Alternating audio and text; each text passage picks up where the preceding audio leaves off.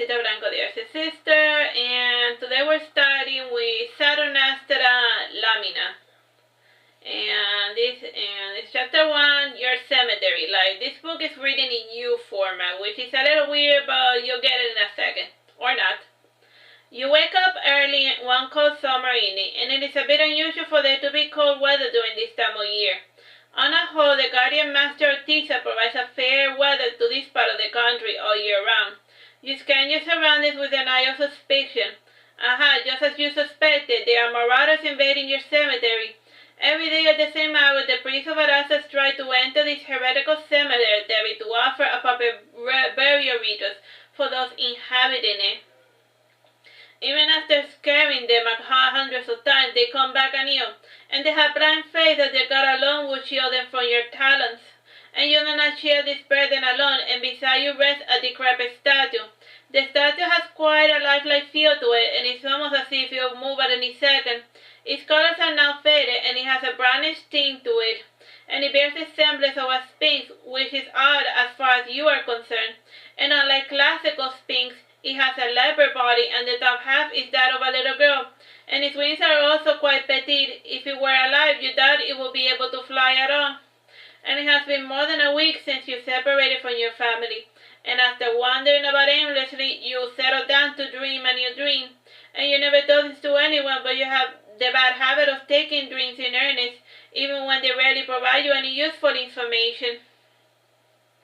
Your first dream in this new world was unlike the others, and this one did have substance, and you remember it so vividly. In your dreams you were walking through a field of violet flowers, and a strange snake-like creature was whimsically singing along, which made your eyes grow heavy, and inside the dream you wonder about the silliness of falling asleep within a dream, and a strange pain behind your neck forces your eyes to open, and you lower the hood of your pale white rose, and you yank it around to check for bloodstains. And when you saw that it is clean, you bothered to notice a strange creature standing before you. And it was the shell-like leopard Sphynx. And then she said, I am one of the many Sphynxes tasked with protecting the sleep of children, and I was brought to this foreign land many years ago, and I had no one else to turn to. And I have been having a hard time moving as of late, and I am no longer able to care for my charges. You are a stranger in this land, the same as I am, and please come to my home, east of where you are, and help expel those who are trying to disturb their peaceful slumber. The dream became a little convoluted with abstract shapes and the sound of music, and everything seemed to be merging together at a single point. And at its center there was still blackness and silence, and once you reached that point you awakened. You realized that it was not an ordinary dream, and when you noticed your shape had changed, and you had come in contact with a native Sphynx, and you knew from the observer reports that there were at least 1,000 of them, and most of them lived in different parts of the continent, and many were akin to the Hatiyoshas, and there were a few anomalies there like Canon. And after consulting the fairy guidance system, it was determined that the one in the cemetery, for indeed the Sphynx wanted you to go to the cemetery, was one of those anomalies. And you pondered on what to do for a few minutes, and since you have already been tainted by the Sphynx, you had no other choice but to dwell among the monster races of this world. Now that you begrudge this fact, the power that you have received from the Sphynx have finally given you the ability to use magic. You go in a hurry to the cemetery, and you are disappointed to be greeted by a lifeless statue. And it has been a month, and your Sphynx companion has remained silent. If it wasn't for the priest of Artsy, you too might have joined the dead out of boredom. And the dead residents too have more life than your Sphynx companion. And one ghost was strong enough to produce a revenant, and he was the sole reason why the priests were trying to enter the graveyard. And the revenant was a newcomer to this ancient children's cemetery, and his name was Batch Magus. And he had been murdered by his family members a few years ago for his fortune, and it is common practice in this world to kill mages for trivial reasons. And in order to hide their crimes, they bury him here without honor in this random cemetery that was originally just for children. And the cemetery was located in the outskirts of an abandoned village, and all of its residents have been purged by Vertebrae's army and buried in a marked grave a couple of miles away. And needless to say, there was not a person alive in the village except in the cemetery. There was not a soul in the village except for the cemetery. and one has to wonder why anyone would start a settlement next to a cemetery in the middle of nowhere. And you stop your internal monologue in order to address the problem of the priest, and they are performing the rites of passage over the wrong grave, and this one still has a sleeping child, and if they are not stopped, Arasa will come and take him away. You push the priest out of the cemetery using your larger body, and all the while they are screaming nonsense and chanting in your direction, and you feel yourself unfazed by their curses, for indeed you are already mortally cursed, and one more curse can't hurt, and leave the cemetery in peace, and you have nothing to gain from tormenting its sleeping denizens, as you say ominously. Demon, return to the abyss whence you came, said one of the priests, followed by more deranged chanting, and you do not have the patience for that today.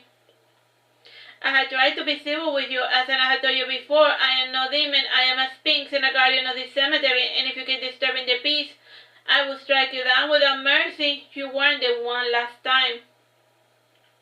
You notice that one of the priests has continued his chanting while you were not paying attention, and a strange familiar presence starts to draw near, and strange violet flowers begin to glow and bloom around you, and a few specters that become agitated, and with their fragile voices they start screaming in a language you cannot understand. And the commotion rouses the batch magus from his slumber, and he's usually awake tormenting his household when the priest comes, and this was one of the few times he had decided to take the day off to continue his magical studies, and even in that, the batch magus was going through his spells, and when he had been killed, he had blown half his family fortune in his magical hobby. And you see Batch Magus rise from the ashes that surround his grave, and his solid black robes and ashen skin have an initial powdery feel to them, and with each step he seems to discharge a slight cloud of smoke, and as he awakens he becomes more solid with each step he gives, and revenants are quite interesting undead. If it wasn't for their irrational and sometimes supernatural behavior, people would imagine that they were dealing with living beings. You hear the echo of magic escaping his frosted, lifeless lips, and the priest stood chant in preparation to counter his magic. And the priest of Arasa had developed all sorts of anti-magic blessings, and they could bless household items with anti-magic properties. And much to poor Batch Magus' dismay, his magic failed to produce the desired effect, and he only incinerated the children's favorite willow tree. And since he was a novice mage at best, Batch Magus was not used to fighting people with anti-magic blessings. And you say to him, instead of shooting miscellaneous blue flames, try to ignite the grass around the priest and letting the newborn flames do their nasty work. And you could also try a larger, stronger spell, and most anti-magic blessings can only wither so much magic. And this was the first time you had ever bothered to speak to the Batch Magus, and he looks at you dumbfounded, staggering towards his grave, and he screams, Arasa! And after he retreats to the safety of his coffin, you land on top of his headstone and command, It's Lamina, by the way, and if you are to haunt this cemetery, at least get to know its denizens. You stop paying attention to the Batch Magus when you see a serpent death god approaching, and you currently wonder how you would go about fighting this city, and based on the fairy guidance system, you know that Arasa has one of the largest coasts in the continent. He also feeds his power by absorbing the power of all the dead who enter this realm. And you breathe a sigh of relief when Arasa lands 5 meters away from the cemetery, and this dark violet draconian-looking specter is only visible to your eyes, and the prisoners seem to be able to perceive their own god, though they do have enough faith to summon the beast. And Arasa has no sway in this abandoned village, and when the children saw that Arasa depart, they grew bolder, and so took to the flames and started dancing with it and making strange humanoid shapes, and also started rustling around the priest while a bunch started lightly tapping their backs and necks to confuse them. And the priest decided to call it a day since night was falling, and it was a common superstition that the forces of evil grew stronger at night. And you never quite understood why this priest considered children ghosts to be evil. Sure, there would be a bit jump scares, but other than that, they were no different than normal children. And you see the gentle sunset with the children, and a cold wind from the north brings with it light showers. And the willow trees have finally stopped burning, though now it is a mere shadow of what it used to be. And most of the spooks return to their respected graves. However, you see a spirit of a toddler linger beneath the willow tree. And you approach the shop and sit beside him while saying nothing, and the toddler spook pulls out a twig from the ground and fans it near your face. An impulse you cannot control makes you frantically try to catch catch it with your hand, and the child giggles, and now he's amused, and he quietly returns to his peaceful slumber. And this time his spirit rests beneath the burning down willow tree. And you feel anxious during the nighttime, and the night sky with its changing phases and many moons feels alien to you, and you miss the cold splendor of the giant solitary full moon that always hovered in the sky of your home. And after 2 years of living in this world, you're not used to its surroundings, and a tiny bug or something starts crawling up your hind leg, and you scratch at it frantically to get it off. And upon closer inspection, you realize that the bug was just a figment of your imagination. And you notice a larger toad jumping by your feet, and you slap him away with your forecloud, and it lands lifelessly a few meters away. After killing it, you mold and bite your lower lip, and you lie down in the back of the decrepit Sphynx statue, and away from the grass and mold that surrounds you. And the following days pass on eventfully, and the priest has stopped visiting for reasons you had yet to grasp, and after giving him a thought, you realize that the Bashmago has been confined to his grave for the past few days. And you take flight and hide among the wreckage remains of the willow tree, and a few hours pass, but your patience is rewarded when the Bashmago childly manifests. And he normally would solidify in full throttle, and this time he grew solid and turned to wash a few times before staying solid anew. And instead of taking his usual route home, he scouts about the cemetery, and it is the first time he ever bothered to get his bearings. And when he sees the Sphynx statue, he naturally freaks out, and after poking it a little with a rusted knife he keeps in his sash, he becomes satisfied that the statue's not alive. And then he goes to inspect the graves and finds them empty. And you always find it amusing when a recently deceased tries to get his bearing on his surroundings, and they are usually brutish to a point and stuck on one single emotion. The last one they felt as they entered death, and in the Bashmago's case, he was consumed by an unspeakable rage at the betrayal from his family. Though frankly, if you were related to the Bashmago, you would have murdered him as well. And people can be so inconsiderate, and since the Bashmago felt himself alone, he said, "Hello? Is anyone there?" The shooter said nothing, heard nothing. Again he said, "I saw many specters like myself last night, and please do not leave me alone in my solitary grave." Again the children said nothing, and Bashmago continued to go from grave to grave, asking for a sign of life, and the hilarity of the situation makes you chuckle, and you are eventually unable to control your shrill laughter, and the Bashmago screams in terror and begins to dissipate, and before he goes you pounce on him and bite his arm, and with your power you force him to regain a solid form, and holding him down you say, "I am not this Arasa, my dear Bashmagos, and if you are to be our neighbor, I am compelled to inform you that I am the protector of this cemetery, and while you remain buried in this graveyard, I am your guardian." The Bashmago says between his teeth, "If you are my guardian, then why are you trying to kill me? Silly fool, you are already dead, or have you forgotten already?" You tell the Bashmago, smiling. "You can't kill somebody that's already dead." "I already know that I am dead. I am still not too keen on being taken away by Arasa. And they say that once he takes you, your spirit fades away," explained the Bashmago, sitting it up. "And you see him acting a little less paranoid when he notices that you know nothing of Arasa and his work. Your spirit is immortal, and it is the only permanent thing that all living creatures have." You bother to explain, though you secretly doubted of the veracity of both these statements, and correcting yourself, you add, "I am not here to discuss the nature of resistance with a corpse. And since I belong to the living, I have other things to worry about than life after death, and once I am dead, I will be more than happy to discuss matters of gods, souls, and your Arasa." Chuckling, the Bashmagos commented, "So you are alive, aren't you then? How come you can see or hear me? I hate to disappoint you, but as a revenant, everyone can see and hear you. And they can also physically harm your soul, though I do not know if they can kill it. I'm not an expert in such matters." And you commence sitting down beside the Sphynx statue. The statue was quite large in relation to your body, and you look like a cub in comparison to the Sphynx.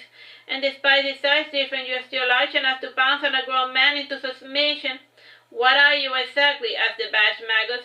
You seem for a moment pondering on what answer to give the Bashmagos, and his name makes you chuckle each time you think about it, and you go to tell him that you are human, but even you doubt this, and in the end you decide to tell the Bashmagos, "I am Lamina."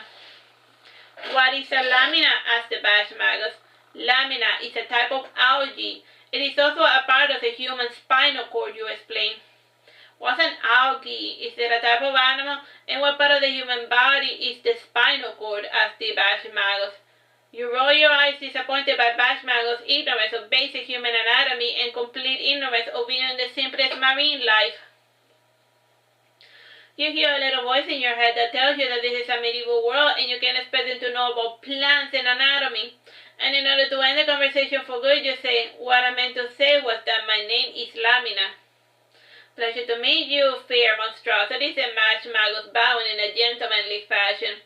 And he was slowly beginning some semblance of humanity, and most ghosts lost themselves due to the shock of being separated from the human bodies.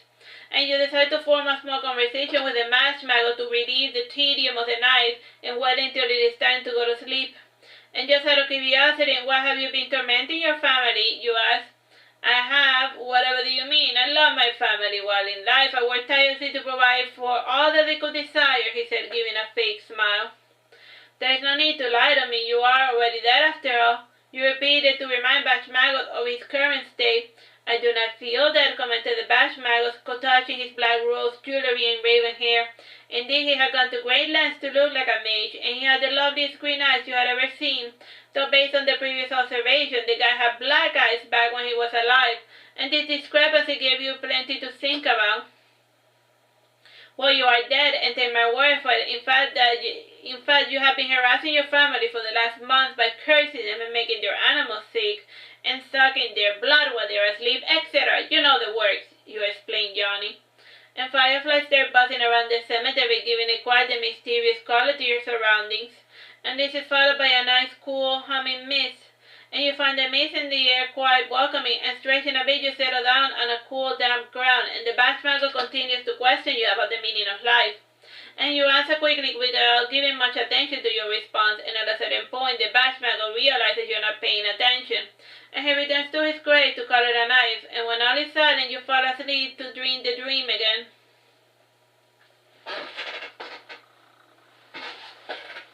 Alright, that's enough for this chapter.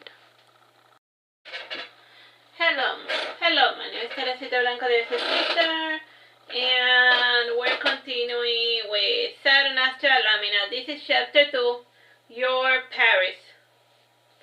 The months roll lazily by in your cemetery, and the only time when you are not there is when you visit the forest in search of the river. You go there to bathe and feed on blueberries. You do not need to eat, for you do not feel the hunger in your new form. However, you do love those tasty berries, and they stain your mouth while your lips look a ghastly blue. After bathing, you must lay on the rocks with your wings stretched out, and you cannot fly with wet wings. At least you think you cannot fly, and you have never bothered to try. And if you linger too much, the Bashmago comes to find you, and the dead have an uncanny sense of direction, and with a strong enough will, they can find their way to anyone they seek. It is a good thing he has left his family in peace, and he almost seems to have forgotten about the resistance. And with his initial rage dissipated, the Bashmago lost his corporeal revenant form, and he degraded to just a regular specter, which is a pity. He would have been more useful to you if he had some physicality. And today you return from your bath the same day as the other day, and you speak to the Sphynx statue with a vague hope that it will one day talk back. And your conversation gets interrupted by the bleating of a goat. The goat has never seen something like you and does not know how to react. Eventually your human face convinces the goat that you are human. And the goat starts idly eating grass in the cemetery, as well as the natural flowers that bloom there. And some of the children start waking up, sensing that something new has entered their grim home.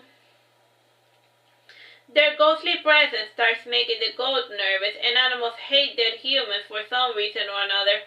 And you gather some grass and hold it close to the goat's face, and when it draws close enough, you pet his head. And in response, the goat raises itself to head bash you, and you offer him your head in kind, and the animal will never be strong enough to make a dent in you, though you still find his hostility annoyingly hilarious. And once the goat finally gets used to you, it goes back to eating grass. And after watching the goat eat a bit, you lazily lay down beside your stony companion. A faint breeze carries the scent of a human into your nostrils, and you sense that the ghost owner is currently looking for it, and you decide to play a prank on the owner, so you sit still as a stone, and you even match the blank stare and pose of your Sphynx companion. After 5 hours of waiting, you start to get annoyed or bored. One of the fairies comes and whispers in your ear, so when it's coming, just hold still a little longer. And like the little fairy had said, a little tan boy came into the cemetery, and he was barefoot, and his red garments were tucked into his belt to let more air circulate, and the wide sleeves of his undershirt were rolled up, and the water skin tied to his belt, his staff and flute. And you imagine that the lad is 5 years old, but he's in fact 8. He's a bit short as a result of malnutrition and the stress of having to take care of the wild animals. And the boy has greasy black hair and a stupid-looking haircut, and you imagine that his hair was cut using the aid of a soup bowl. Like a bowl of soup. The kid had one eye hazel and the other brown, and one had to be pretty observant to notice that there was an actual difference, and the fairy guidance system informs you that the boy is a chimera. You try to listen to the information provided by your dear father's Artsy, but you fail to grasp what it means to be a human chimera. In the end, you decide to ignore the information altogether, and you focus on the fact that, genetically speaking, the boy is not normal, with his 2 different blood types and eye color. Your train of thought is routed by the boy coming closer to take his goat, and you purposely compel the goat to be near you to force the kid to come closer, and his naivete fails to find any suspicion, and after getting his goat, he stops and stares at you, and he then looks at your fellow Sphynx companion, and he's almost half tempted to touch your leg, but he stops when he feels an icy chill emanating from your skin. And the chill then starts emanating all around you, and he stares at the graveyard and imagines he's seeing a ghost. And he flees scared, but has enough common sense to take his goat with him. When he has gone to a safe distance, you take on a new skin, and in this new skin you take the form of a woman wearing white robes wrapped in a lioness belt, and blonde hair with golden feathers mixed in. And you throw the boy back to his flock, and in his absence about a dozen of his goats were stolen, and 2 were mauled by wolves. And the boy lingers for a bit, dumbfounded after realizing his mistake, and he should have abandoned his lost goat and stayed with the other. And he also remembered that the last time he lost one, he had gotten a serious beating, and with so many gone now, he started to wonder if his father would not kill him this time. You tell him, if your father's going to be mad regardless of what you do, you should sell the goats and run away. The startled boy turned around when he saw you, and he took a bit of a distance to stare at you from head to toe. And since you purposely put it on a pretty face, he felt more at ease. Humans always stupidly feel safe in the presence of those they perceive as beautiful. Who are you that you speak to me so? Said the boy in a trembling voice. I am Aphrodite, and you are Paris. So you tell the boy, fully aware that he would not get the reference. Not understanding, he asked, are you the one who stole my goat? Pray to tell me, why would I do that? You tell him, chuckling. Because that's what wishes do, he said timidly. Ha! I couldn't cast a spell to save my own life. Though your instinct is right to sense the magic that grows within my bosom, you say, pointing to your chest. I don't understand what you're saying, Miss Witch, he said, folding his arm. And he was starting to grow more confident as he saw me rooted in the same place I was. No, I did not take your goats. A fairy lands on your shoulder and informs you of the location, and you then add, your goats were taken by your elder brother, and he wants to sell them without your father's permission. The boy grows pale and sits down on the ground for a moment, and his breathing becomes raspy, and he suddenly comes down and then says in a stern voice, I see, so that's how it is.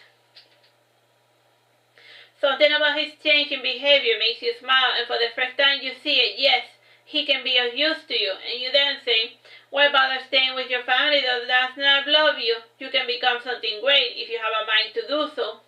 Like a king, he asked, looking up. A king? Why? What is a king, really? And you think the Lord followed Bersamet because he was born into royalty?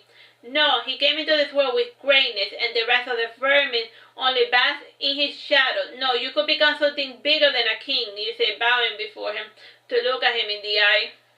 Ha ha, I don't understand what you're saying, he said, smiling timidly, and he asks, But I do like this little game of yours, crazy person.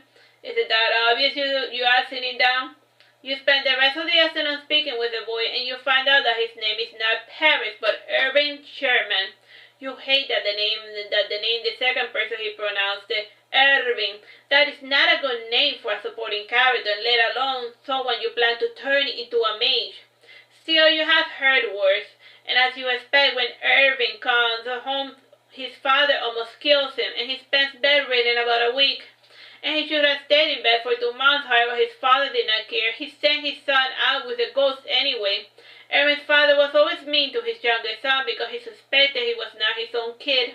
And it was partially true for reasons you will not care to discuss, and needless to say, your little Irving was an aberrant, a chimera that made him sufficiently interesting to warrant your attention. With this new placing, you divide your attention between tending to the cemetery and keeping an eye on Irving. And due to your attention, Irving stopped losing goats, and you slowly developed something that could be called a friendship. And he quickly started to become more outspoken and happy, even and much to his father's annoyance. And his vocabulary expanded thanks to your ramblings. And he was still reluctant to the idea of becoming a mage. And he was at least open to learning how to read and write, and he mastered this rudimentary skill in less than 6 months. And one day Irving's brother was passing by when he took notice of you, and you remember that this particular brother is called Darby. He was a name with a fondness for gambling and pickpocketing, and he also thought himself a womanizer, though he rarely found a willing partner. And if he provoked you, there was a good chance Irving would find himself without a brother. And by now, Irving suspected that you were not human, and he was also stuck in the belief that you were a witch. And knowing his brother well, he told me before his brother looked in our direction, "You should leave, please." "Why, don't you want to see a dead body?" you say, smiling. "I don't want my brother killed in front of me," said Irving, alarmed. And by now Darby had already done his salutation and was drawing closer, and you tell Irving, "Ah, but you do want him to die, and I can lure him away, and you will never have to see or hear from him again." "You should not kill people, it's wrong," said Irving. "What a bother," you say. And when Darby arrives to speak with Irving, he seems unaware of your presence, and after he leaves, Irving asks, "And why was he unable to see you? Did you cast a spell on him?" "Not really. It might have something to do with the charm he wears to protect him from magic," you add. "My clothing are magical by nature, and as such the charm saw me as a danger and made me invisible to him." But can you still harm him without magic?" asked Irving, disappointed. "Certainly, if that is your true desire," you say, smiling. "No, I don't want you to hurt him." Irving yells at you, shaking his fist. And you drop the subject altogether for the rest of the day, and Irving seemed a bit pensive and distant, and he went home that night and forgot to pretend not to know how to read, and his father was furious because he thought his son had neglected his flock in order to visit the local grammar school.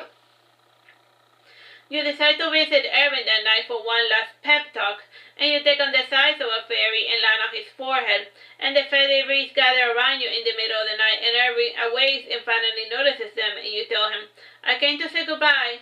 "And where are you going?" he asked sadly. "I'm going back to my cemetery, and I don't need a boring, spineless child like you.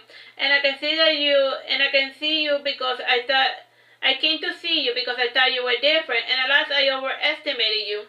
And so good day and good luck, and I hope you enjoy being nothing more than a boring peasant," you say as you pretend to fly away. "Lamina, wait, don't leave me alone. I will do whatever you want, honest," he says, sitting up on his bed, and his mother, who was sleeping beside him, tells him to be quiet. You stop and smile, and you tell him, "I cannot be with someone who has such low will to live. Not only that, but there are times that you wish you never existed. And to make matters worse, you do not even want to entertain the possibility that things could remotely get any better." "I'm just a kid. I have to do what my parents say, and I don't have any other choice in the matter," Irving says, sitting down in his cot.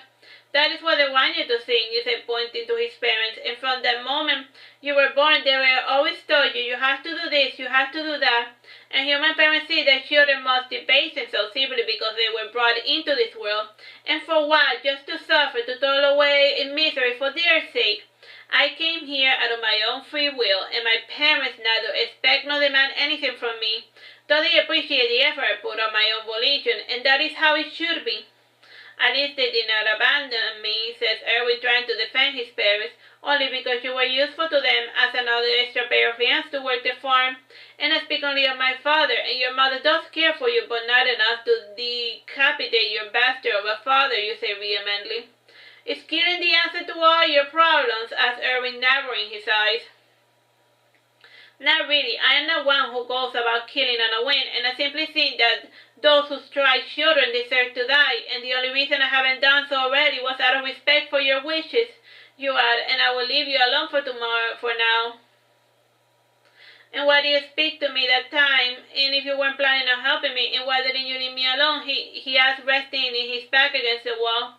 You hover close to him to look at him in the eye, and you tell him, I was looking for my better half, a helper to share this dreadful burden I carry, and I thought that you could be the one, and we are both the same age, and you're also a chimera while I'm a Sphynx, and it seems like the perfect combination, but alas, you do not have the character I desire, and it would be pointless to try to change you.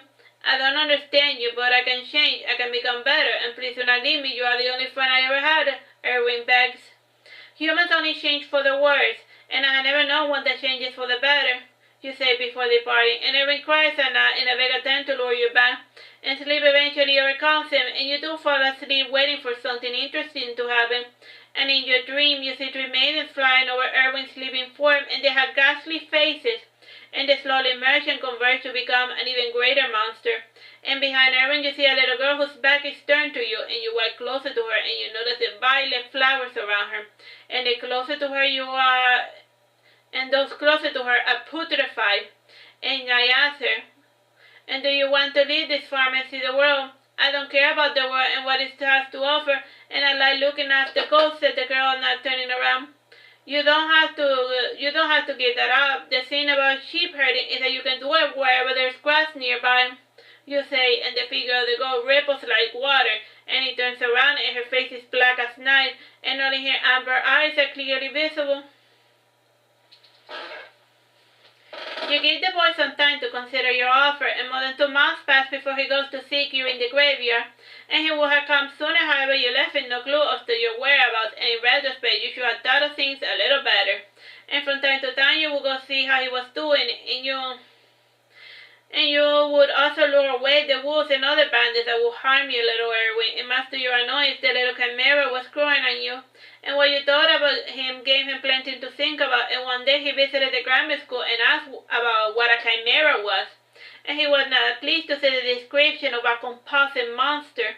And he also looked through some books to find out about Sphynxes, and their library only offered tips on how to kill them.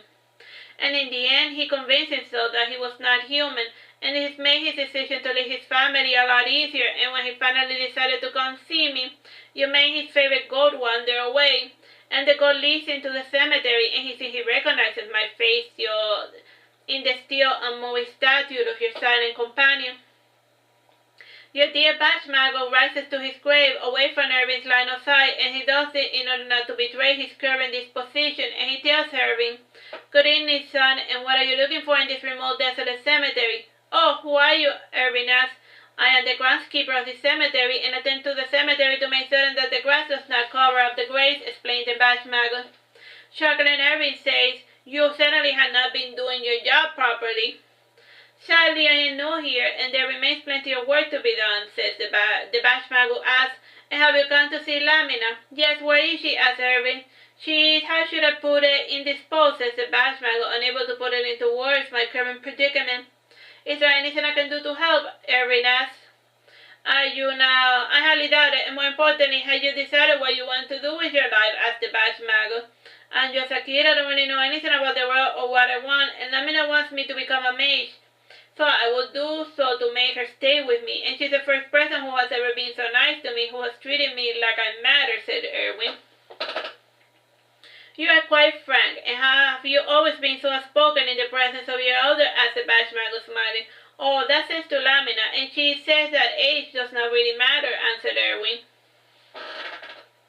Indeed, our little Lamina has plenty of absurd notions, and she would even dare argue that a child knows exactly what he wants and should be free to pursue it.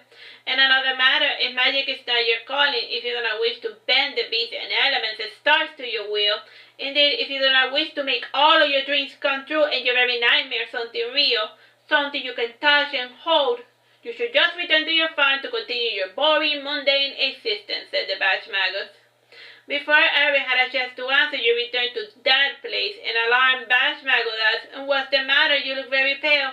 Nothing's the matter. Nothing at all," you answered. And the way you said it, this makes Bashmagus look sad, and he forgets the Koran and returns to his grave in the presence of Irving, and Irving is too dumbfounded by your Sphynx form to pay attention to the Bashmagus' mysterious disappearance.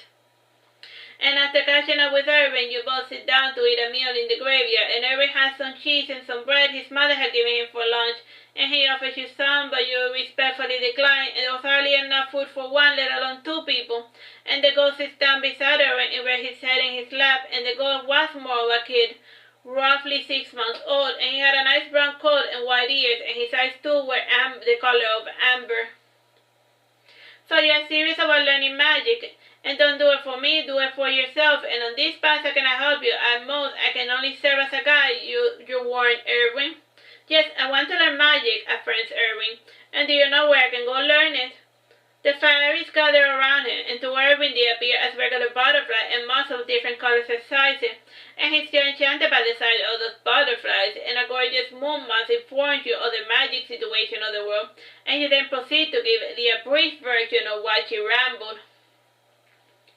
There are 4 schools of magic in this world, and the first one is run by nomads, and they specialize in theater magic and necromancy, and the theater magic is more for fun, like summoning a rabbit out of your hat. And as for the necromancy, it is used to control the dead, and the second school can be found in the Tower of Suberus. And the mages here practice war magic and demonology, and war magic involves using magic in battle, like shooting fireballs or something cool. And the elven school primarily relies on channeling or using gods or demons as a primary source of magic. And the schools of the capital focuses on practical magic, hexes and curses and all that garbage, quick cast and all the like. It is extremely weak in comparison to the magic used in the other schools, I explained. And Irving focuses that and thinks about, and he thinks he has heard about the wandering nomads, and he remembers that the elves hate humans, and he had also heard ill rumors about the foul-tempered people living in the capital of Vertebrae. And in the end he asked, "Which one is closer to where I live?" "That will be the Tower of Suberus, and it's just 2,000 kilometers from here, and on horseback we will be there in 30 days, weather permitting. And if you decide to watch, which I'm highly opposed to, we'll make it twice as long, and it depends on how quickly you want to get there," you finish explaining. "The tower it is, and still, couldn't you fly me there?" suggested Irving. "Not really. My wings are only strong enough to carry me. And no one else. You say this more as an excuse." And Irving innocently believes you, and the following days are spent making arrangements for the trips. And you make a sort of shelter for Irving in the decrepit town, and he proceeds to take from his own flock his favorite goat and his mother, and before leaving he leaves a payment of the sum of postcards in the writing desk of his father. Alright, so this is the end of chapter 2. They're gonna go on a journey, then the next one. And I hope you have fun with me reading Saturnastra Lamina. Bye bye and God bless.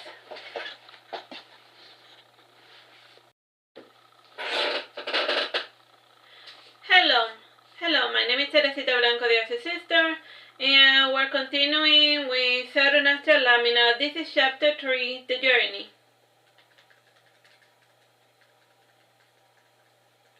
The money was acquired from the hidden caches of the Bashmagus. The Reverend was never one to trust his family with his money. He had hidden caches all over the continent with small amount of gold and coins here and there.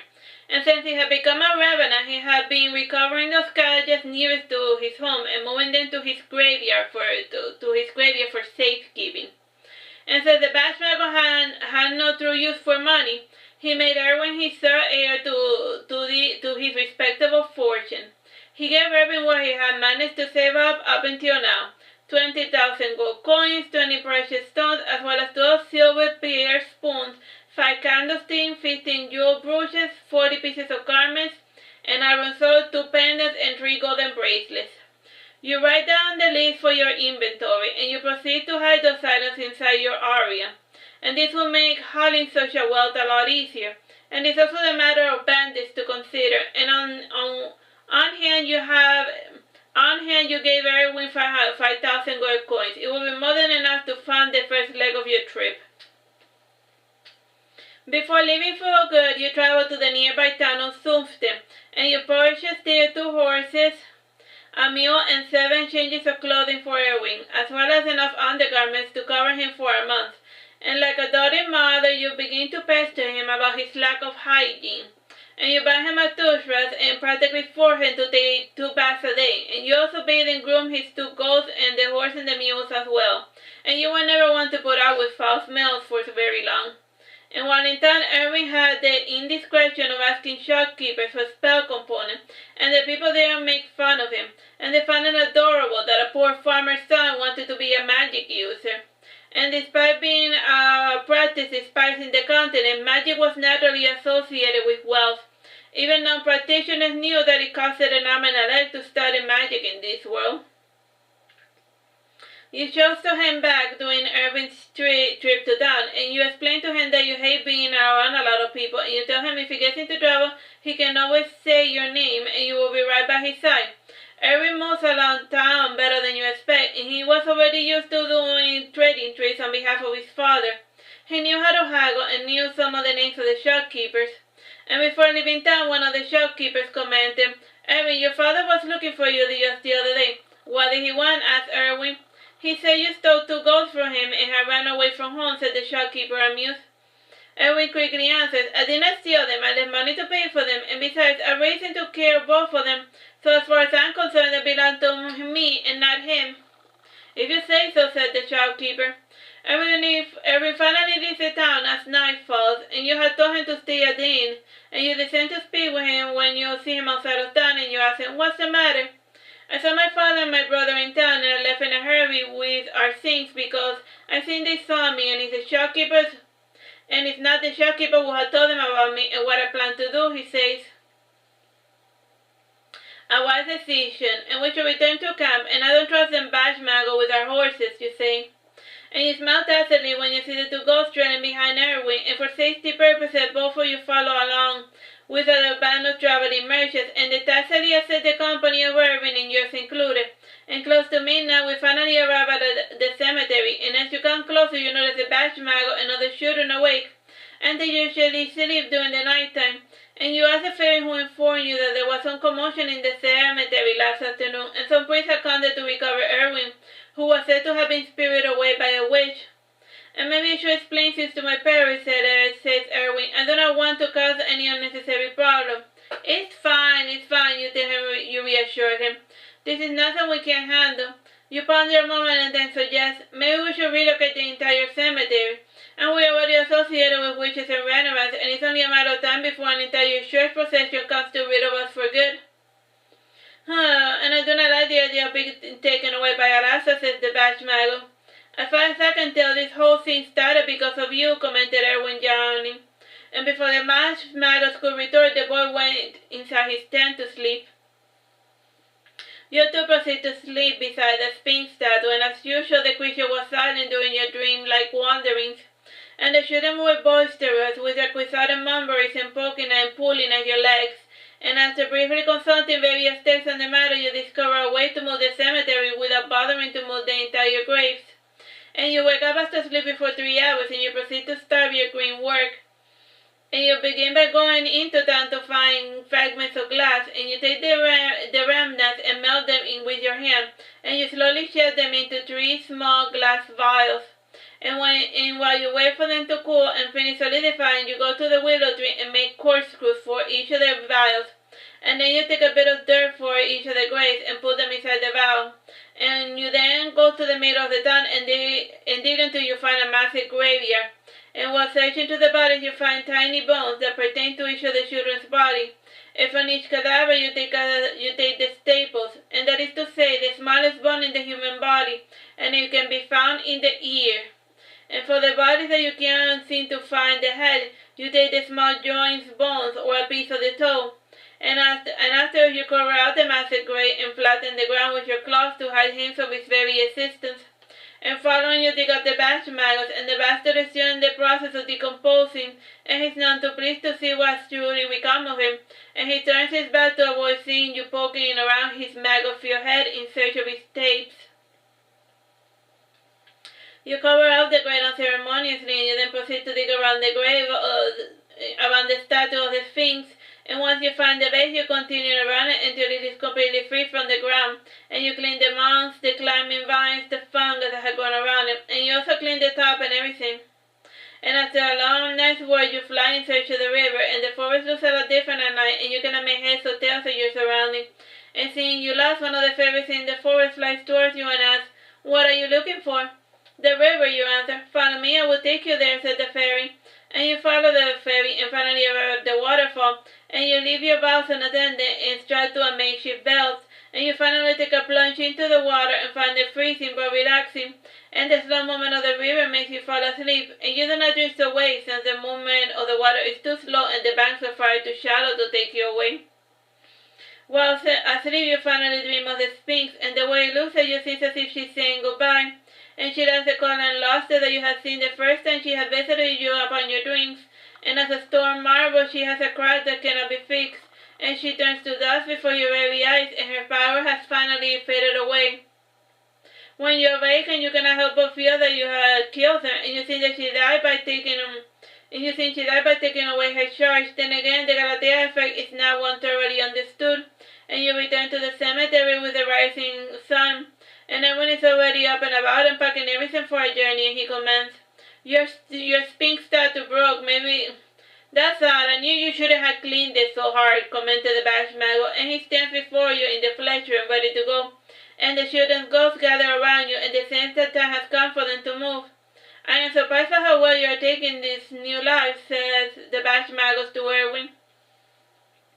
Irving smiles and answers, "And what is it to me? A few world ghosts and a spectre, and I find the living to be a lot more sinister. And I have slept in this grey cemetery for 2 nights, and other than pulling my legs and nibbling at my hair, my nights have been rather pleasant." And Batch Maggot thinks for a moment, and then he remembers his own father and frowns, and he was still alive while he was rotting away on the ground, and he begins to tell you, "Before I go, I have some unfinished business." "You are not the only ghost with so-called unfinished business. Shut up and let's go," you tell him, frowning. And before leaving, you take a large round white pebble at the base of the Sphynx statue, a small memento to remind you of your silent companion. Your journey through the Tower of Cerberus is rather pleasant, and peace is only disturbed by the occasional rain.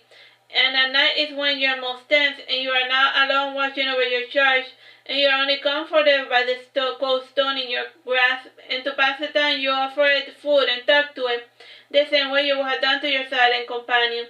And Irving does not find your behavior even the slightest bit strange, and he too was in the habit of talking to things that could not talk back, and in his case he would have prolonged one-sided conversation with the horses, the mule, and the 2 goats. And bearers, he would say, "It is a habit I picked up as a shepherd." And indeed it was the only way to fight the silence that surrounded us, and the silence was eventually broken when we finally neared the ocean, and the trees rocked rhythmically to the sea breeze, and the air had a faint smell of salt, and the children and the fairies who had traveled with me fly on ahead to take in the surroundings. And we have only 2 more days before reaching our destination, and this afternoon you are riding on horseback. And Irving has been near the batch maggot and the other there for so long that he has developed a sort of affinity with them, and he can see and hear them, and all humans have such affinity with the dead, and at first it starts as a small feeling, and then when nurtured it allows one to see and hear the dead, and in a sense the more contact one has with the living dead, the more one can perceive them, and you use living dead to refer to ghosts and not the deceased who have moved on or rest in peace. And roughly only 10% of all ghosts become living dead, and even fewer have the willpower to turn into revenants, rice, or even the ever-popular undead vampire. Your meditations on the dead are interrupted by Irving's chit-chat, and when you finally bother to pay attention, you hear him say, "I am surprised that things went so well, and I was told that the roads were always littered with bandits." "That is a big misconception," answered the batch maggots. "The berserker lords do regular sweeps over the roads to flush out the highwaymen, and some even pretend to be merchants to trap the thieves, and even roast is far out there maintained at least once a year." And you add, and besides the mage tower, the relief isn't allowed to be found in this direction, and most bandits prefer easier targets anyway.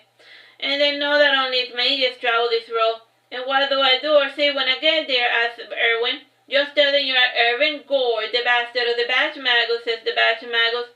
And then what, you ask? And then you pay for the classes and meet the director. It's just like any other grammar school, except that they teach you magic, explained the Batch Magus. Tell me the truth, Batch Magus. You have no idea what you're talking about. You have never gone to the Tower of Suberus, you say, smiling. No, but I was going to, and I kept private correspondence with the Archmagos, and from time to time I took lessons with one of their illustrious teachers, says the Batch Magus, frowning. Sure you did, I said, snorting. Yes, I did, and do you want me to return home and show you the correspondence, said the Batch Magus in a fury. Relax, what does it matter to you whether I believe you or not, you ask disdainfully. It matters to me plenty, he says. Fine, for the sake of peace, I will tell you that I believe you, though frankly these so-called letters do not impress me one bit, you say, pouting your lips. And that is because you do not know his terrible and awesome powers, continues the Batch Magus. And he continues banjing on about the great and powerful Suberus, and you answer mechanically, not bothering to pay attention to what he's saying. And based on the fairy guardian system, all stories about him refer to a number of mages, and in fact there have been 17 Suberus. And a day passes, and we finally arrive at the ruined tower, at the ruined town at the foot of the tower. And the tower is on top of a hill that raises at a cliff overlooking the ocean, and the tower stands at its ledge, and its ruined battlements and the top and crystalline dome roof reminds you of a lighthouse instead of a decrepit tower, and your eyes focus on the gorgeous ocean. And you find it out that there is no sign of life, and not even the fishes bother to swim near its shores. And this you like very much, and you have never bothered to swim in the ocean because you are afraid of fishes. And before leaving the tower, you ask Irving, and what are you going to say when you go in? Well, the truth, that I'm a peasant who wants to learn magic, says Irving. That's not a good idea. Rich and nobles treat poor people like garbage, and you might just laugh you out of the tower, and we'll have to go elsewhere for your lessons, you say, folding your arms. Tell them that you are the bastard of a nobleman. I have noble blood. Tell them you are related to me, insists the Batch Magus. But I don't look anything like you. Plus, even bastards receive something in education. And I thought a lot about it, and I realized things would be worse for me if I lie, insists Irving. And he adds, and besides, all I care about is about learning magic, and it is course the same as the others. As long as the koi king's clicking, they will have no other choice but to teach me. As we near the tower, we continue to discuss the matter, and both the Batch Magus and you want Irving to lie, and even the ghosts and fairies think that lying will be the right way to go. And Irving should then stick to his lie, even if no one believes him, and the alternative seems to be foolish and naive. And to end the argument, you take a coin out of your pocket and you tell Irving, we will flip a coin. If it comes out head, we will do things your way, and tails, and you will do things my way.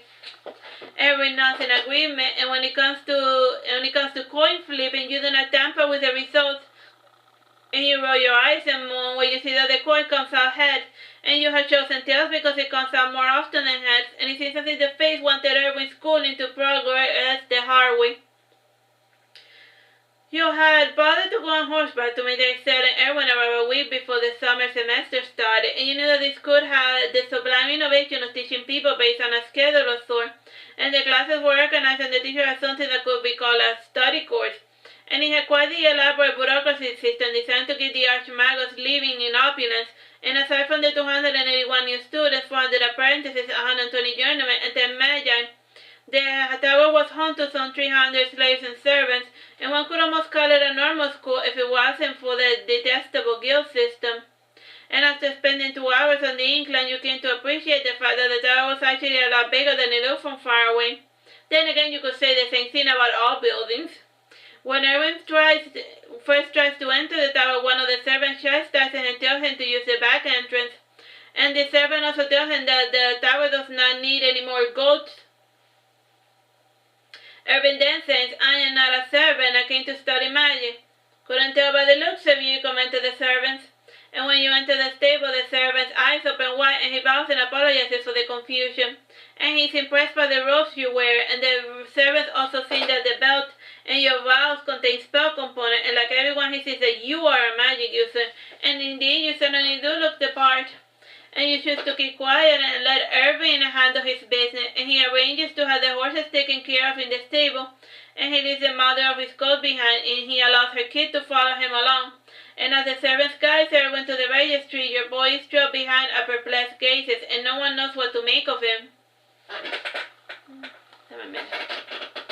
The servant takes us to one of the office floor, and he knocks on the doors and enters, and after waiting in the hallway for half an hour, the servant ushers out within. And the man in the registry is a paltry, sleepy fellow, and his entire room is littered with books, scrolls, and other important paper. And there are also 2 chairs and a couch, and you recline on the couch while Irving sits before the notary. I take it you came here to learn magic, he says, Johnny. Yes, nods Irving. And do you realize that this is not a charity, and we simply do not offer free classes regardless of talent, continues the notary. Yes, I know that, says Irving. The entrance fee is 5,000 coins, and this includes the basic upkeep of your room, 3 meals a day for the entire year, and you must also pay this in advance if you wish to enter. If you desire a monthly plan, it will have to be 600 for the first month, and then 100 each month. And how do you desire to pay? Asked the notary. Irving looks at you, and the notary starts staring at you as well, and you take out a coin pouch and pour 2,000 coins into the notary's desk. And frowning, he says to count each piece of coin and nimbly and then to make certain that they're real. And after he's done, he comments, a banknote will have sufficed, and also, where do you get the money? From me, you say bluntly. We don't want any trouble with the law, and if you stole it, be honest about it, insisted the notary. This money was given unto me for safekeeping, and I am to disperse it to the young master as I see fit. You say, carefully measuring your words. The notary looks at you with an eye of suspicion, and says that you were speaking the truth. He decides not to question the matter further, and the notary opens a registry book and holds a quill, and he begins to ask Irving basic questions. Name, says the notary. Irving, says Irving. Just Irving? It says the notary. Chairman, you are. And how much training do you have? Asked the notary. None, answers Irving. Really? Asked the notary, looking at you. Yes, you answer, frowning, and a smile returns to your face when you note the goat eating some of the rare flowers lining the paths around the office. And based on the care that had gone into growing, then you guess that the goat was eating some rare spell component. Where are you from? Sufted, answered Irving. And did you receive your education through grammar school, or do you have a home tutor? Asked the notary. I only went to the grammar school 5 times, and I had just finished learning how to read and write only a year ago, says Irving. The notary writes down the information, and you notice a slight grin painted on his lips. And then he asks, what is your main source of income? I worked as a shepherd for my father, but he never paid me, and I have no current employment at the moment, and my guardian wants me to focus on my study, Irving answered. You retain your poker face though you secretly are part of the reservation shown in Irving's answer, and he will wait at least 3 minutes before speaking, and the notary was used to this sort of evasive behavior when interviewing a prospective mage. And according to the fairy guidance system, he was a double agent, and the fairies did not know his name, and though they had seen his face before, and based on the strange effect he had over them and over you, you guess he was Sterling Guy or one of his subordinates. Sterling Guy sees you staring at him and smiles, and his eyes imperceptibly moves to look at the fairies that surround you, and guessing the nature of your power, or at least of your relation, he asks, and what shall I tell the master about you? He seems quite distraught by your otherworldly presence, by the lack of a better word. And if he has questions about me, he simply must ask me himself. You answer, not desiring to open up to a spy. I do not mean to be rude. My master is worried about your intentions. That is all, says Sterling Guy, putting Irving's paper away. And you seem for a moment and wonder how your dear brother would avoid this little predicament, and you eventually offer one of his signature truthful cryptic responses. I am here to protect those who are close and dear to me from the dangers of the world, both real and imaginary. Sterling Guy laughs where Irving frowns, and Irving hates it when people make fun of you. And the rest of the conversation goes on more presently, and after paying a little extra, Irving was allowed his own room, writing desk, and a table, and a bookshelf and closet. And it was large enough to allow other improvements that they would come at a price, and the price for the books and quilts and other surroundings were overpriced in the tower, and there was not a store within miles around. And to get around this letter demand, you sent the batch magos to the ruined towns in search of supplies. It takes him till sunset, but he eventually meets with the illusion Persian, and you buy from him at an extremely low price the items that they require, and after the first incident, the high magos and those who had eyes to see start growing suspicious of your presence and your intention, and as to be expected, you eventually get summoned to meet the Archmago Suberus, and he has the look of an innocent, kindly, benevolent old man, and you are naturally inclined to distrust anyone who paints himself as trustworthy. And everything about him was cliché, from his acidine night robes to his well-kept beard and his thick mustache and his cynical, distrusting eye, his quivering lower lip, and his manicured hands which gave him away. And he was a wolf who thought himself a lamb. And those cynical, self-righteous bastards were always a pain to deal with. So better offered you, and he gestures in a fashion as if to guide your eyes to look at his so-called impressive mage workshop, and chuckling you say, my father with humble surroundings can cast circles around this scrub. Alright, so let's continue with this later. Bye bye and God bless.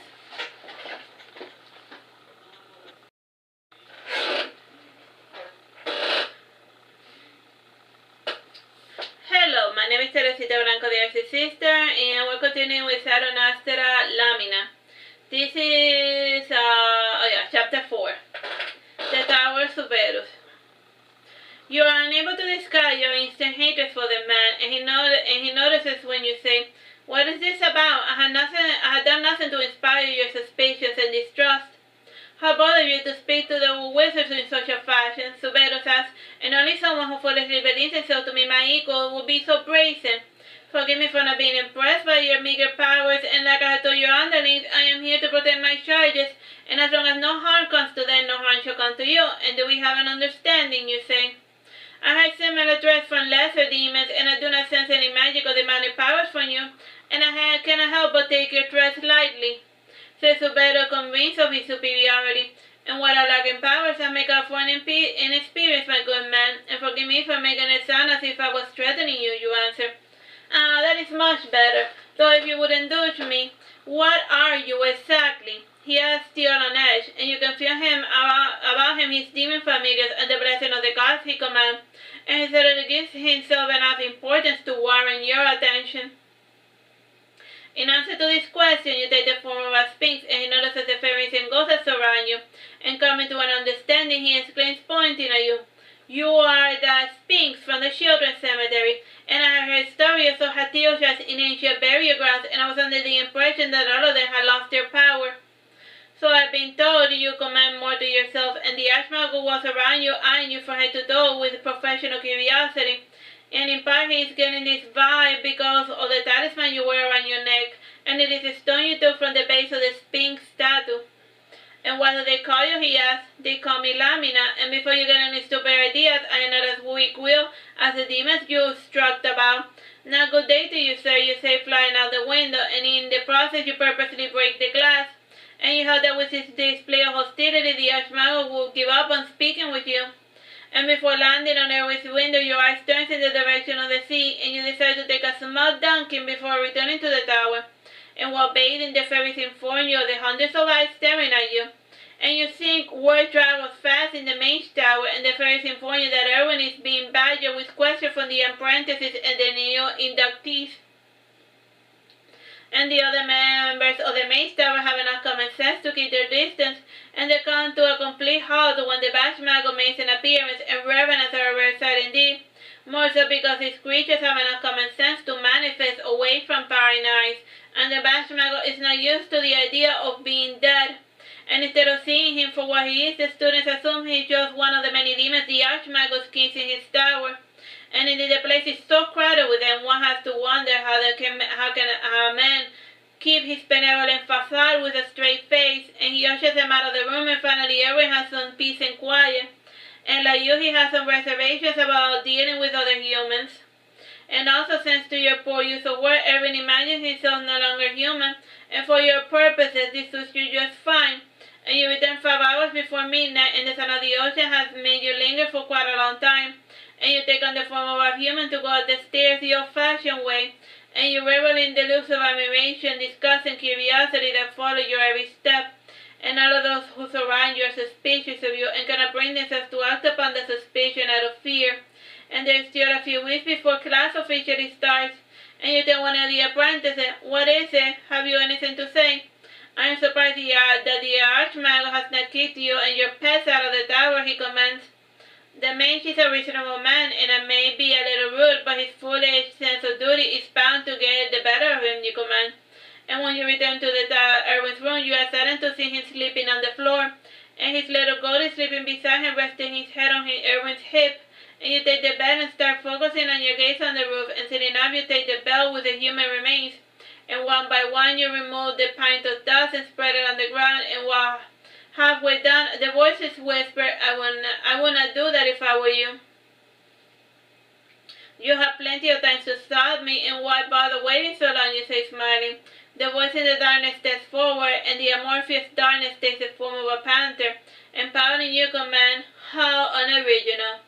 A pity that my client lacks the imagination to think up a better form for someone such as I," said the demon, walking towards your bed, and he rests his paw and head at the edge of your bed.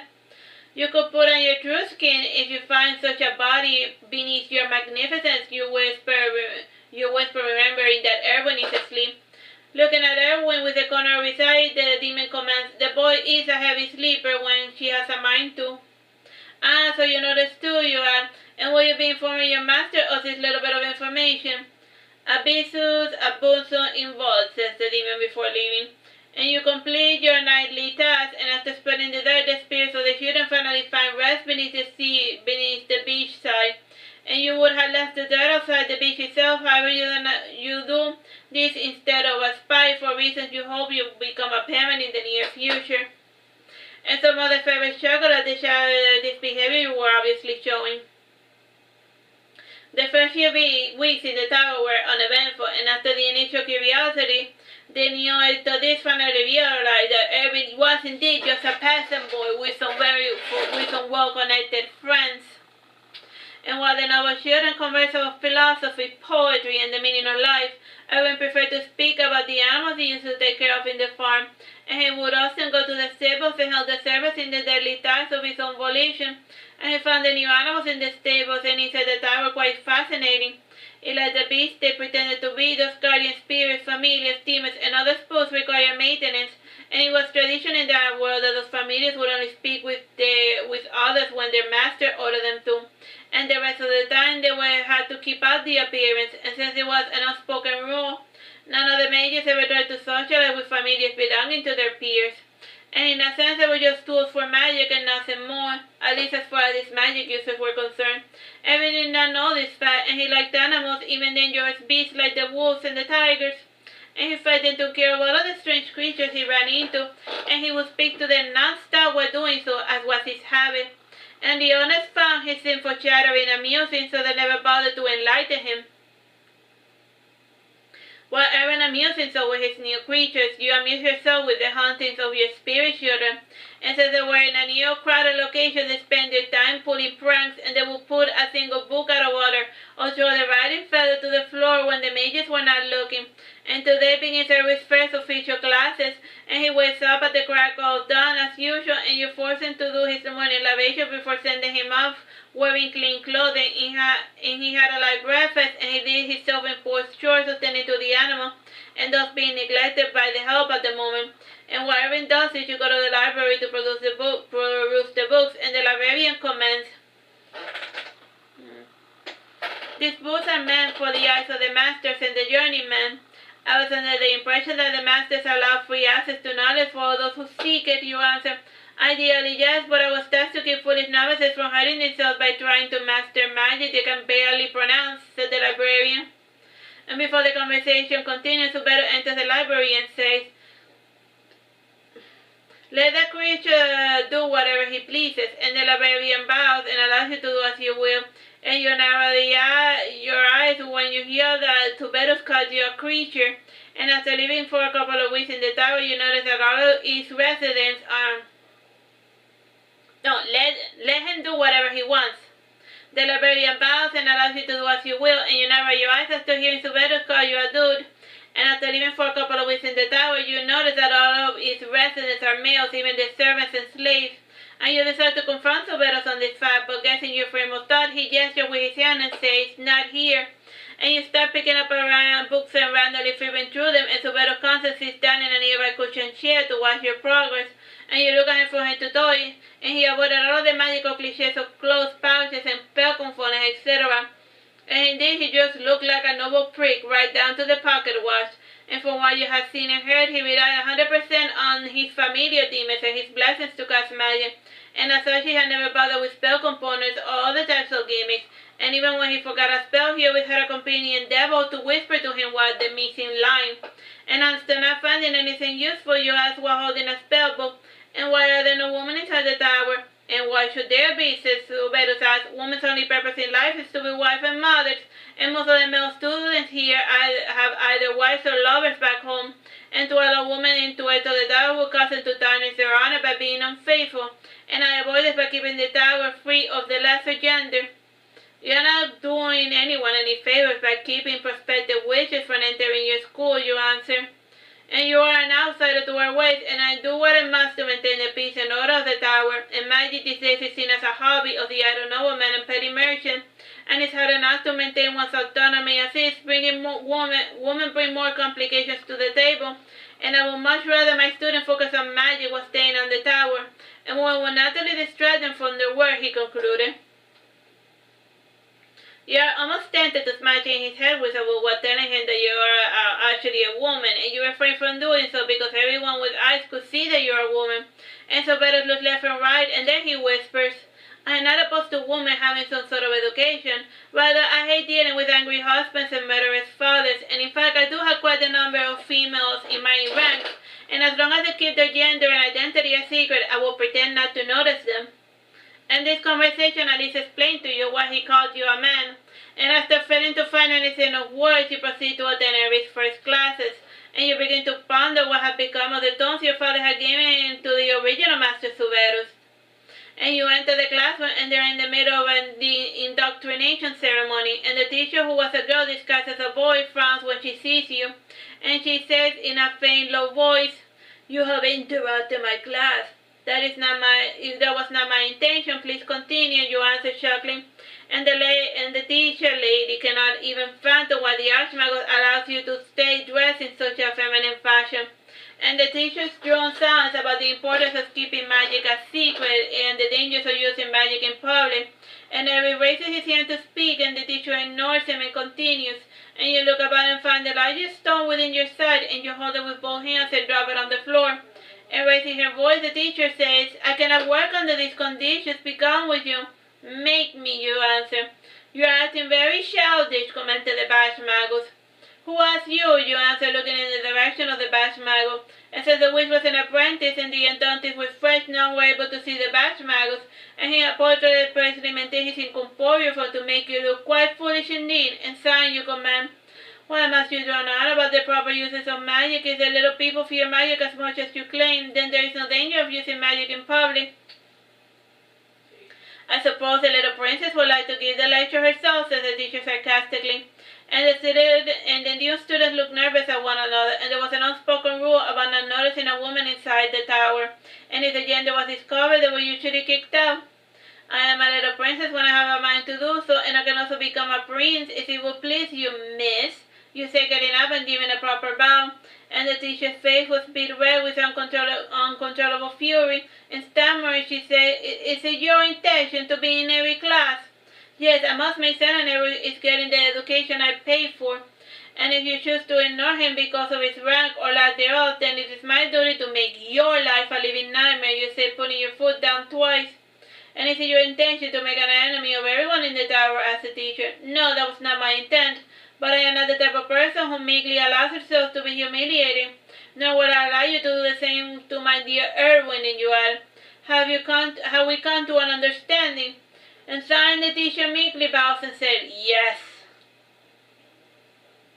The teacher then storms out of the room and was gone like 5 hours, and based on the fair, she had gone to complain to the master, one of the journeymen of the tower, and she said she had no intention of teaching an only person and his ill-mannered demonic companion, and she argued that the tower had no need of troublemakers such as them, and they would be better off without them. And when all is said and done, Irving's class was taught by a practical, level-headed, middle-aged man named Myrdin. Paramo society. And he normally did not offer classes, nor did he keep any non-apprentice, and due to the familiar nature of his name, you curb your temperament. And Mirdin sat down and read through the lesson plan, and finally he threw them into the blaze, and he walked towards the chalkboard and wrote down swiftly the ABCs of magic. And below them he wrote the phonetic pronunciation, and he also wrote the pronunciation of each combination of consonant and vowels. And Mirdin tells the student, and these are the ABCs of magic. Learn and memorize them, otherwise you will not be able to read a single book in the tower. And then he makes a motion to leave the classroom, and one of the students blurts out thoughtlessly, "Is that all? Don't you have any homework for us or worksheets?" Smiling sarcastically, merely says, "I thought I made my instruction perfectly clear, and how you go about learning this new information is your business. And next week I will have you read some spells out loud to see if you master the information I gave you." And just like that he goes, and you instantly like this teacher for his hands-off approach, and the students look at one another perplexed, and they're used to having the information beaten into them, and some even seem uncertain as to what to do. And only Irving bothers to jot down the information written on the board, and as a shepherd he did not require any supervision to get his tasks done. After jotting down the information, Irving leaves the classroom with you, and you tell him, "I like your new teacher, he seems like a nice man." "The other lady was nice too, until you showed up," says Irving, smiling, and his favorite gold trails behind him, occasionally leaving little presents Irving picks up and puts away in a special airtight bag. And for what he has been told, mages were supposed to grow their own herbs and ingredients, and goats can be used to produce one of the best fertilizers in the industry. And what's more, their droppings do not attract flies, and they do not burn plants. And since Irving's first class was supposed to last 4 hours, he had plenty of idle time available, and the second class about Earth will not come until the lunch was served, and he goes with you to the stables to tend to 2 horses and his goat mother. And the goat was more than 16 years old, as such he had less of an inquisitive nature. "And what tending to the goats?" you asked Irving, "and why don't your goats have names?" "I used to name my favorites, but my father kept killing the ones I kept naming, and to keep them alive I stopped naming my goats," said Irving nonchalantly. But Smaller comments, "What a horrible brute."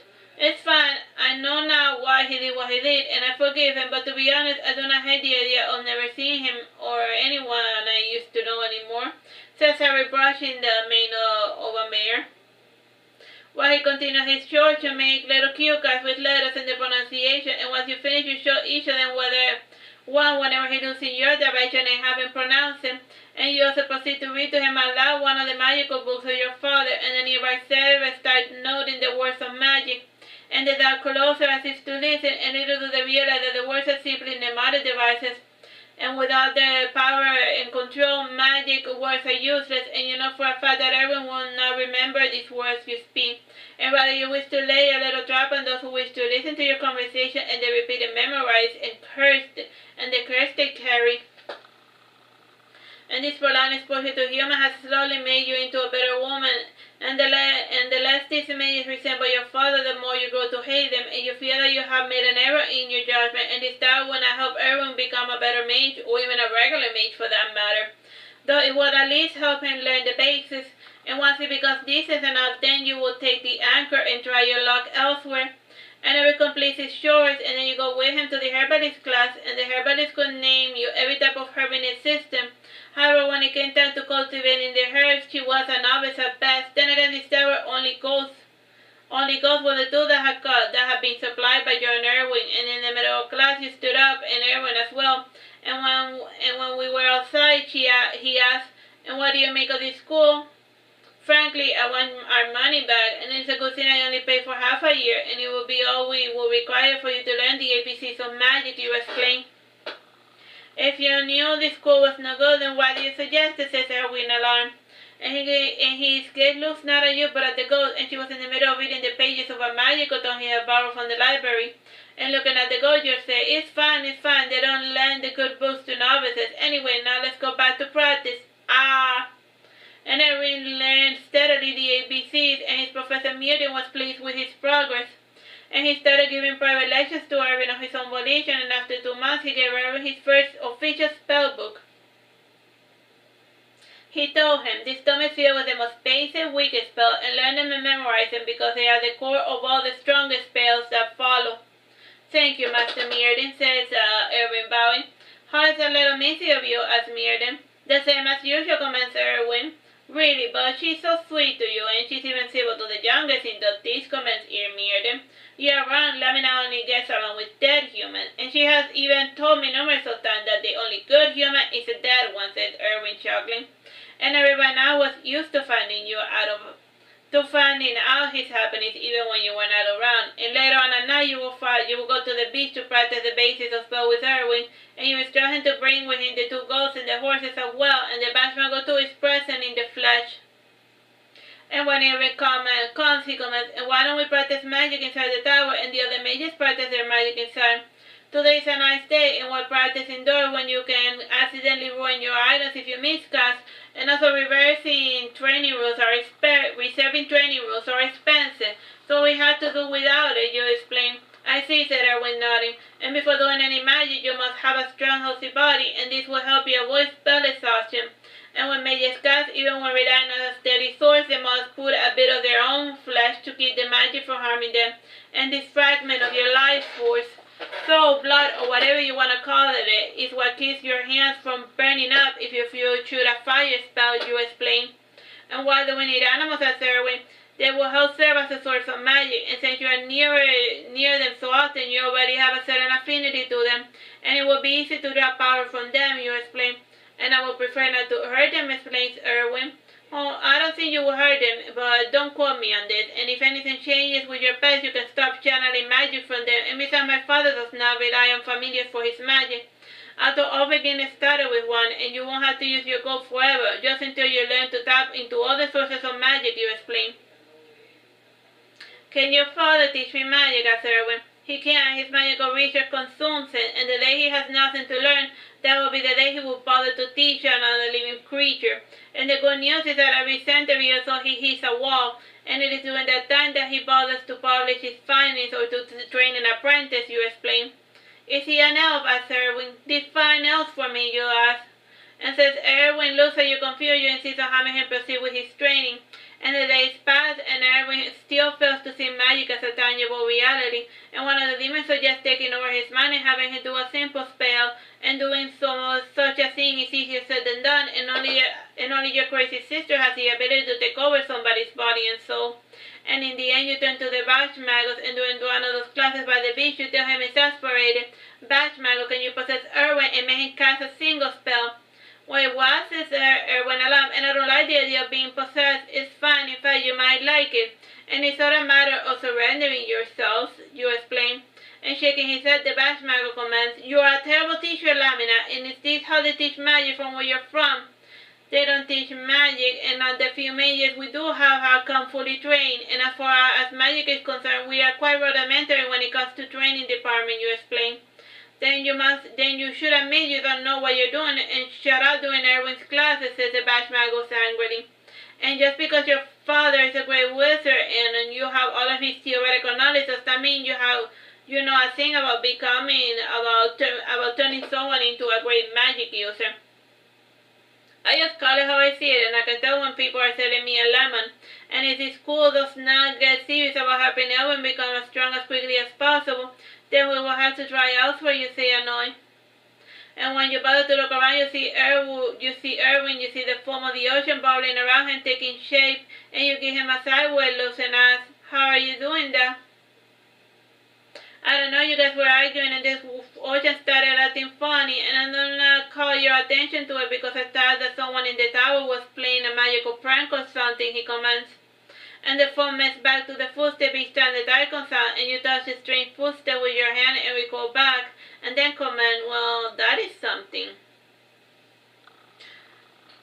And you lick your hand until the stinging sensation goes away, and the Batchmagus asks, what sort of spell was it? Alright, so we'll leave it here. Bye-bye and God bless. Hello, my name is Teresita Blanco, the sister, and we're continuing with Saturnastra Lamina. This is, chapter 5, the ABCs of Magic. What sort of spell, the Batchmagus asks, what sort of spell was it? It's not a spell, rather a transmutation of the water, when it was infused with the high qualities of ether. and you take a deep sigh before saying, I think you should stay here a little longer, and I can recognize the stuff, but I can't help you become a stronger mage, and it was foolish for me to even try. At least you are showing an interest in me. It is more than anyone has ever bothered to, says Irving. Don't say that, Irving, and even if I'm not around, you are never truly alone, you say, sitting down to look at him eye to eye. And Irving hugs you and smiles, and you kiss his cheek, and touched by his simplicity, and you narrow your eyes thinking that you are no different than Irving's father, who was just using him. Still, for your sake, there is only so much time that you are allowed to wait before your prey becomes too much for you to handle. Instead of leaving after 6 months, you end up staying in the tower for 2 years. And every process was painfully slow as far as casting was concerned. And despite his affinity with magic, he had no talent for the craft, and he understands all the concept, and he has decent enough memory as the next peasant fellow. Still, he cannot seem to bend and shape magic, and without this basic skill, he will never be a true mage. You begin to fear that drastic measures need to be taken, and before resorting to them, you decide to try one final gambit. You make your way to the top of the Tower of Suberus, and you ask him, when are you going to perform your duties to the world? Whatever do you mean? Asks Suberus, looking confused. If you bear the name Suberus, you bear the karmic destiny of the master that came before you. You tell him while wearing your human body, and Suberus shakes his head sadly and responds, I do not know what you speak of. Did not the previous master inform you of the purpose of this tower, you ask him?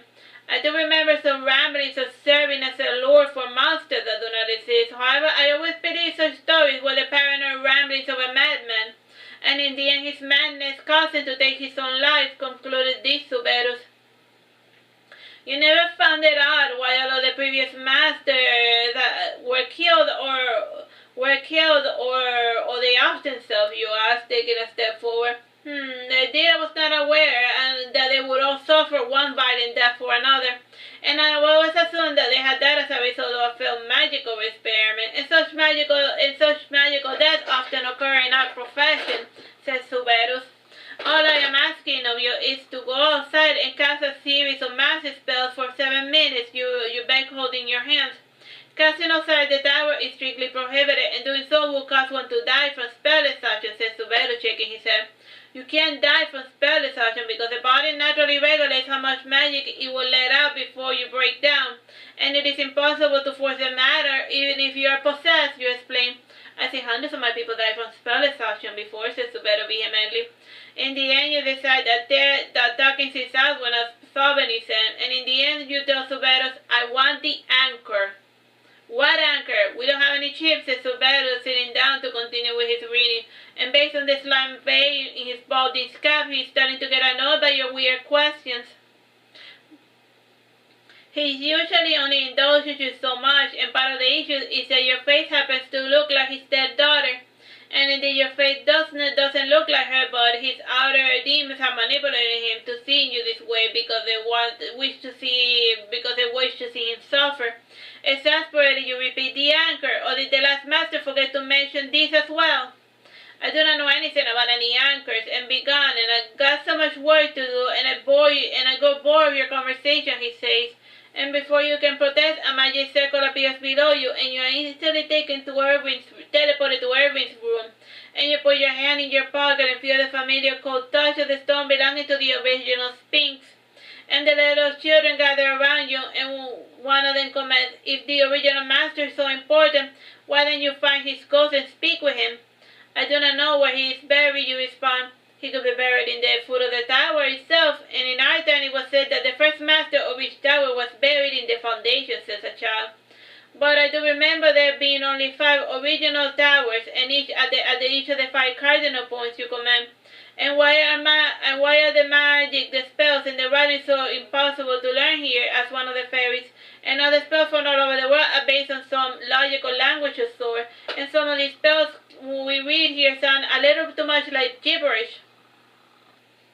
That is because all of the spells here are based on the Voynich manuscript, and the original writer, Emperor Rudolph, was so concerned about having his secret stolen, and to protect his secret he made up his own murky language, and the spellbooks that are used in this tower follow the same paranoid tradition, And each teacher has his own little system of codes and symbols, and the system taught by Myrtis use simple substitution, and all his letters are at least English pronunciations. Still, one can only guess at the spells without learning the language system by relying on the spell component. And there's a limited amount of spells tied to each component and magical ingredients. And those items never change, you explain. His control has not gotten any better, commenced the Bashmago. Some things cannot be helped, and I need you guys to start acting up, you dad. If you do that, then you will both be lucky to escape this tower with your lives, says the fairy. It is worth a risk, you answer. And whenever he returns at night, you tell him to have your things ready at the stable, and the Bashmago stands by your side as guard. And you stand out in the middle of the entrance and stretch your wings, and you release a high-pitched screech that bursts the nearby windows and leaves a couple of the servants temporarily deaf, you know. And seeing you acting up gives them the common sense to vacate the premises. And in the meantime, your little poltergeist shouldn't start breaking items and smashing the bed and doing all sorts of disrupting nonsense. And this was the last drop, and some of the mages start doing ritual magic to summon Arasa to get rid of the poltergeist for good. And Arasa the snake god of death comes at midnight, gingerly gliding down. And he's about to draw ever so near, but something detains him, and for reasons you don't understand, the sound of your surroundings disappear, and even Arasa starts growing paranoid, and to be rid of the silence, he starts hissing and screeching like a madman. The same is done by the horses and all the animals as well, and they have a bizarre fear of silence you do not understand. And you do notice that the ocean waves have gone silent, which is odd because the ocean is not known to do that, like, ever. In knowing this altogether, you take flight and smash to the ground, and after smashing through a respectable layer of hard stone, you reach an ancient crypt. And you are disappointed to know the roof closing over your head, and this tower has the ability to heal itself. And this healing power is a type of magic derived from the elves, and you note in the darkness the mausoleum and the mummified bodies resting on top of the bed. And this was the former necromancy lab, and based on the bricks on the door, there is no way you were going to find out your way inside without breaking something. And a strange pungent smell hangs in the air, smelling of honey and flowers, and your fairy started emitting light in an effort to fight away this eerie silence. And the flowers were all the color of violet and all kinds from bellaflores and verbanas, and the center court has honesty flowers blooming in his body. And he was almost completely covered, and at your touch the flowers around his body start glowing red as if on fire. And the same effect transferred to all of the rest, and based on the pressure behind your head, you realize that you are asleep. And the same strange girl from before has her back turned to you, and she too is gazing at the flowers. And the corpse takes on a more solid form, and as the body solidifies, you see before you an almond-shaped eyes and the pointed ears too, and the dreamer thankfully grows dark rose for decency's sake, and his hair is raven black and his eyes gray as well. And this is a color not usually associated with elves in this world, and he has a blank hollyhock behind his ear, and smiling he says, "It's been a while," and you raise your hand to stop him from saying the name of his previous model, and then you say, "We no longer use such a name. So what does your kind go by now?" As the first Suberus. "Whatever we desire," you answer. "And I have been watching you for quite some time, and I do not appreciate the way you have been treating my students in my tower," says Suberus. "None of them are willing to help me, and I sometimes feel that they're purposely taking forever to teach my Irving magic," you complain. "You are asking a lot from them, and it is not easy for humans to commit their lives to magic, let alone the life of another. For their life, magic is more of a prestige thing, and nothing to be taken truly seriously," commented Suberus. "Even in death, you also speak of humans with your usual overinflated egos," you say, annoying. "I did not mean to offend you," says this Suberus, getting up from his bed, and he asks, "And I speak of humans more as a concept than an actuality. And if you peel back the skin, elves and humans are almost identical. And if we were so utterly different, it would be impossible for our crossbreed to occur. And despite our longevity, the common cold can easily kill us." "So I heard," you command. And I know you know this, and I only explain this interesting fact to our little unwelcome visitors," says Suberus, looking at the little girl from Irving's dreams. "I just heard. I can't seem to make her work together with Irving," you say sadly. "Then you should not have come here to this school," frowning Suberus asks. "And why is it even a grammar school? And I really consider it as a sort of military magic academy. and I am surprised to see it degrade so quickly in a mere 250 years. Your one mistake was striking humans with consistency, and you are picking up one of the flowers in your hand and remembering why you had come for. You say about the anchor. I might have used for it in the near future. And so Better looks behind his temple and gives you the anchor. And the little girl turns around and asks, "What is the anchor for?" "It looks like one of those things you put on a ship to cause by men to sink towards the bottom. Anchors are used for more than drowning people," says Better, chuckling. "Sure they are," you say. And you start blinking to force yourself out of the trance, and indeed you start to become painfully aware of the smell of burning flesh mixed with acrid taste of sulfur. And figures stalks and scratch away at you, but with not much effort, and even the spells that grace you seem to be a mild nuisance at best. And so Better is inclined to say more, but it was starting to become painful to remain. Asleep. And when you awake, you notice the parts of your body have been reduced to mere bones. And sighing, you stretch your cinder wings and gingerly fly to the vortex of flame helios. And you smash through the tower, followed by the fairies and burning crimson as well. And the Bashmagos is already safely out of the tower with Irving in his path. And the attack had not been perpetrated by the master. However, he had not been inclined to stop it as well. And indeed, we had always stayed our welcome. And you wait outside the tower and pondered how to handle being chased out. And the magical side rumbles as the offended mage tries to send more bad magic after you. However, the tower will not allow for the magic from the inside to bleed over towards the outside. And the Bashmago comments, "Leaving the tower in such a fashion was a lot easier than I expected." You never wondered why you were asked not to cast outside the tower?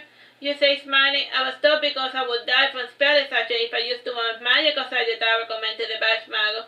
"Yes, that is indeed the official excuse, and the true reason behind it is a bit more complicated," you say, smiling, "as your flesh is completely restored.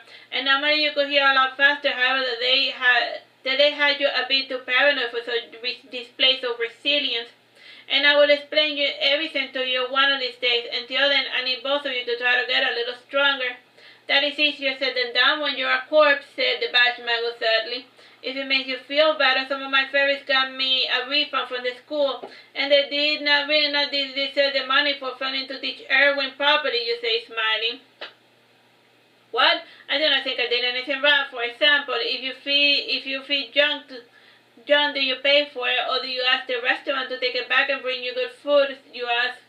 "And I never ate at a restaurant, so I wouldn't know. And if it isn't anything like the bars and stuff, then I would probably be glad to be fed anything," says Irving, removing his shoes to wet his feet on the ocean. And you decide to remove the harness of the horses to allow them to swim to the end. And you go swimming in the ocean with them along with Irving. And it had been some time since you had gone swimming with him. And you remember just how yesterday you had taught Irving how to swim. And Bashmago refrains from entering the ocean water. And he has a superstitious belief that revenants could not cross running water without assistance. And you suddenly sink in the water as if pulled by something, and Irving is dragged along with you, and recognizing this sensation makes you worry for Irving. And the water around you vibrates, and soon your surroundings look completely different, and the fairies harmonize the surrounding, and once the beast is located in the clockwork surrounding, the hard part begins, and you see Irving disoriented, wandering around the endless corridors as Sphynx lurk ever nearer. And he cannot shake off the sensation of being hunted, and he recognizes his primal fear, and he has felt it many times whenever his charges were being stopped by a wolf or something worse, and in the other time his first recourse was to run away. And you try to reach for him, but in this realm the beast controls the spatial distance between all things, and you have gotten careless, and now Irving might pay the price. And a strange aurora surrounds you as the sky cracks, and you are both hurled back towards the ocean in a fury. And just as quickly as the sensation had arrived, you both find yourself swimming in the ocean, peaceful, as if nothing had ever occurred. And looking disoriented, Irving asks, what just happened?" "Whatever do you mean?" you ask coyly. "And I thought I saw a strange monster in the water, but it's gone." He commenced looking at the water. And you sigh in relief, realizing that the battle was over, and you notice the shade of the original subverters fading away, and the exterior of the tower begins to crack as a response to the power that its master had been forced to use. And it releases the ocean as he starts noticing a strange shimmering monstrosity slightly shimmering beneath the water. And you and your boy is a bit paranoid, and you stoically wait a few minutes, and in the end the monstrosities depart, leaving only behind the cursed shadow of their non-existence in the back of your mind. And the Teresa the Bashmago has seen him, and he rushes into the water and carries Irving out over his shoulder and has dragged you out of the water as well. And you cannot help but grin at the Bashmago increased strength, and indeed he's far more useful and stronger now. And after his daring rescue, the Bashmago braces the ocean elements to fetch their horses as well. And once we are all safe, he draws a magic circle and places 5 candles at each of the cardinal points. And when he completes the barrier, he asks, "What in lava's name were those weird lights?" "Well, since you are disdainfully resting your head on the sand, those scenes with the tentacles, the many faces, the distorted bodies, and the wings," says the Bashmago, exasperated. "The scenes you are describing no longer are scenes, and I didn't see anything," you say, raising your voice, and your eyes betray you as you stare at the shimmering shadow lurking behind the Bashmago. And the mage turns pale as death as he turns around to stare right back, and the scene passes effortlessly through him to continue on his day's march through the ocean. And sighing, you say, "Those scenes only become real if you see and speak of them, and if you notice their presence, it is best to ignore them. But what if they want to hurt you or the boy? And as a man, it is my duty to protect you," said the Bashmago, punching his chest. And now in your eyes you command, "You are a complicated, stubborn, dead man, my dear Bashmago, and I can see why you became a revenant." "But what are they?" insisted Irving. "Just forget it," you say, trying to bring the conversation to a close.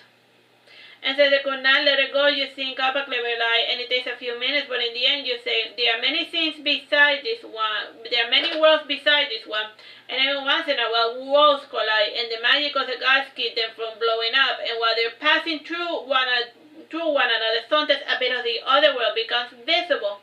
"So we were experiencing another world just now?" asked Irving. "In a sense, the gods grind you to your home world because they created you. Yes, something like that," you said, looking left, right, and up, as liars usually do. And the Bashmago draws closer and stares at you, and in the end he decides to drop the matter altogether. Alright, this is a good place to leave it. I hope you have fun. Bye bye and God bless. Hello, my name is Teresita, the Artsy sister, and today we're continuing with Saturnastra Lamina. This is chapter 7, Your Father. Uncertain about your next destination, you ride alongside Irving as you trail the coast. The Bashmago was not too keen on packing any supplies.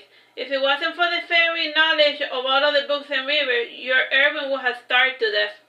Irving has been forced to fish or hunt for his meals on a daily basis. He's already used to this, and he can handle the bow with the dexterity of a desperate man that cannot afford to waste any arrows. Even while living at the tower, he always practiced his short bow. He would also fish once a day. Considering how things turned out, it was a good thing he kept up with his survival skills. After going by the coast for a week, the tower is no longer visible. This day, the Bashmago stops you and asks, "Where are we going?" "I don't know. I thought that learning magic would be easy as picking a school, a teacher, or whatever and just sticking with them. Now I'm beginning to fear I may have to converse with my father directly," you say sadly. Smiling sadly, the Bashmago says, "It is not Irving's fault that he is lost, and he started his education a bit too late, and he did the best he could, but the sword of his intellect has already rusted." "Oh, don't you sound fancy and refined," you say sarcastically. "Well, I had poetry, philosophy, and other fine arts beaten into my memory before I learned how to walk," said the Bashmago proudly. "Oh, good for you. I am glad to see that it all worked out for you in the end," you commented shockingly. "And knock it off, you two," says Irving. "You are starting to sound like my parents with your constant arguing." Laughing, you say, "Don't fight in front of the baby." "Ha ha ha, very funny," says the Bashmago, fading away. Irving says while gazing at the beach, "I don't blame you for what happened. I did not fit into the school anyway. I'm just in a bit of an impasse, and I always wanted to make you a mage to help me with my battles, but now I'm beginning to think that it's no longer an option," you say sadly. "I am sorry that I am so weak and useless," said Irving, lowering his head. It's okay, some things cannot be helped, and I'm not so strong myself, and yet there are many others who were stronger than me who died in my stead while I remained. You comment while looking at the sunset. Irving's ghost bleeds as he turns around to check on the group's progress. The god is always running on ahead while making certain the distance between himself and Irving doesn't grow too much. But you can see and hear dead people, so it's fine. They're not all really gone, says Irving, trying to cheer you up. It's not that simple, and it is not as if they pass away. Rather, it is like they never existed, you say, frowning. I don't understand what you're saying, says Irving. Nor do you have to, and if you ever do come to understand, you will be just another madman jumping at shadows that no longer exist, you say, ending the conversation. Irving is quiet for some time, and the mere mention of jumping at shadows is making him remember something about his own man. His father, too, used to jump at shadows every once in a while when he was really drunk, and Irving never thought much of it at the time. However, since his close encounter in the ocean, he has been looking at his father in a new light. The very night you decide to go see your own father, and you ponder on the easiest route to his study. In the end, you dig a hole in the ground, and every so often you collapse the ground in the tunnel to keep others from following behind, and you eventually cave your way into the cemetery. The sky above has the eternal full moon that delivers no light, and there is a dead tree with an owl hooting inside of it. And you go to this hollow tree and look carefully, and you eventually feel a thin string. You use it to find your way back to your father's study. The house has not changed one bit. It still maintains its if you don't know what feel to it. And the fairies manifest around you, and you eventually reach the door to his study. You open it and find him gazing at his crystals. Fearing that he will be too deep into his magical trance, you ask in a trembling voice, Dad? Yes, what is it, Lamina, says your father without turning around. I need to know all the paths of magic, you tell him. He then says, I am busy, and you can just explain to me what you need to know. And I was under the impression you had neither the talent nor the interest in my talent. Well, there's this kid Irving, and I took him to the tower to learn magic, and he was bad at it. And he does have some power, but he can't seem to use it or even feel it. And it is like he is magically handicapped or something, you say sadly. When did he start school? Asked your father. Well, he was 9 or something, and a few years ago I finished teaching him how to read. He was a shepherd before then, you comment. Ah, shepherd, you say. Has he ever gone to temple? He asks. No, he was always too busy with work, you comment. Is he pure of heart? He asks. Pure of heart? How? You ask, confused. Your father thinks for a moment, and then he says, have your fairies ever shown an interest in him? Can he see or hear them? You think for a moment and then say, no, but he can see dead people. Anyone who spends enough time with spirits will eventually see them, and that does not make him special, he says, sighing. If you say so, you say without much enthusiasm, and if your father can help Irving, then you will be forced to find yourself a new mage. Your father is silent for a moment, as if indeed sad or in his mind or in a trance, and then he nods before asking, am I to get he is a superstitious fellow? No more so than the average farmer, you muse. And gathering his red robes around him, your father rises from his seat, and he goes to one of the cabinets and tables and takes out a rabbit's foot, and he asks, are you familiar with charms? Yes, I know good luck charms. And you answer, holding on to the rabbit's foot, and you seem a bit uncertain as to where he's going with all of this. What I am about to explain to you must remain between you and me. And if you ever explain this to your child, this magic charm that I am about to teach you how to use will lose all its effect, he says, sitting down before me. And when used properly, charms can serve as a magical shortcut to cast spells, and charms can only be used by people with a high degree of superstition. They lose their power should these people ever be presented with the facts or truths that contradict their superstition. Wait, I don't understand, you say, confused. Perhaps a demonstration is in order, he says, standing up and holding out the rabbit's foot, and he aims at a mirror, he says, lucky green, and asks her whether the rabbit's foot emits a pale green fire, and then he says, I started my magical studies with fey magic, meaning that one day a fairy creature came to me and offered me a magical powers in exchange for affinity. And since I started with fey magic, the fairy powers did not work in the city. And one day some bastards tried to mug me, and all I had on me was a lucky rabbit's foot I had bought from a wandering merchant. And I had bought it because my future side had told me that it was going to be useful. And when the thief confronted me, I knew that by saying the words lucky lucky green, the rabbit's foot was going to shoot green fire. How or why, it does not make logical sense.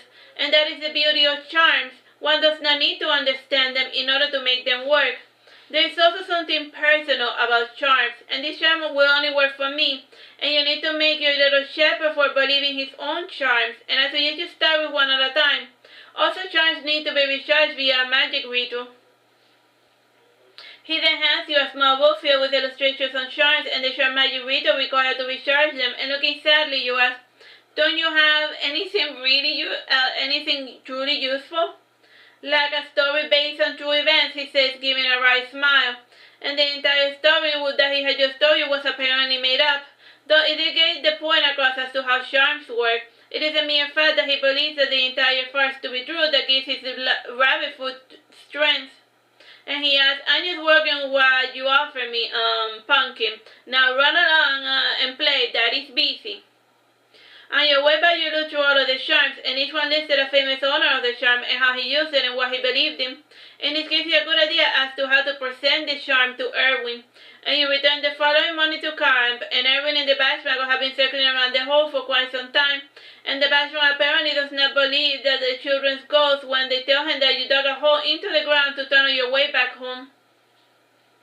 When you pop your head out of the ground, the Bashmago turns pale as death, which is odd indeed considering that he is already dead.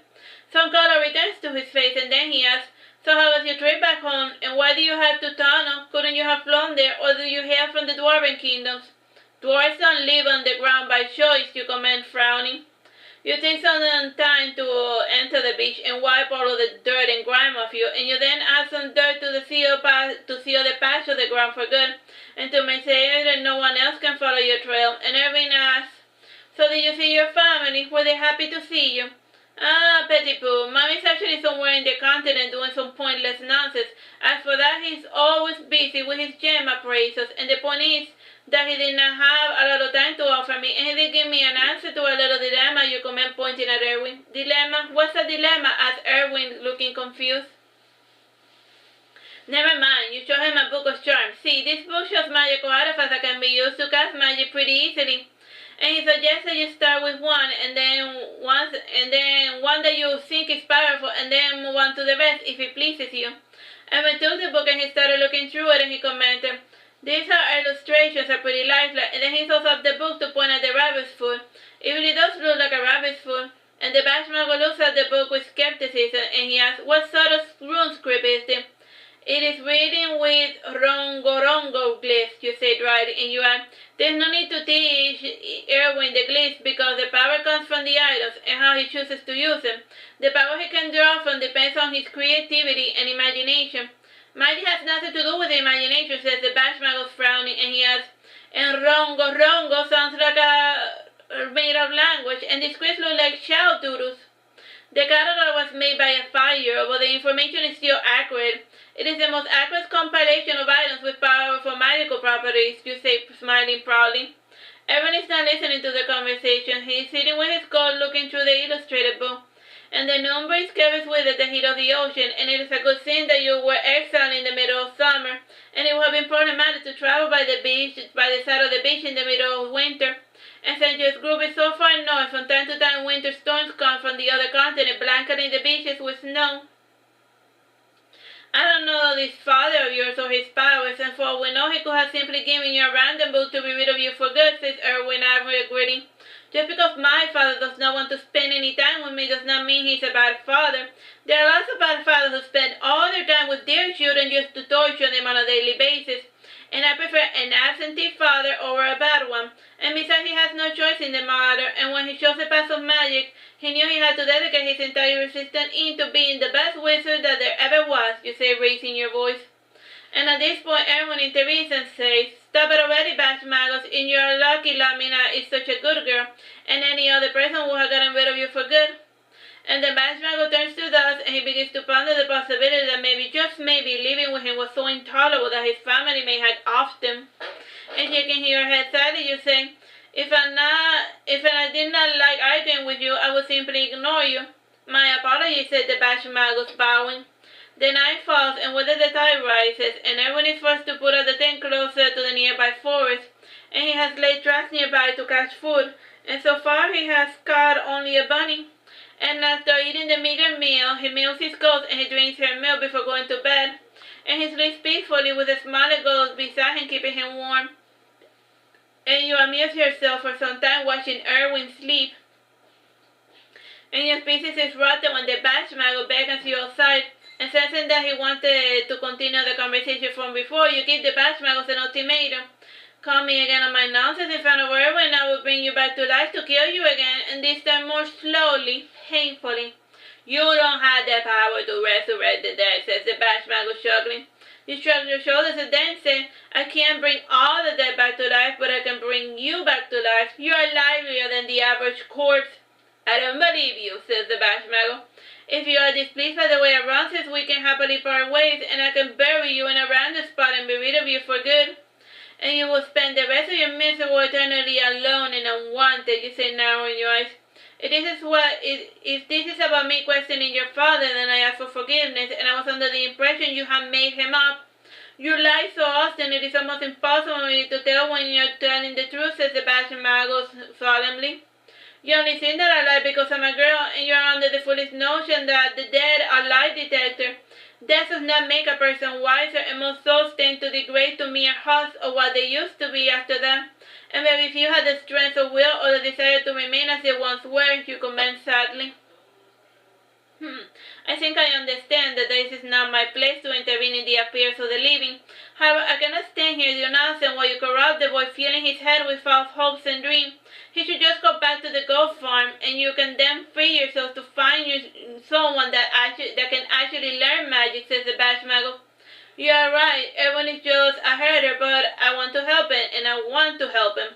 And because no one else will, you say earnestly, and you then add in a deeper voice, I can turn it to a voice if it will give more credibility, if it will make me more credible in your eyes.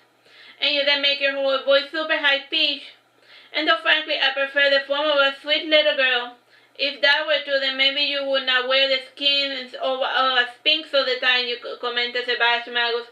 You roll your eyes, and you choose to ignore all of his attempts to continue speaking, and you change your focus to the playful happening of your fairies and the ghost children by the sea, and the luminescence over the water. It's quite an interesting light show, and the matchmaker disintegrates into tears at the ocean floor.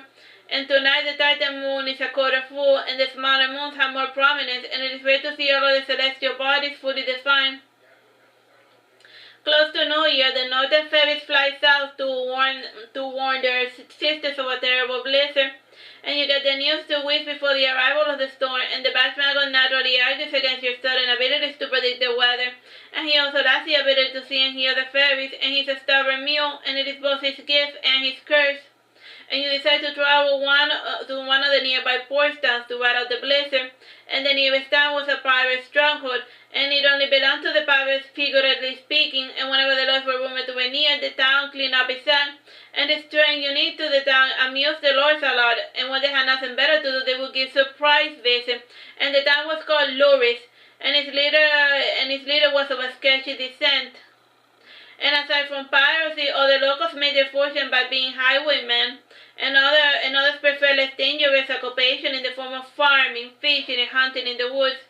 And in order to enter the town and not be bothered, you require a safe passage, and you did not notice at the time, however, none of the guards made any motion to halt your movements for obvious reasons. And you guide your group towards a manor that stands in the middle of the town, and a window on the second floor opens, and a maiden wearing an emerald dress appears. And she smiles and waves at you, and you see her figure hurrying from the windows towards the downstairs, and she throws both her portals open, and she comes to you with outstretched arms. And she hugs you and has you. Well, if it isn't my good friend the Sphynx. It has been quite some time, my dear Lady Betty. you say, pushing her back, and you look at her from head to toe in an effort to remember her. And indeed, you did not know one another, and she had arbitrarily chosen to come and greet you as a friend to make the locals seem more at ease. And once inside, Lady Betty throws her entire household in disarray in order to cater to her surprise visitor, and her guests used to surprise visits from the lodge quickly rush to get things in working order. And before the night falls, the horses have been accommodated in the stable, and Irving in the basement, and you have a room of your own. And despite being able to see the fairies, Lady Miss Betty fails to realize that the match magus is a revenant, and as of late he has been looking livelier for an undead. And from time to time he would even eat a little, even if whatever he ate turned to dust in the pit of his stomach. And he did this in part to forget that he was no longer alive, and it was slowly starting to become a bit disturbing, and even Irving was starting to worry about him, but he kept his concerns to himself. He figured that nothing worse, aside from being dead, could happen to the batch magus. After dinner, Lady Betty takes you to her library to begin her interrogation, and she asks, "From which clan do you hail from?" "None in particular," you answer. "So wait, you were not sent by any of the Magi's or the clan elders?" she asked, somewhat disappointed. "I hate to burst your bubble, but we are merely simple travelers," you answer.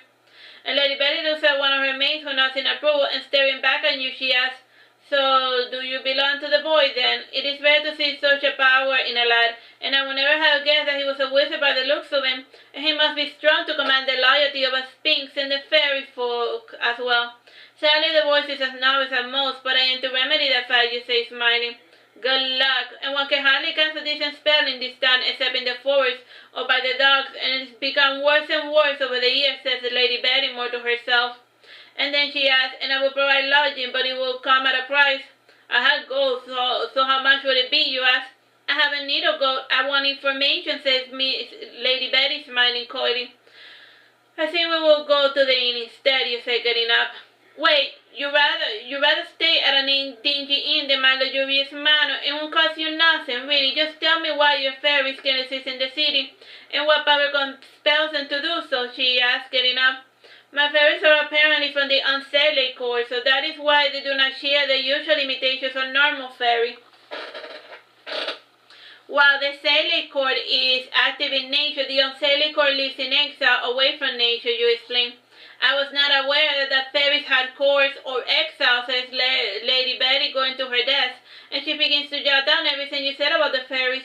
And you continue somewhat resigned. "The problem stems from the unsaintly court's aggressive behavior towards humans, and the unsaintly court also believes that fairies should look to other intelligent beings to harvest affinity, and it's extremely rare for an unsaintly fairy to associate with a human. When they do it, it is to help that person on a lofty quest to kill all humans, and for the heretical views, the unsaintly court has become an outcast."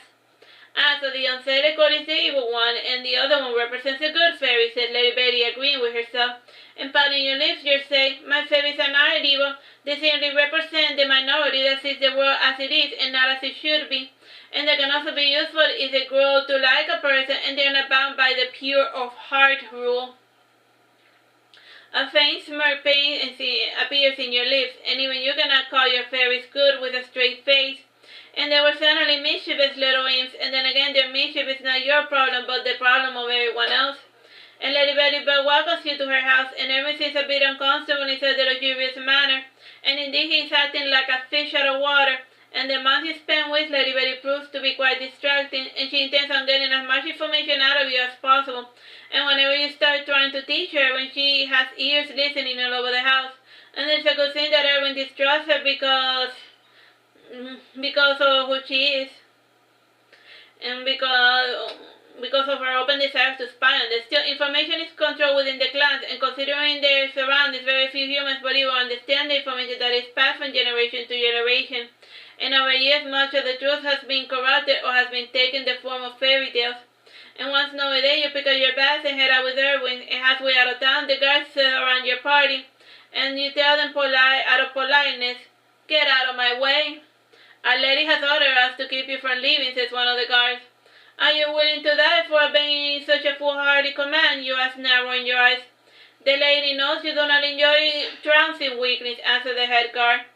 "I must admit that I am far less murderous than my siblings. Still, I cannot vouch for those that travel with me," you say, gesturing to the unsaintly fairies. The fairies roll their eyes and do not seem eager to make things easy for you, and also the Batman and the children seem inclined to stand back and watch you squirm. And as for Irving, he's too busy shaking inside his spells to comment on the matter, and shaking he says, "Can we go back to the matter? It's too cold for me to press on." "Fine, I will return. However, come spring we will be on our way," you say, annoyed. "And certainly, Lady Lamina, and still we were asked to detain you for the best interest of your companion, and our Lady Verity worries about your little Irving," he says, bowing. And you think a moment, and one of the fairies whispers in your ear, and you nod and say, "Fine, I will return to the home of that tossing pillock, and good day to you, gentlemen." And on the way back, you resolve to begin Irving's lesson, even with Lady Betty spying on you, and if all goes well, her common sense will make it impossible for her to follow along. And once he said, Irving asks, "What does tossing pillock mean?" "I don't know, the fairy said it was a good insult, so I went with it, and my mother discourages cursing, though she does employ plenty whenever she stomps her toes, and this happens often enough, so I do have an expansive vocabulary or vocabulary for language she uses," just answer. And every pause is unable to follow the gist of your conversation, and he proceeds to talk to his coat, which is a bit moody considering the weather, and both are from slightly warmer climates. And Lady Betty welcomes you with open arms. Alright, so let's leave it here. Bye bye and God bless. Hello, my name is Teresita, Blanco de Artsy, and we continue with Saturnastra Lamina. This is chapter 8. The winter month. Lady Betty welcomes you with open arms, and her sunburn guides Irving to the heart to get warm.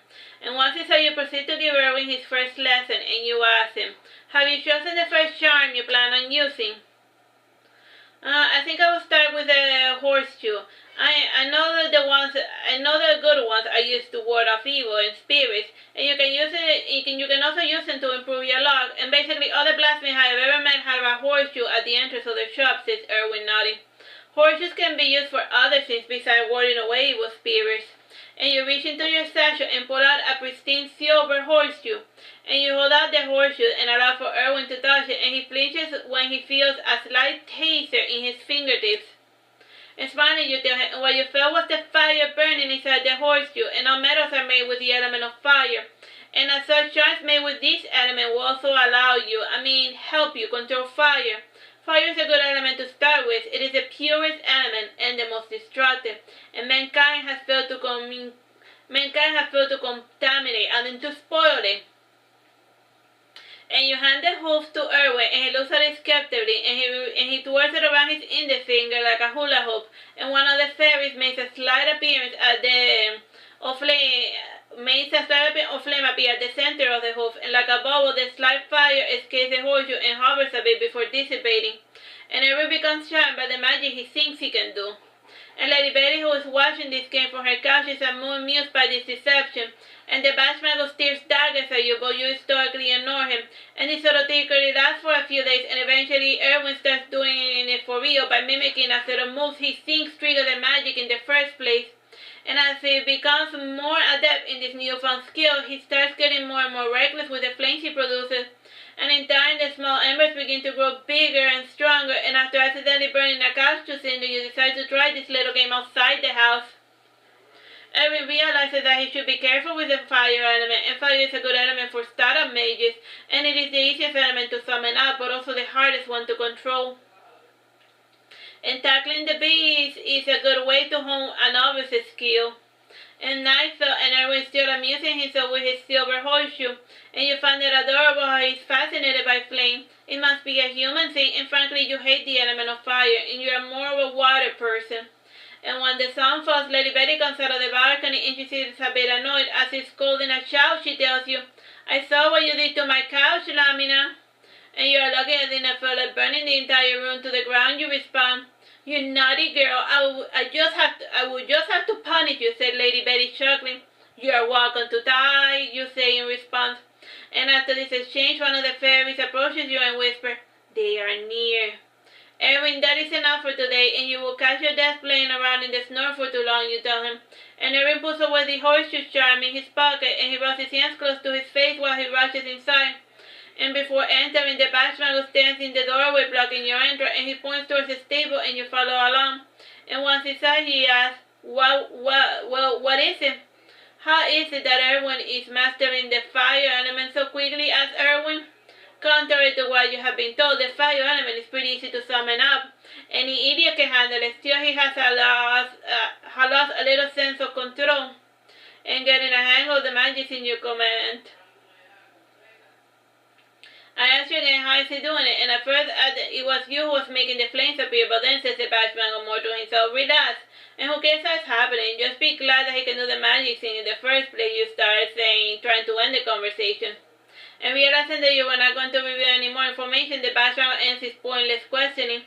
And on the way back inside the house, the Bashmago starts staring at the dark shadows in the corner, and he tries to focus his gaze better, but he gets distracted by the fairy who starts pestering him by throwing him snowballs or pulling at his ropes. And he runs back inside the manor to put distance between himself and those pesky little unsailed fairies. And when you enter inside, you notice a strangeness surrounding the servant, and Lady Betty is also nowhere to be seen. And close to midnight, you hear a strong knocking on your chamber door, and you ask getting up, who is it? And one of the maidservants tells you in a low whisper, you should leave while you can. How come, you ask disdainfully? My mistress's mother knows not and cares not about this magic game of yours, and she has seen your pet do a little fireworks, and she will have a hand for allowing a wizard to live in her town, she says, looking over her shoulder. Fine, we shall go, you say, going over to Irving. And upon closer inspection, you notice that he is wide awake. And looking back at the maid, you tell her, I would much rather not deal with the guards. I have already bribed them, and they will not buy your pies, she says, alarmed. And thank you, but why do this for us? You ask, naturally suspicious of anyone had tried to help you. The maid pauses and then says, my father once told me. And you lay your finger up and put it in your mouth.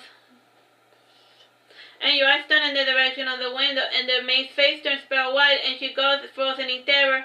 And at turning around, you walk towards her slowly, and you whisper to her, there is no need to be afraid, those things do not exist, and if I were you, I would forget everything your father ever told you. But I just can't help it, she starts again, and you cover her mouth and then say, don't ever think or talk of them, unless you wish to suffer a fate worse than death. And Irving gets up from his bed, and he looks in your direction and asks, who are you talking to? To no one at all, you say. And you quickly proceed to pack everything, and Irving notices your sense of urgency and assumes that some strange malevolent force is about to strike. And he closes his charm close to his chest, and when he sees the strange amorphous shadow of a monstrosity taking bloom, becoming more solid, Irving cannot help but to summon the flames, and he inadvertently sets the fire to his room. And you pull him over your shoulder and flee, and along the way he starts throwing fire at every dark shadow which frightens him. And by the time you leave the town, the entire manor is aflame, and while looking at it from a safe distance, you comment to Irving, you need to learn some self-control. Did I do that? He asked, pouting. You almost set the entire town ablaze, but look, I managed to save the goats. And sadly, the horses did not make it, you say sadly. And the bit of guilt you were trying to instill is undone by the Bashmago, and he comes with the two horses and the mule all fully packed and ready to go, and he says, I was able to buy plenty of supplies thanks to your little diversion. I did not do it on purpose, says Irving, folding his arm. If you say so, and it was either you or them, and the old hag in the house wanted to burn you, says the Bashmago. But why? What did I ever do to them? In complains Irving. Well, you did burn their house to cinder, says the Bashmago, laughing. No, I mean before that, says Irving. It comes with the territory. Magic users are dangerous, even more so the untrained novices. And there's a good chance that you may have killed someone, says the Bashmago. I did, asked Irving, and his eyes are starting to water up. Don't listen to the Bashmago, and you have not killed anyone. Yet. Still, you must get used to the idea that as a magic user, you are going to have to use your powers to kill and hurt others, you say sternly. But I don't want to hurt anyone, says Irving. Well, if some horrifying monstrosity comes to hurt you and those around you, are you just going to sit there and do nothing, you ask? No, said Irving, lowering his head. You need to become stronger. If you're not serious about the art, I suggest you quit, you say sternly. I am serious, whines Irving. Could have fooled me, you say, pounding, and you add, do you know what happens to careless mages? No, what? Asked Irving. They get eaten, you state plainly. Don't listen to her. She's only trying to scare you, intervenes the badge mago. I'm not trying to scare you. I'm simply stating a fact. And you had noticed them, haven't you? You say ominously. And indeed, the strange amorphous shades start gathering around you, and so they bloom in the preliminary guises of will-o-wisps, and one hovers over the badge mago's shoulder, and he draws nearer to you to get away from them. And laughing, you say, there's nothing they can do to you that they haven't already done. When a mage dies, their magic dies with them, and the power that you wield now is unlike the magic you had before, you say, smiling. And the badge mago narrows his eyes and says nothing, and he goes in the direction of a nearby forest. And after you set a camp with Irving, he comes back with a birch rod. And narrowing your eyes, you tell him, I know what you're up to, and if you even think of raising that rod at me, I will make you regret it. In the name of Lara, what is wrong with you? Exclaims Irving. Have you lost your mind? No, but I cannot hold back my displeasure. And Lamina has been lying to you all of these times, and the badge mago points at you. And she's not your friend, nor is she trying to help you in any way. She's just using you. And the badge mago finally says everything he has been holding back until now, and your eyes seem to glaze over his rebuke. And as for Irwin, he can only be thankfully make out part of what the badge mago is saying. Then again, when the badge mago gets in a foul mood, he tends to remind Irwin of his old man. And the badge mago finally shows up when he realizes that neither you nor Irwin is listening to him. And he did make some valid points, but denial is a powerful drug. And if it will shut you up, I will tell you the whole story, you say to the badge magos. And you explain everything to the badge mago, but naturally he fails to comprehend the abandon concept or how they are responsible for the mage genocide all over the known universe. And the gods know that they cannot stand against abandons, and their powers are far too great, and in order to appease them, they embedded into their doctrine the fear and loathing of all magic users, and practically all organized religions forbid true magic, and they even go as far as to encourage their followers to kill magic users as soon as they are born. And some even go a step further to destroy the bloodline that produces a single magic user, and who can blame them? And to challenge the will of an abandon is to risk being assimilated, and when you get assimilated into an abandon, one stops existing. And as far as time is concerned, your body, your spirit, and everything that you ever were never existed. But wait, you are telling me these things no longer exist because the war has been won, he repeats incredulous. Yes, must I repeat myself, you say, rolling your eyes. But when you say stop existing, do you mean that they are dead now? Asked the badge mago. No, she means that it's like they never existed there in the first place. And even I understand what she's trying to explain to you, says Irwin, yawning. And he goes to his tent to sleep for the rest of the night, and the two ghosts are sleeping beside him, huddled together for warmth. I don't understand this story of yours. It sounds far too incredulous to be true, says the badge magos. I finally tell you that my truth, and you don't believe me. Why am I not surprised you tell him flying off towards the ocean, and while flying away you smile?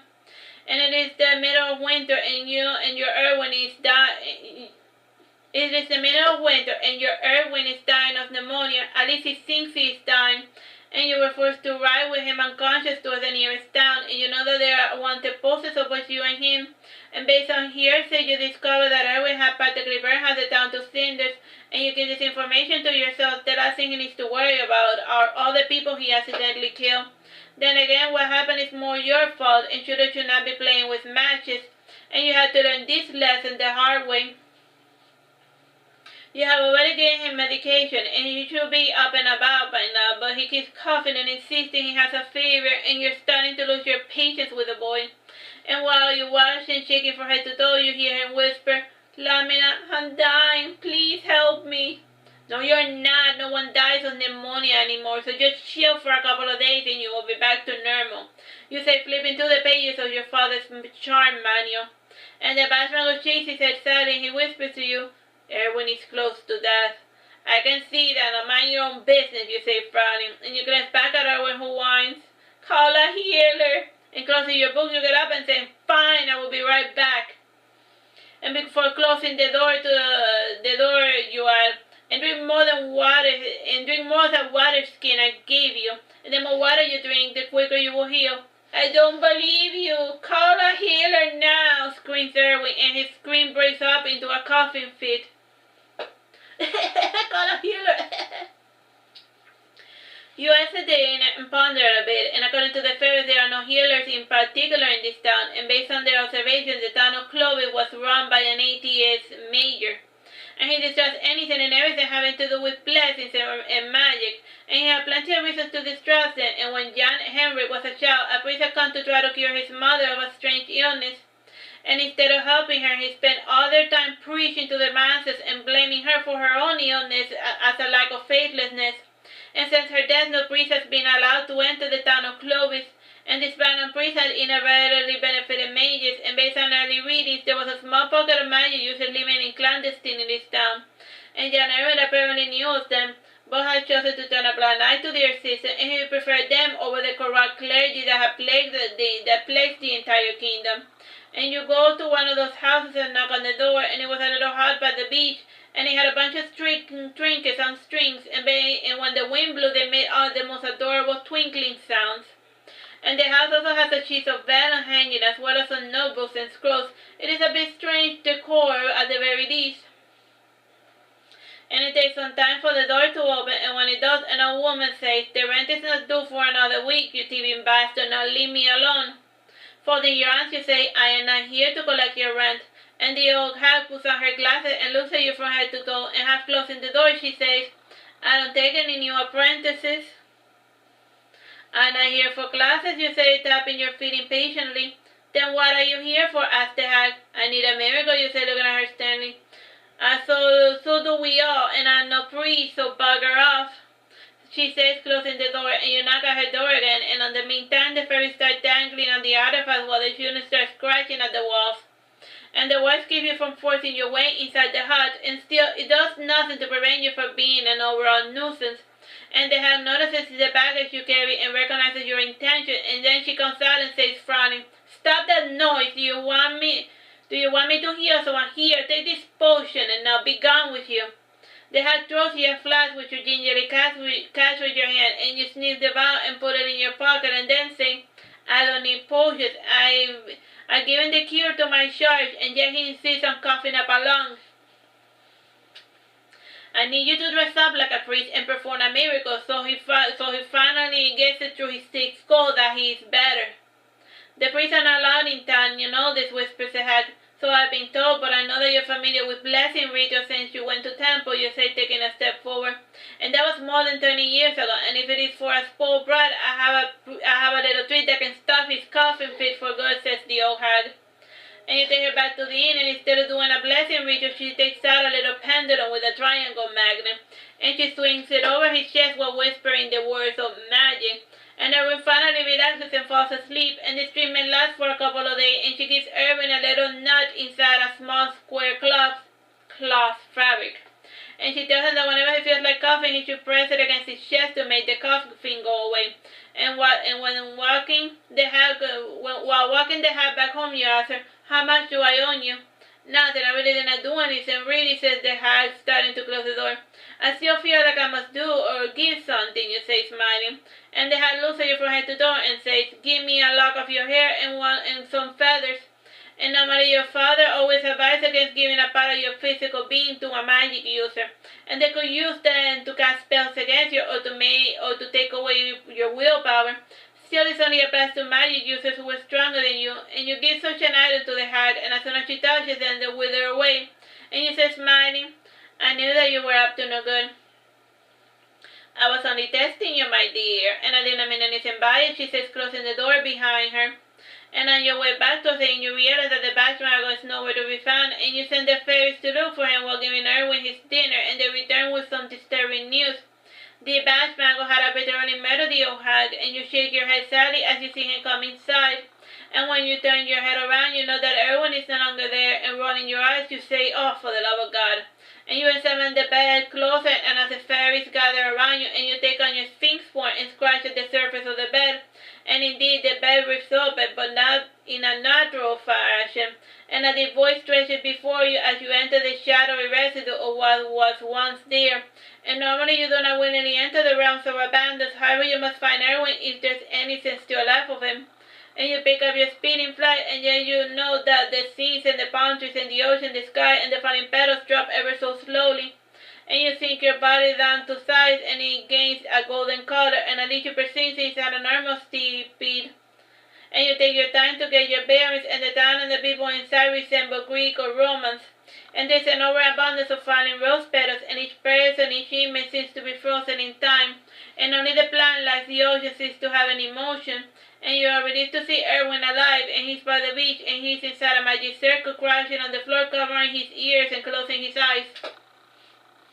And you notice a twin house with asterisk crystals on their forehead, and one house has an amorphous nature, and its black tar body ripples as if it was made of water or gelatin.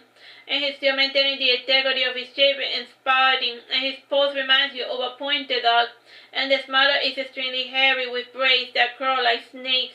And based on the looks, you realize that they are Astaroth and Corcaroli, and both were famous for instantly killing their targets, and the second soul inside her with body is not as helpless as she first appears, and her shade is visible in the form of a distorted shadow in the shape of a little girl, and it stretches past Irwin's back, and you hear Corcali say, "And please do not resist," and when you mean you no harm, little boy, says Astaroth. "And are you tired of your meaningless march through life," says Corcaroli. "And accept the joy and the peace we offer," says Astaroth. "And in our world you will experience joys beyond measure," says Corcaroli. "And poor cursed child, unloved by his parents, used by his friends, hated by the universe for being born a mage," says Astaroth. "Even in death, you will never know peace, and don't you wish to end your suffering for eternity," says Corcaroli.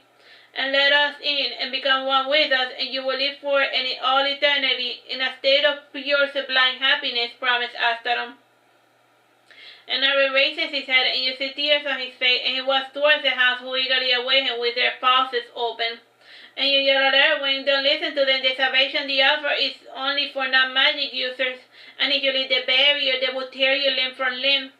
"Just leave me alone, you beast, and I have never done anything to you," screams Irving.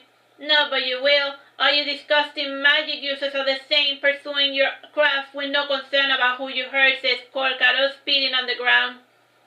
And the area trembles and stands still, and you hear the voices of the fairies, and you pour your Irving's magic shield and fly out of the area as fast as your wings will take you, and as you fly out, Irving knows that the petals and the towns are all in flames.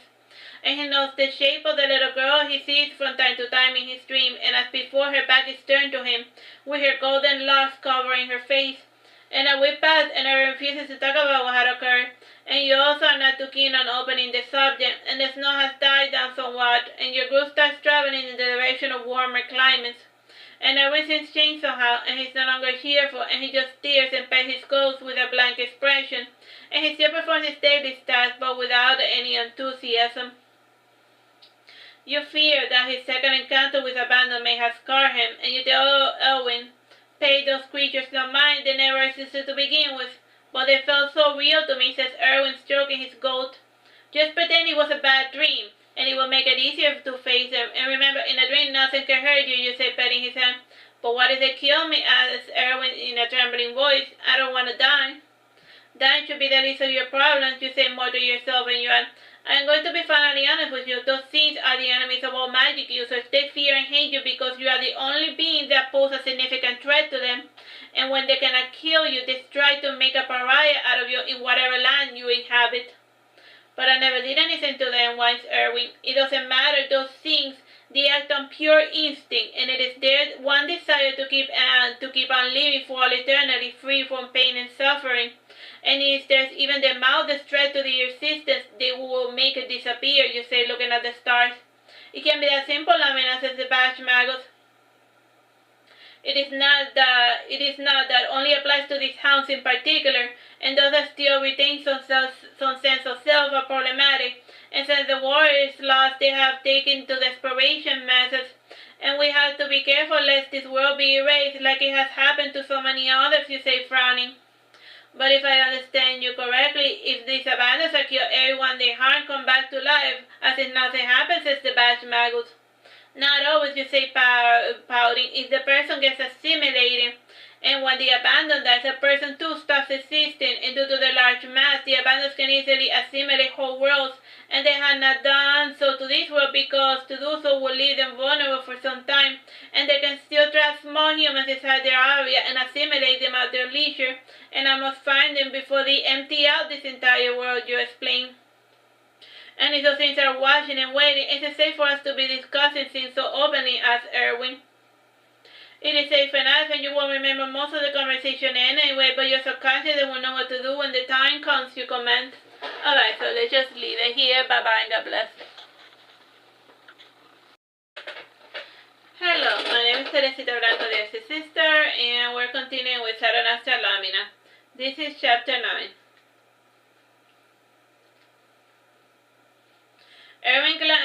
The abundance.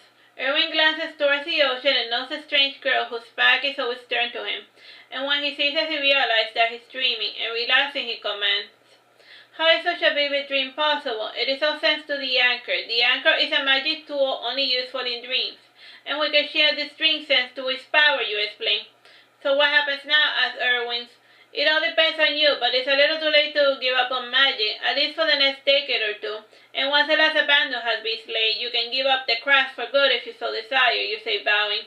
And you add, "And when you wake up, I have a little present for you." "What sort of present?" asked Irving excitedly. "Just a new charm crafted from the remnants of your hound abandons, and it is very, very rare for something to remain of a beast that technically never existed," you explain. "After traveling for a month, you stumble upon a traveling caravan, and the leaders know what you are, so you automatically get amnesty for your companions. And this caravan claims to be from Ornas, and they still have their own folk language and gods and traditions. And over the years, King Bersame has made attempts to forcibly integrate these nomad clans into his kingdom, and it does not go well for him to have such an erratic element wandering about. And this particular clan made it is well through a mix of theater magic, grave robbing, and a bit of roadside thievery. And this particular man is led by James Rasvan, and he claims to have royal blood. And you have been traveling with this band for almost a week, and everything seems to be doing better. And no strange shapes seem to be lurking in the caravan, in particularly because Jano has words all around his home. Irving has been practicing some theater magic with a new charm you gave him, and he seems charmed by the strange-looking heart trinket with the asterisk on its center hanging by a chain to form a pendulum. And when the pendulum swings, he conjures up a German short-tailed pointer dog, along with a cute little white Scottish terrier, and regardless of how much Irving tries, he can only seem to conjure those two dogs in particular. And at first you would have tendency to explain the origin of the trinket, still that would imply opening imaginary wounds. And you're convinced that Irving would do better to treat the whole abandoned thing like it's just a bad dream, a nightmare one can easily dismiss. While hanging around the campfire, old Baldianos comes to you, and by now it is 5 hours before midnight, and most of the campers are asleep except for a few guards, and everyone is awake conversing with one of the children who is teaching him magic tricks. And Janos is beside you and asks plainly, "And what is your business with fellow Irving?" "Nothing," you say, folding your arms. You think I don't know what trinket he's playing with," he says, gesturing to Irving's little pendulum, and resentfully is blissful in his conversation, and he's playing with his trinket with the other novice mages practicing theater magic, and he's trying to get his little doggies to do a trick, but they refuse to obey him, even though he summoned them. "I frankly do not see what the problem is," you comment, pointing, "and that's all that remains of the Alpha Canon Venatoricurum.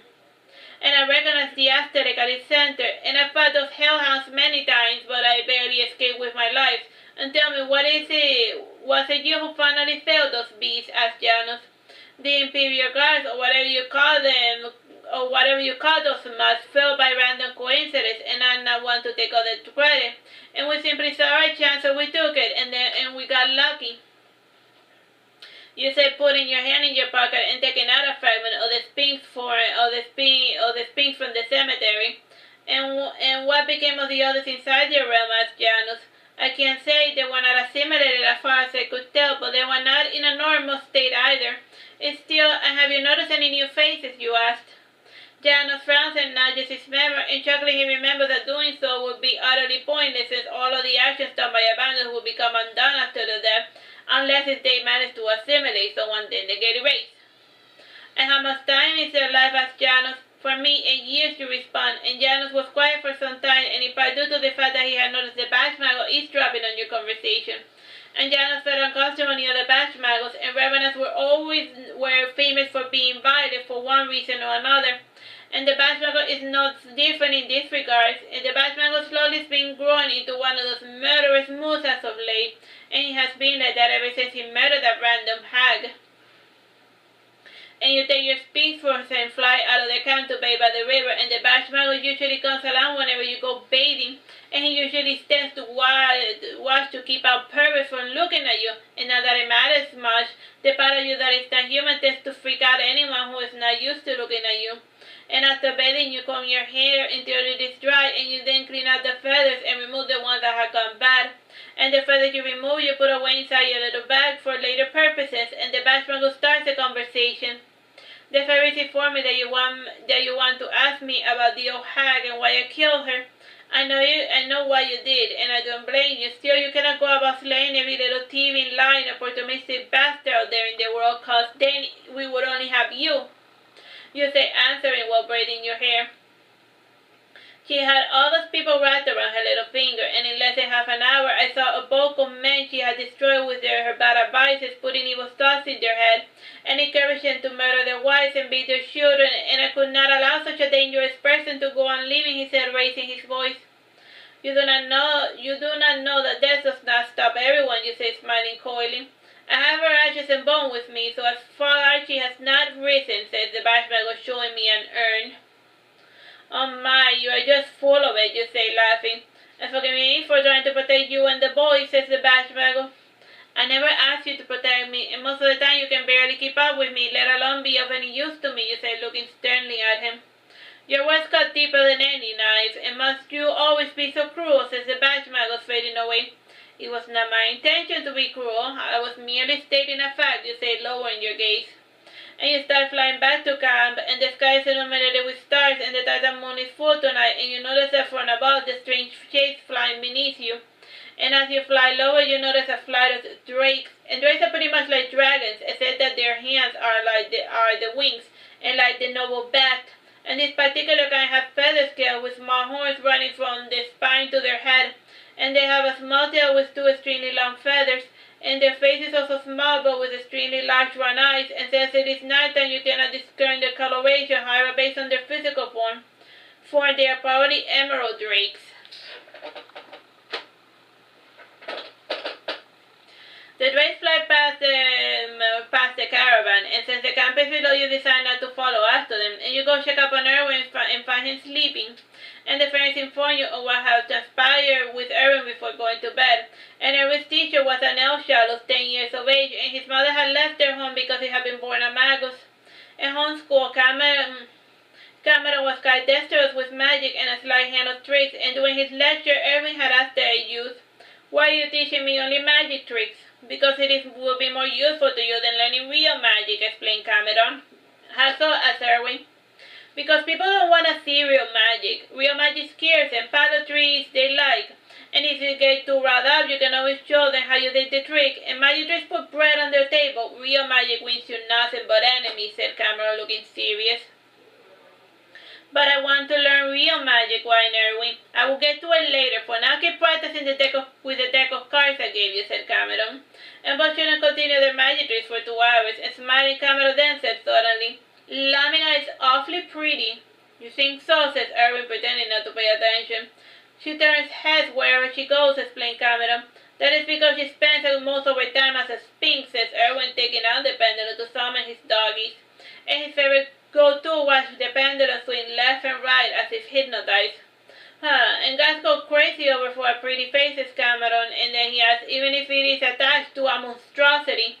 "If you say so," says Irving, petting his goat horns. And Cameron eventually draws the subject together when he notices that he's not getting any reactions from Irving. And the fairies mentioned that Irving was indeed somewhat perturbed by what Cameron had said, and indeed he had failed to notice how other men saw you. And Irving remembered that the batch maggot's face would always soften when he stared at you. And you go to Irving's tent, and you're disappointed to see him awake. Then again, as a shepherd, Irving is a light sleeper, and the lightest noise rises him for his slumber. And so while groggy, he asks, "What happens when a mage dies?" The good mages go to the happy place called heaven, where the other witches come through. The bad ones go to hell, you say, chuckling. Very funny. I mean, what happens to their magic? Does it die with them? And if my magic is strong enough, will I live on the same as the Batchmago? Asked Irving. It depends. For many mages, the magic dies with them, and others take on new bodies, or they stay in this world like the Batchmagos, you comment. Do you mean like reincarnation? Cameron says that when you die, you reincarnate. And if you were good, you become a higher being, like an elf or a dragon. And if you were bad, you become an animal, says Irving, sitting up. That is just a working theory. Reincarnation doesn't work that way, and what defines good or bad actions anyway. And you may think you're acting well, but then you inadvertently cause harm to many. And when it comes to the matters of life or death, the living only have working theories and nothing more, you explain. But you do know, insists Irving, shaking your hands. I do, but I'm not going to tell, and you add, even if I told you the one and only truth of the world, this knowledge would do you very little good. Now go to sleep, sweet child. Let me see. Take. But when Irving, no, you say sternly. And when you head out of the tent, the Batchman will commands, just because you can speak with the dead people doesn't mean you know anything about life after death. And just because you are dead doesn't mean that you know more than I do, you snap back. True, I do not know why I linger here, and maybe I have some unfinished business, says the Batchmago. Again with that unfinished business nonsense. If you have some unfinished business, go and finish it and then come back and tell me about it or something. You say, taking on the Sphynx form to walk outside of the camp. And indeed, what the fairy had told you had left you paranoid, and it felt like there were 1,000 eyes following you wherever you went, and the fairy shockingly saying, if you do not want them to look at you, put on a top or something when you prance about in your Sphynx form. I don't wanna, you say, pouting. The rest of the night you amused yourself by speaking with a Batchmago, and his mind was enamored with the idea that he had unfinished business, and for the life of him, considering that he's under revenant, he could not remember what he was supposed to do. He would pass on if he willed it, but he was far too stubborn to leave the mortal realm to the living. And another week passes on eventually, and the caravan has drifted further south, and in another 3 months, spring will come again. And the caravan is currently bordering the Eastern Kingdom, and then the nearest city is Aragon, followed by Tokai up in the mountains. And the caravan seems to be making its way towards Tokai, and they will need to travel fast to get there before the water closes out the only entrance out to the plateau.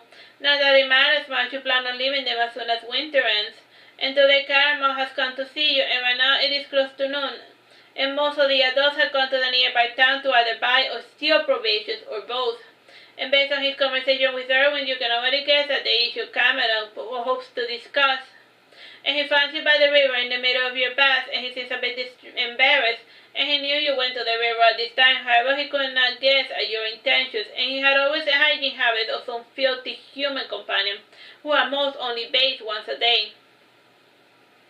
And when the Batchmago notices Cameron, he says, get out, get out. It's fine, Batchmago, it is nothing he hasn't seen before, you say disdainfully.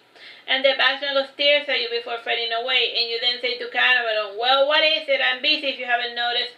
I'm sorry, I will come back later, says Cameron, starting to leave. I won't be in the mood to answer your questions later, so tell me now, you say, urging him on. And Cameron, historically managing to maintain eye contact, says, I want to talk about your fairies. Your fairies giggling and sneering, you say, sure you do. And why do you want to talk about fairies? Are you unable to see them? I could when I was smaller, but I'm no longer pure of heart, says Cameron. One of the fairies tell you, one can simply stop being pure of heart. It is a wonder what Cameron was actually imagining, says another fairy, laughing. And when you stare back at him, he continues, I want to know how to make use of them, and can you do magic with them? I don't use fairies for anything. It is that rotten attitude of yours, part of the reason why you can't see fairies anymore, you say sternly. Everything has to have a use for something, and cannot be allowed to just be. Forgive my phrasing, says Cameron, and what I meant to say is, in what way do fairies help you? They help me by keeping tabs on Irving and on anything they consider of interest, you say, yawning. And do they know the location of every magic user in the world, asks Cameron. More or less, and what would that information be of interest to you? Are you planning to form a magic user army? A one-trick pony army is rarely useful, you say, narrowing your eyes. I don't understand. Magic users have abilities to make them stronger than... Normal people, says Camilo sitting down, and he's probably planning to drag on the conversation, and by now you have finished grooming your feathers. And you get out of the water and perch yourself on a trunk and you spread your wings to dry them in the sun. After doing so, you tell Camilo, magic isn't everything. It has a statutory limitation, and there's a limit to how much magic power most persons can amass in one lifetime. Paratada within a magic power, says Camilo, dropping his voice. Get that stupid idea out of your head. So what is your grand plan, reading? Get all magic users together and convince them to conquer the world for you? Or is it your desire to kill all non-magic users? Are you so naive to believe that if everyone uses magic, then you will not be an outcast? And will you then have those who are brunettes too, you say, chuckling? There's no need to patronize me, and that is not what I'm thinking. I just thought that we could form a community away from them, like a safe haven, he says. There's already something like that, and it is called the Tower of Suberus, you command. Irving says that the place is no good and that the leader's not interested in teaching real magic. He's just using his apprentices to make money, says Camilo. There are just some things that cannot be helped, and even when you have everything in common with other people, they will still find a reason to hate you. And that is just the distorted order of the world. Though frankly, the true being are people like you say, and then you spit on the ground. Wait, what? Says Camilo, taken aback, and before he has a chance time to respond, the Bashmago appears and picks him up. And I'm alarmed, Camilo screams, Stop, where are you taking me? Back to camp. If you have not noticed, Lamina does not want to talk to you, says the Bashmago. And as soon as he leaves, you notice something interesting sparkling inside the water. And you reach down with your paw, which changes into the shape of a hand, and close to the river edge you find a talent. You take the talent and change its shape to the form of a coin, and you chuckle seeing as though it reminded you of the charms. And you put the little talent inside your pouch and find in the Bashmago command. For someone who does not use magic, you certainly do a lot of magical things. So what if I summon my apparel on a whim? It is not a matter to me what you think or anyone else for that matter, you command, pouting. It is certainly none of my business, but I'm just a bit curious of how do you do it, says the Bashmago. It is just as simple as having a summoning contract with a storage room, you say, smiling. Now I feel that you're just making fun of me, says the Bashmago, pouting. Maybe I am, you say, smiling. The next day, Irving finds himself alone, and Camilo is no longer teaching him practical magic, or any kind of magic for that matter. He was apparently using him to get on your good side. Then again, you do not care to discover the truth, and Irving did not seem to mind much either. He was already used to people using him to get what they want. And after Irving leaves, you beckon him to follow you to the forest, and frowning, he says, I already have my bath. I'm not here to talk about your hygiene or lack thereof, you say, taking the form of a human to pat his head. No, little one, I am here to give you a present.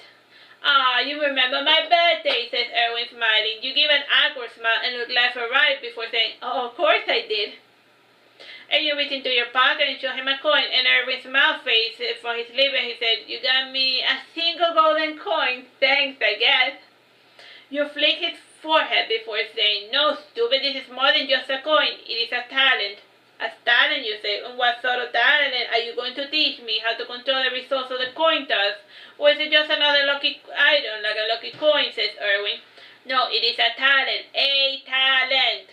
Something you obviously lack, but good news. I discovered this talent and I'm giving it to you, you say. I still don't get it, but thanks. It is the thought that counts, says Irving, taking the coin, and he's about to put it in his pocket, but you detain him. Talents have to be used, and they cannot be stashed away or left for later, you say, smiling. I really do not understand what you're talking about, says Irving, exasperated. And just explain everything and use my words so I might be able to understand. You fold your arms and ponder on what to tell him, and in the end you tell him this story. Remember that you asked me what happens when a mage dies. Well, sometimes when a mage dies, a part of him remains. It is just like the pendant you got as a result of our encounter with the house. Well, this talent, if you choose to accept it, will give you the randomness of a skill of a mage that passed away. And you will have to cultivate them from scratch, but you will at least be good at something for a change. Now when his eyes, Irving says, Camilo's mother is right. You do not know how to speak with children. What did I say? Did I say something wrong, you say coldly. Nonsense, you're just being randomly mean for the hell of it, says Irving. Bowing, you say, my apology. It's fine. There are some things that you cannot help, says Irving, chuckling, and he asks, Well, before I accept the talent, do you know what sort of skill I will get from it? Well, this particular mage was good at astrology, and once you understand the power of the stars, you will randomly be able to do powerful or really weak spells depending on the position of the stars and moon. Cultivating this skill will require a lot of stargazing and memorizing of its pattern, you explain. That won't be necessary. I may not know the names of the things in the sky, but I observe their movements all the time because there was nothing better to do back when I worked as a shepherd. And I think I already have all their movements pretty much memorized, said Irving, smiling. Perfect, you say. And the talent emits a faint blue hue, and then it turns into a blue flame. And you tell Irving, swallow the blue flame, and this talent will be yours. Irving eats the flame, and his eyes looked a bit dazed for a second, and he blinks twice, and then he commands, aside from astronomy, were there any other skills attached to this talent of yours? Nothing related to magic, but the mage was a really good wearer, you say, laughing. Says Irving, starting to walk back to camp. Hugging him, you say, I'm just kidding. The guy was a Fletcher, and you got the blast, and you go to the blast bin and start practicing fletching, and you just might be good at it as well. Shouldn't I focus on magic, asked Irving. You can't be a one-trick pony, Irving. If you are clever about it, you might be able to combine two skills, you command. Don't count on it, says Irving, shaking his head sadly. The fair is in your ponder on which city or town you wish to visit, and the guild system treats an kindly outsider. And after examining the distance and the situation of the towns around you, you decide to visit society. You have an advantage there because your sister Melina knows people, and she can easily find a position for you and Irving. And after trading information, you decide to heed Melina's advice, and you take a more humane form, and you even surprise the feathers on your hair, and you even acquire new clothing for you and Irving before entering town. And as far as anyone can tell, you are a widowed lady and her son. At least that is the official story you will be telling everyone when you enter society. And you urge Irving to stick to his story even if no one believes it. And you make your way towards the manor in the center of the town, and it is close to one of the baddest. And society has the uniqueness in emphasizing of education of women, and even teaching them swordplay. Only society was like that because it was the #1 supplier of courtesans and female spies across the kingdom. And even while Irving learned fletching from a blacksmith, you were supposed to teach sword fighting to the niece of the blacksmith, Fiora Riget, and she was the third youngest daughter. And as was tradition in society, she would be educated as a boy. And most families could neither afford nor bother to marry all of their daughters. And in younger times, as maidens were sent to the temple to become priestess, and over the years, society had acquired a martyr status, and as such, girls destined to remain unmarried were trained and educated as boys, and after a trial, they could join the army and make their names and fortune through their sword. And as per tradition, women were taught by a female fencing instructor, and after a few hours, you met with the master of the house, Regis Liberi, and you simply nodded and smiled to confirm all the lies that Melina had told him. And it's a good thing he's such a generous patron of your system, and I respect most of his time quiet. He's never a very good liar, so he decided that the least he said, the less chance he had of being discovered. Alright, so that's enough for this chapter. Bye-bye and God bless. Hello, my name is Teresita, Blanco, your sister, and we're continuing with Saturnastra Lamina. This is chapter 10. After a long, drawling chat you barely bothered to follow, Regis turns to Irving and asks, why does the lad want to learn fletching? It's in case our luck changes. In these turbulent times, one day you can be rich, and the next you can be dirt poor, and then having a crafting skill will be useful, you answer. I never thought of it like that, said Regis thoughtfully. And a sudden thought strikes Regis, and he says, I don't remember seeing my servants move any of your personal belongings to your room. This is silly of me. I forgot to pack. When I heard this job offer, I came right away, you say, laughing nervously. You came from where exactly? Asked Regis. You think for a moment, and then the fairies give you an interesting idea. A tear falls from your eyes, and you pull a handkerchief, and you wipe a tear, and then say, from Ray. By the gods, forgive my indiscretion, says Regis, bowing.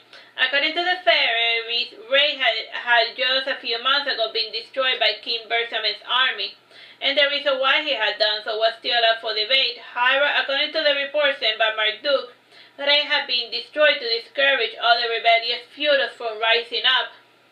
And it had been chosen because it had no strategic worth or any economic significance. A person could easily do without it, and it was for this reason that the Queen of Society always made an effort to make her kingdom indispensable, to make her city indispensable to the crown. And before starting your lesson, you take a few days to settle in, and you acquire a cache of expensive clothing and items from Melina in order to look the part of a wealthy widow. And Irving is the one who seems most uneasy with his new attires, and they constrict him, for lack of a better word, and you allow him to ditch them whenever he heads out into the barracks to practice fletching. And the blacksmith there is a merman named Blanco, and he has extremely pale white skin which is sleek to the touch, and his voice is extremely high-pitched, and he has tiny rows of teeth, and his tiny eyes are red. Irving has never seen a merfolk, so he's naturally a bit intimidated by him, and after working with him for 2 hours, he's finally able to get over Blanco's bizarre looks. And as for your new charge, she is an absolute angel, and she has large black eyes and long straight raven hair. And based on her tan skin, one of her parents must be a foreigner. However, her mother will always deny this, and her frame is that of a little ballerina, and she has long, delicate fingers. And after staring at her from head to toe, you decide that she is perfect for the fighting style you have been tinkering with. And the style has been created by the swordsman named Fiora de Liberi. And she would always wear adorable attire with plenty of ribbons and jiggling bells designed to distract her opponent. And her enemies would never take her seriously until it was too late. And she never had any student, and her fighting style faded into obscurity because it was too cute and too underhanded. And her true identity was completely erased when a guy published a swordsman manuscript using her title as his name. And in time, all her battles were attributed to that second-rate duelist. And you decide to teach Fiora that ancient swordswoman's fighting style, aka pretty fighting. It is your way of bringing Fiora the lady back to life, and your Fiora at the moment is playing with a large porcelain doll, and she frowns when she sees you. I told Uncle that I don't want to play with swords, and I want to be a princess when I grow up, she says, the little 8-year-old Fiora. And you can be that, you just need to snatch yourself a prince, you say, smiling. I didn't know I could force a prince to marry me, she says, smiling.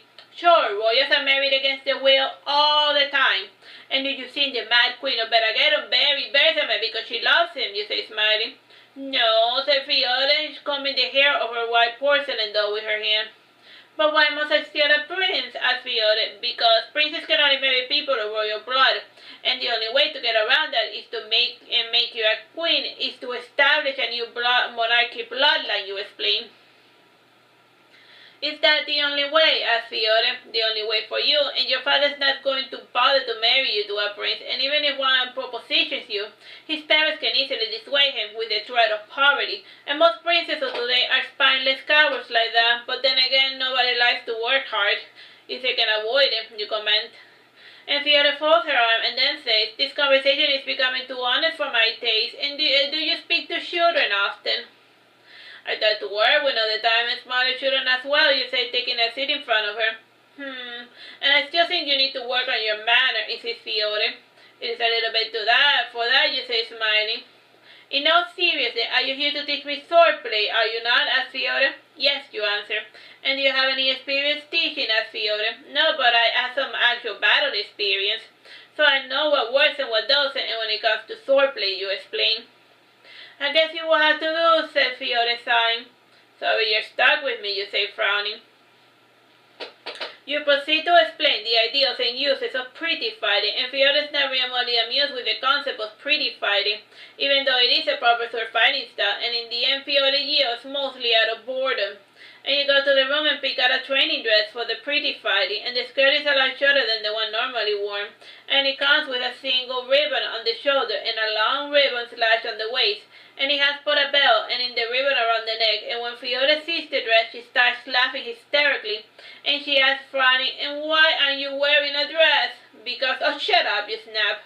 And your elegant rapier has swept hilt, and the other one you gave her had a pamper helm hilt, and the pommel of her sword has an iron-legged ribbon, and you spar a little with Fiora while teaching her the technical stance and other nonsense to the by noon, Fiore is waiting for her to toe, weighted down by her training dress.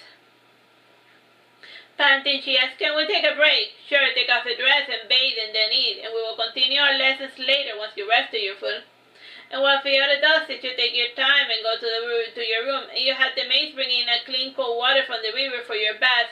And even in your human form, you still are in the habit of bathing at least 4 times a day, and considering the source of the water, the maids are slowly growing to hate you. And even more so when they try to pass cat for bunny. And during that time, the fairies inform you of Irving's lesson, and he has been hammering all day, and Blanco seems to think Irving has a talent for making arrows. In order to make them magical, he has been adding unique designs to the side of the arrowhead, and since he's just starting, he is limiting himself to simple shapes of squares, triangles, and stars. And Blanco has other apprentices as well, and one of the last was a 15-year-old troublemaker, and he would ask Irving to show him how to make the items like 100 times, and the guy would never get anything done himself. Instead, he would hinder the progress of those around him. And since he was bothering Irving, the Batchmago murdered him when no one was looking, and they found his mangled remains within the cold of his workstation, and you could put a stop to these little impulse murders of the Batchmago, though frankly what he does with his eternity is none of your business. And now you converse with Irving while he tends to the goat and the horses as well, and later on you have dinner with Regis and the rest of the family and Irving. And as you expected, Fiore refuses to speak of her lessons. She at least respects your authority as a fighter, and her old instructor will never fight her in earnest. And if it wasn't for you using a plastic rubbery blade, Fiore would have been covered in stabs and wounds and cuts all over.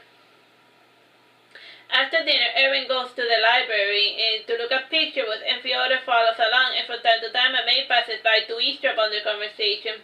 Regis tries to start a conversation with you, but however you feign sleepiness to get out of his presence, and the familiar tone he employs with you is a tad too annoying. And while Irving speaks with his new friend, you reach into your pocket and pull out a polished stone from the Sphynx, and you narrow your eyes and know that there's a slight crack down the middle, and the smooth edges of the polished stone are cracking in certain places. And you put the stone away and hope that it won't crumble to dust in the near future. A year and a half passes since I started, and Fiore has reluctantly made great progress with her pretty fighting, and Irving just about knows everything there is to know of different materials and designs used in the fletching career, and the lessons that remain are simply stylistic, and after much coaxing, Blanco gives Irving his journeyman's license ahead of time. In part, he had done so because all of his douche apprentices were dropping like flies, and the mysterious deaths that were occurring in his workshop were attracting unnecessary attention. And Glacos knew the source of the scourge, but he was naturally powerless to do anything about the Raven and the Batchmagos. Then again, Glaco was never allowed to choose his own students, and the Blacksmith Guild did not afford a non-human such liberties. And before leaving Regis enters your room in shock, he asks, "Why are you leaving?" "Irving already has his license, so there's no need for me to linger," you respond. And also you see Irving bringing up the horses, packing with the supplies, and Regis asks again, "But I thought you were happy here." "I'm happy wherever I happen to be, and my happiness does not depend on my surroundings," you comment frowning, and Regis stands in your path. "But what of your pupil? You have you have an obligation to fulfill as her teacher," insists Regis, following you out of the way. "I am no longer on your employment, so I am no longer duty bound to teach her anything," you comment almost at the essence, and Regis bars your path with his body, and rolling your eyes you say, "Must we do this the hard way, and you are too old for such infantile games? And what can I do to force you to stay?" demands Regis, raising his voice. "You see that tone you just used? I am out of here. Adios," you say, pushing aside.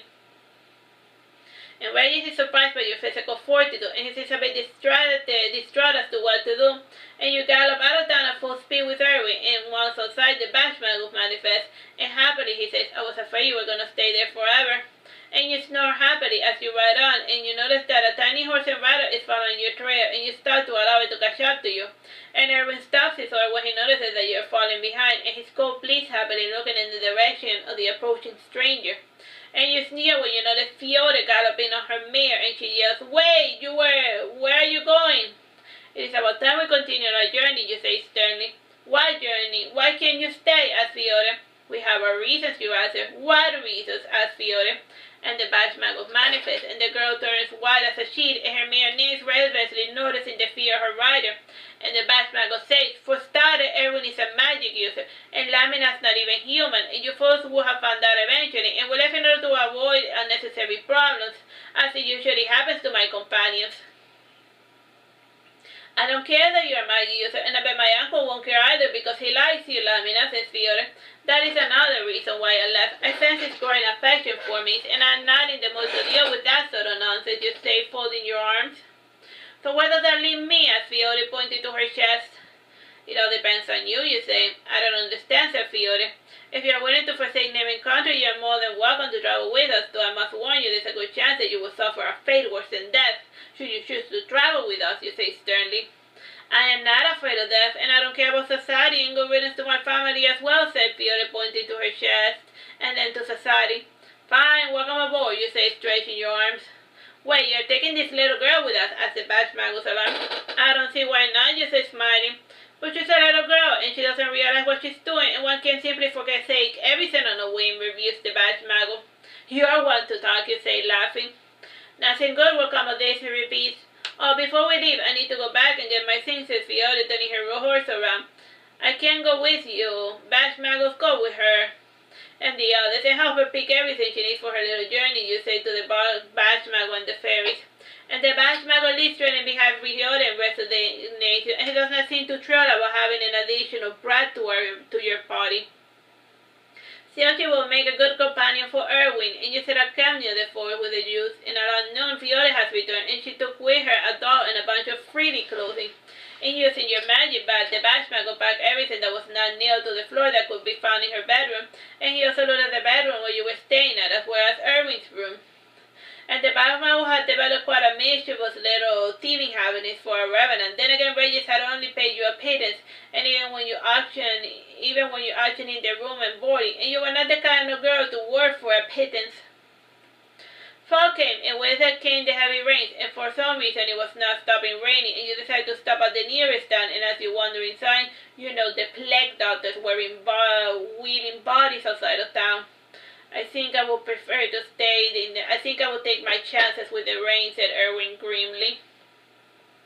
We should go. I don't want to get sick or something, moans Fiore. The badge magus gives a peripheral view over the bodies, and after noticing some similarities among them, he speaks out loud what you and the fairies are suspecting. These people were killed by a curse, not an illness. What sort of curse? Asked Irving. The kind that kills. Are you blind? Snaps Fiore, and she gets testy when she's scared out of her wits. And maybe we should find the source of the curse and undo it to help these poor people, suggested badge magus. There is no need, and you add, and based on the fairies, there are some lords on the way, and if we get involved, we might get targeted because of association, and I think we should stay in the inn until the rain does stop, and then get out of here really quickly. And you gesture to one of the undertakers, the one with a cool bird crow mask, and he asks in a gentle voice, yes, how may I help you? And we're looking for an inn, and do you know where we might be, you ask? You came at a bad time, my friend, and never mind the weather. It will be best to leave, even with the rains, he commands. And I figure as much, but I am traveling with children, so I can't afford to have them exposed to the elements any longer, you answer. I see, says the undertaker, and he sits for a moment and says, go to the Berizo Inn. It is 5 blocks ahead, and then take a right. Continue walking until you see a sign with a yellow rooster painting on it. And the inn is a little old, but it has a stable for your mouse, and the innkeeper's a friend of mine. Give him my name, Seori the Undertaker. Thank you, you say, showing him a bag of golden coins. Seori picks it up and puts it in his pocket, and while walking by your side, the badge magus asks, was that really necessary? No, you say, looking on ahead. And you arrive at the inn just before the rain gets uber bad, and the gust of wind and the slight hail smashes against the window, and the innkeeper offers you the best rooms. And this one has 3 beds and a balcony to boot, and is located on the 5th floor. The second window gives you one lovely view of the river and the forest and the market and the lightning that is falling all around you, and despite its aging, is quite solid, made of stone and bricks. And while settling down, the fairies arrive with information of the town, and Fiore notices you talking to yourself, and then asks, who are you talking to? The fairies, you answer, the fairies. That is actually a real thing, and it's a real, and why don't they make their presence known by touching things or writing something down, as Fiore? I wonder about that sometimes as well, commented Irving. Fairies do that from time to time, but the game of spooking humans eventually grows old, you say Johnny, and you narrow your eyes and then pick up and close the curtains. Don't do that, said Fiores. I want to see the storm. There is I would prefer not to see this storm, you say, lying down in the bed. And Eric goes restless for reasons that he cannot understand, and Fiore gets up and opens the window again, and she screams when she sees the batch maggots wearing the rotten flesh, and he has on his own phone when he saw the little girl running away. And before she runs out of the room, Irving detains her and he says, "It's fine, that is just a batch maggot pranking you," and he apparently has not outgrown such childish games. But what is it? How can he just appear like that? Is he also a magic user like you? Asked Fiore, and sitting up, you say, "Clinically speaking, the batch maggot is what you would call someone who is no longer alive, and depending on his willpower or whatever, he can manifest the flesh and affect the world of the living." "Oh, I read about that in the Vertebrae bestiary. You are a vampire," explains Fiore happily. "What's a vampire?" asked the batch maggot perplexed. "It's a dead guy who likes to drink people's blood," you say, Johnny. "Vampires do more than drink people's blood. They fly to the air and control the beasts, and they have super strength and super speed," says Fiore. And Irving raises an eyebrow to illustrate his disbelief, and he starts ignoring Fiore's rambling and begins to talk to his favorite goat. And you pay extra to have the little critter inside, and after having Fiore rave about vampires for a few hours, you comment, "Well, the batch maggot is a revenant, not a vampire." "What's the difference between one and the other?" asked Fiore. "Well, revenants don't do the blood drinking thing. They also do not share the statutory limitations of vampires," you explain absent-mindedly. And you spend about 10 minutes explaining to Fiore everything there is to know about revenants, and the batch maggot too paid attention, for it was the first time he had heard an explanation about his existence, and at a certain point he too starts paying attention when he notices that you're making things up, and as someone who belongs to the realm of the living, you can only speculate as to how dead people are supposed to work.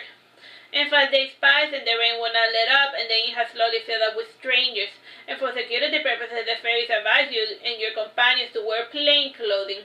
And at first Fiore protests, but then she decides that prudence was the best course of action, and she did not find it too appealing the prospect of getting mobbed for wearing nice attire. And I sported a good herb attire while you and Fiore were playing red dresses, red being the color of mourning in this continent. And since you were to spend more time in this town than originally planned, you decided to send the fairies to discover the local situation. And the town is called Caliobre, and instead of a mayor, it is run by a council of 10 heads of family, and the noble families also control the guilds and the economic system. And as of late, a plague has struck the noble household, and suspecting foul play, the lords have come to investigate the situation. And contrary to popular belief, the lords are quite proficient in magic, and many secretly are warlocks. And this hypocrisy, for lack of a better word, is necessary for maintaining control over the continent. And they actively persecute mages who are not under the direct control of King Bersamen himself. And it is a team of such warlocks that are now staying in the inn. And whenever hunger forces Irving and Fiore to dine in the bar, they know the berserker lord staring daggers at them. And Irving comments below his breath, "It is almost as if they can smell the magic in me." "It's fine," you say, laughing. "They're not here for us, and as long as we stay out of the way, nothing bad will happen to us. All you have to do is stay there and continue to look innocent, okay?" The fairies and the ghosts too are behaving, and even the batch maggot has not murdered anyone on a whim, and the stern-looking lords were too unnerving even for them, and today we note another new arrival. And he was dressed like a blind beggar, having the speed of his step and the certainty of his movement betraying his true identity. Even in his rags, you notice the carefully wrapped steel sword named Ulfhead, and the sword has unique magnetic properties because it was crafted from a meteorite fragment, and it is also said to have other powers, but you doubt the veracity of those tales. And the sword alone is a telltale sign that the warrior was Fornas, and he is a blind knight from the southern kingdom, and he is part of an unlikely alliance between the humans, the elves, and other species. And Fornas somehow notices you staring at him, and he looks up with his clear, milky white eyes and his mouth. And you give an awkward smile and turn your shield around to avoid looking at him, and the lords exchange glances and some of them chuckle. And while returning to your room, you stumble on your dress, and you scratch your knee on a nail, and pouting, you say, "Ouch!" And the batch maggot comments, "It is probably the evil eye of that servant well, and she has been staring daggers at you since the first day you came in." "What for?" you say, frowning. "Who can say?" said the batch maggot, yawning. And when night falls, you notice a strange fire beneath the tree, and it is visible even through the heavy rain. And your observations are distracted by Fiore frantically turning the room upside down, and she says, "My doll is gone missing." My pendulum is gone too, comments Irving. Well, tough titicaca, you add. It is a good thing that those items are imprinted, and they will be returned to us one way or another. Imprinted, what's that? Inquires Fiore. It's like a curse, explains Irving, and whenever I look at my pendulum from a certain angle, I start seeing some strange monsters for a bit, and if I see them again in the pendulum, they disappear. You didn't curse my dolly too, asks Fiore, crying. No, your dolly's fine, you say, petting her head, and you add, I put a bottle of pond dust in her dress, and all I have to do is follow one of the spooks to its location. Well, let's get to it then, because I'm afraid without her, says Fiore. And you take her hand and you follow along the ghost, and Fiore chooses not to see the ghost, and she is also not pure heart. And Irving follows behind, and as you walk further, the Batmago finds a place to manifest in the flesh, and he wordlessly joins your party. And the Pisces attend a discretion. About 10 people saw the Batmago materialize in a routine air, and these people have already snitched at the lords who are doing their best to follow after you, and the fairies guide you to a shack in the outskirts of the town, and you unceremonially kick the door down, and the occupant, the maid from the establishment, looks startled. You know the creepy shrine with a stolen doll and a lock of your hair, and sighing you say, what did I ever do to you? Is that what it looks like? She started. Well, no matter. Irving, take Fiore outside, you say, and Irving awaits and closes the door behind you, and the Batmago walks forward, and he chokes the maid to death. And as usual, you turn a blind eye to this proceeding, and once outside, you know the three lords and foreigners coming towards you, and foreigner asks, did you kill her?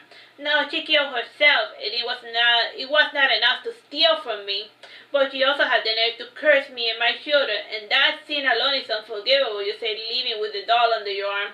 And what happened to the girl, asked Fiore? Nothing, you say, giving back the doll, and Fiore wraps the doll inside her clothes to keep it from getting further wet. And for the following week, the lords go from home to home, cracking down on witchcraft, and after burning all the witches, and the storm finally dissipates, and you frankly do not approve of wrongfully burning witches, still you understand the ritualistic purpose of such an execution, and it was necessary to lift whatever curse they may have casted upon the unwilling populace. Alright, so that's the end of that chapter. Bye-bye and God bless.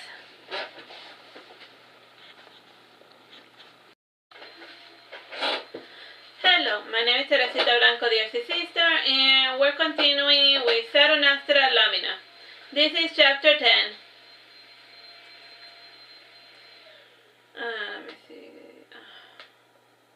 Before leaving, Sphynx comes to see you at the stable, and he comments, I was a little bit disappointed by your lack of intervention.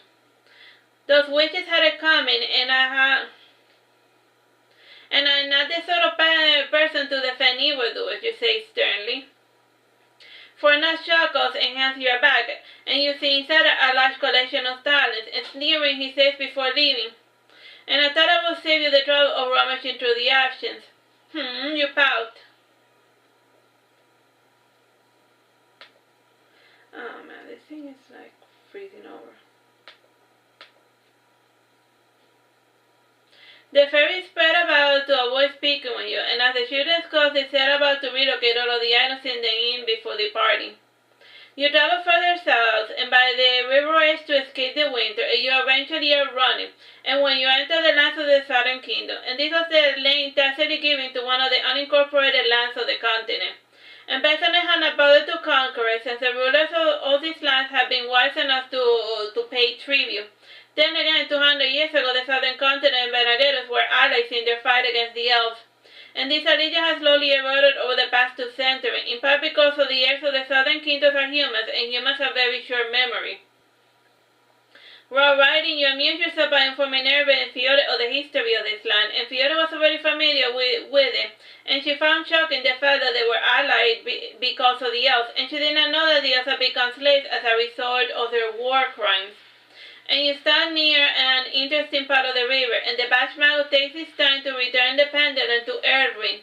And he was apparently curious about how it worked, and the river in question was called Boreal, and it only flowed during the winter time in this region, and it was an offshoot of one of the twin rivers, and it is famous for its clear, crystalline, frigid water. Fiore comments, why is the river swirling like that over there? And she points towards a place where the whirlpools are forming, and you answer, those are whirlpools. There must be a crack there that is swallowing up the water. "Oh," she says, looking curiously at the whirlpool. And the Bashmago frowns and shakes his head sadly, and he opens his mouth to call you on your life, but chooses to remain silent. His face is soon blasted by a strong surge of sand, and the mini sandstorm lasts for a few minutes, but it is enough to cause a panic, and it takes about an hour for you to put your little party back together, and the ones who were mostly spooked were the horses, and the two Fiore and Irving on a little joyride in 2 different directions, and they had gone quite a long way before they regained control of their mounts. And again you start to look at the whirlpools with your group, and Irving comments, "That was strange." "Indeed," you say, frowning, and you dismount the horses and take on your Sphynx form, and Fiore's eyes opens wide, and she is still not used to your transformation, and as soon as you enter the icy banks, you feel a chill run down your spine. And it's not that the water is cold, rather for some reason you had the expectation of feeling cold water, and this expectation and the pressure you feel behind your head can only mean one thing. And Irving's mouth begins to shift uneasily, and Irving voices his fear and says, "We should get out of here and continue on our way. There's no reason to linger." "And what's the hurry?" asked Fiore, "and I want to see the whirlpool some more." "No, we should leave here. Before it attacks," says Irving, alarmed. "Won't start teasing me, Irving. There's no monster in the river," whined Fiore. "If it will get you to come down, I will go into the whirlpools and check for monsters," you say, entering the maelstrom. And the river is deeper than you expect, and as you sink deeper, you notice the shade of something sinking beside you. And focusing your eye, you recognize the hands Astaron and Corcaroli, and you smile when you realize that Irving has developed a little something called common sense. And Astaron says this with Irving's voice, "Is there another one of those abandoned things down there?" "Probably," you comment, and the whirlpool eventually opens up, revealing an azure sky, and the air feels stagnant like breathing inside a sandstorm, and the world below shows a strange adorned statues in adoration poses, and sand has covered most of the statues, and beside you flows a river, and there's a hint of a forest, but it is also covered in sand. And as you walk towards the forest, you know more statues, and the ones further outside the sand have offerings of garlands of flowers, jewelry, and other items.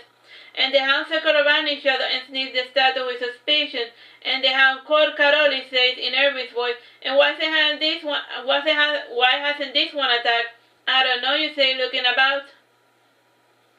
The air gets even more stagnant, and visibility grows poor, and you spend most of the time coughing up sand or bumping into trees, and Irving's hounds have at least managed to follow your scent trail, and the storm suddenly dies down, and at the edge of the river, in the center of the chasm, there's a whirlpool, and at the center, in the only clearing, there is a small figure of a lady.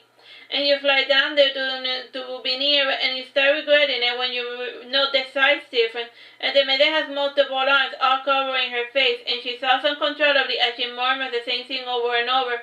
And by her feet you know several extremely small trinkets, and every utilizing in Corcaroli makes the mistake of picking up a sword with his mouth, and the moment that he does, the monstrosity starts screeching. The battle then ensues, and the siren storm starts attacking you as well as the water element, and they take monstrous shapes, and the statues march against you in a confusing maelstrom, and everything swirls around you in utter confusion, and in such a state, the proven strategy is to burst, and you begin to glow with azure color. The same is done by the ghosts who you drag along, and you evaporate everything around you, and you create a clearing, and the hands covering the face melt, and it reveals the gorgeous face of a maiden who is crying tears of blood, and she speaks in a voice, and curses after curses in an unknown language, and you feel the curse affecting your body, and it's a good thing they are the old-fashioned curses like infertility, famine, plagues, and pestilence. And the other soul inside Irving takes over Astaron, who stands before you to shield you from the most aggressive curses, and these death curses would kill you, even should the abandoned be slain, and based on its looks and dialect, it is one of the first and oldest abandons in existence, and you want to scream and tell it that the kingdom she curses no longer exists, and there is no need to curse the world anymore, and she has already gotten her revenge. And in the end you remember that trying to rationalize with this creature is an effort in futility, and we're about to argue with something that will no longer exist. And Astaron starts burning its surroundings in a brilliant display of fireworks, and as for Corcaroli, by random astrological coincidence summons up a strange spell that distorts the shape of this abandon. And slowly it sinks down and fragments in a bloody whirlpool of body parts, snakes, roaches, and other disgusting vermin. And this mass of destruction is at the same time incinerated by the magic of Astaron. and in time only imperceptible small fragments of the monster remains, and the feathers gather around you and resonate to completely destroy the abandon at an anatomical level. And while there's no trace of the creature, the area finally breaks down, and you find yourself entering a pool of water which is only waist deep. And as for Irving, he has summoned his dogs to arbitrarily dog paddle against the current, and Fiona scratches her head and comments, "So the water really wasn't that deep?" "Not at all," you say, smiling sadly, and taking a deep breath, Irving says, "What a bother." "And what's bothering you, Irving?" asks Fiona. "Nothing," says Irving, sighing. And you look through the waters and pick up the only trinket that wasn't washed away by the river, and Irving recognized it as the rusted out version of the sword he had wanted to pick up. And you say, smiling, "Here, for you." And Irving takes his sword and smiles, and Fiona grimaces when she looks at the rusted piece of junk, and she comments, "If you want a sword, we can always buy a new one in town." "Nah, I prefer this one," says Irving, putting it in his stash. "Why? That's so stupid. Why bother with a rusted blade?" Fiona remarks. "It has sentimental value," says Irving, chuckling. Pouts Fiona. And you continue trailing the river, and from time to time you imagine you hear the wailing.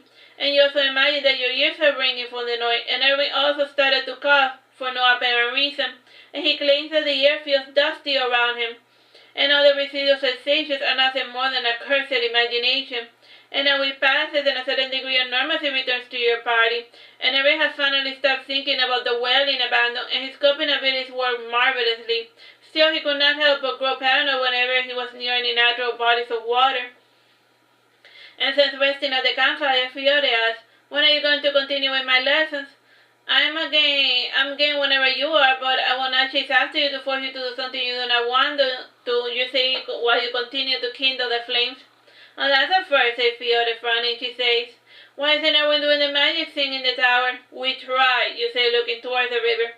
"School isn't really my thing," says Irving. "I was not really learning much of anything." "But you did master the fleshing scene pretty quickly," says Fiona. "It was just a simple repetition, and I was already used to monotonous repetitive tasks that require little supervision. And when I was a child, I used to take care of all the farm animals, and I also had to do, well, you get the idea," says Irving, petting his favorite goat. "How long does it take for a kid to grow?" asks Fiona, petting the head of the kid goat. "About a year," you say. "No, really, it takes about 18 to 20 months, corrects Irving. And scratching your hair, you say, "Oh yeah, that's right, I'm still not used to this odd time schedule." And an eerie silence follows, and even the nearby river seems to have gone mute. And everyone looks about him agitated, and his agitation is shared by the ghosts and fairies, and you tell them, "Relax, there's nothing to be scared of. That thing only attacks elves anyway." And Fiona looks towards the darkness while clutching her doll to her chest, and then she asks, "What thing?" "Just the embodiment of silence," you say. "I don't get it," says Fiona, voicing out Irving's confusion. "Well, there is a creature that when he passes by, everything grows real quiet, and the more quiet it is, the closer he is to you," you say, gesturing with your hands. In cringing, Fiona grabs hold of Irving's shoulder, and trembling she says, "But it was really, really quiet just a moment ago, and why does it want with us?" Shrugging your shoulders, you say, "Who knows, probably nothing." "I think you're just trying to scare me," whines Fiona. "Maybe. You look cute when you're terrified," you say, smiling. Frowning, Fiona says, "You're mean. I'm going to bed. Good night." And Irving lingers a bit by the campfire, and you know that he has something genuine to complain about. And sighing, you say, "Well, what is it?" "I was thinking about the wishes. Why do you not help them if they're so important to your fight?" asks Irving. "Those people, were not true magic users. Sure, they had a bit of magic in them, but it was not enough to warrant their attention. Still, they could summon enough magic to harm regular humans, and frankly, they got what they deserve, causing plagues and pestilence, just because," you say, frowning. "But maybe they were just doing it to get on ahead in life through petty thievery and murder," suggests Irving. "Don't be fooled, my dear Irving," says the Bashmago. "Those women were evil, plain and simple. And what sort of horrible monster steals a child's doll to put a curse on her?" "It is a popular money-making strategy for witches, and they create the plague, and then afterwards they sell the cure to the little people," you say, frowning. "Oh, I suppose you're right, and people like that should not be allowed to exist," said Irving, playing with his pendulum. And he summons out the two dogs, Astaron and Corcaroli, and they go beast pitifully as the dogs start drawing nearer. And Irving gestures towards the dog, which ignore his command, and they eventually settle down when they know that the goat is ignoring them. "I think erasing the resistance is a bit too much. Still," you say, yawning.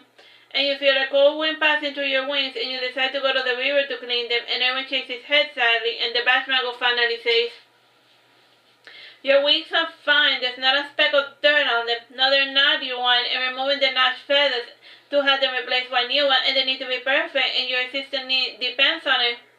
And the winter months you spend following the river. And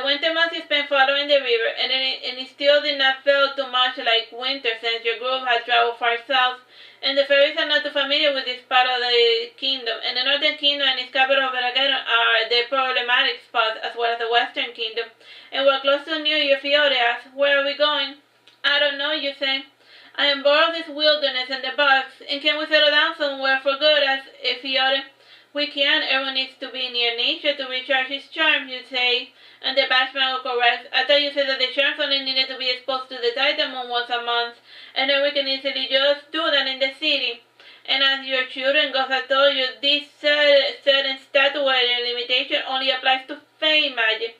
"Okay, you got me. So there really isn't a real reason to settle down in a town," you say, frowning. "And if you want to, we can find a nice one with a big cemetery, and you can guard it just like the good old days," says Irving. "Yes, it will be just like the good old days, and I will go into town and murder people every so often," says the Bashmago, laughing. Fiore remarks and says, "Don't even joke about that. Killing is a sin, perhaps for the living, and I'm already technically in the afterlife, and maybe it was the will of the gods for me to become a revenant or whatever," says the Bashmago, smiling. "The gods have nothing to do with what you are, and even in that form, Arasa can still take you away, so do try not to be a nuisance, and bother even enough, and they will make it their business to be rid of you once and for all," you warn. "You're right, Lamina, my apologies, and I will try to behave, if only to avoid going to Arasa's realm. And by the way, what happens when he takes you away?" asks the Bashmago. "I'm a bit curious about that myself, and I was told by the priest that if I'm good, Lara takes me to the world to experience infinite bliss, and if I'm bad, Arasa takes me away. And the ending is pretty much the same, except that both gods go about getting the desired results into opposing fashions," you start saying when Fiore interrupts you. "Start changing the subject, and you do this every time we bring up the matters of settling down in a place for good. And also, why haven't you found a good magic teacher for Irving? And we can all be self-taught geniuses like you," complains Fiore. Giggling, the fairies say Lamina had a teacher too. "Quiet, you yell, looking at the fairies. And the matter of finding a place to settle down was brought up again and again the following days, and things reached a tipping point when the mother of Irving's favorite goat died, and she had gotten bitten by a poisonous snake and had died some hours later. And you were far too dense to bother with the snake since you did not have any natural predators, and in the end you yielded to logic. And it was fine for you to wander about with ease, but small humans could not keep up such a pace. And before choosing a place, you give a quick visit to your father using the anchor, and yawning he comments, 'I was expecting you. I need a good teacher for Irving,' you say.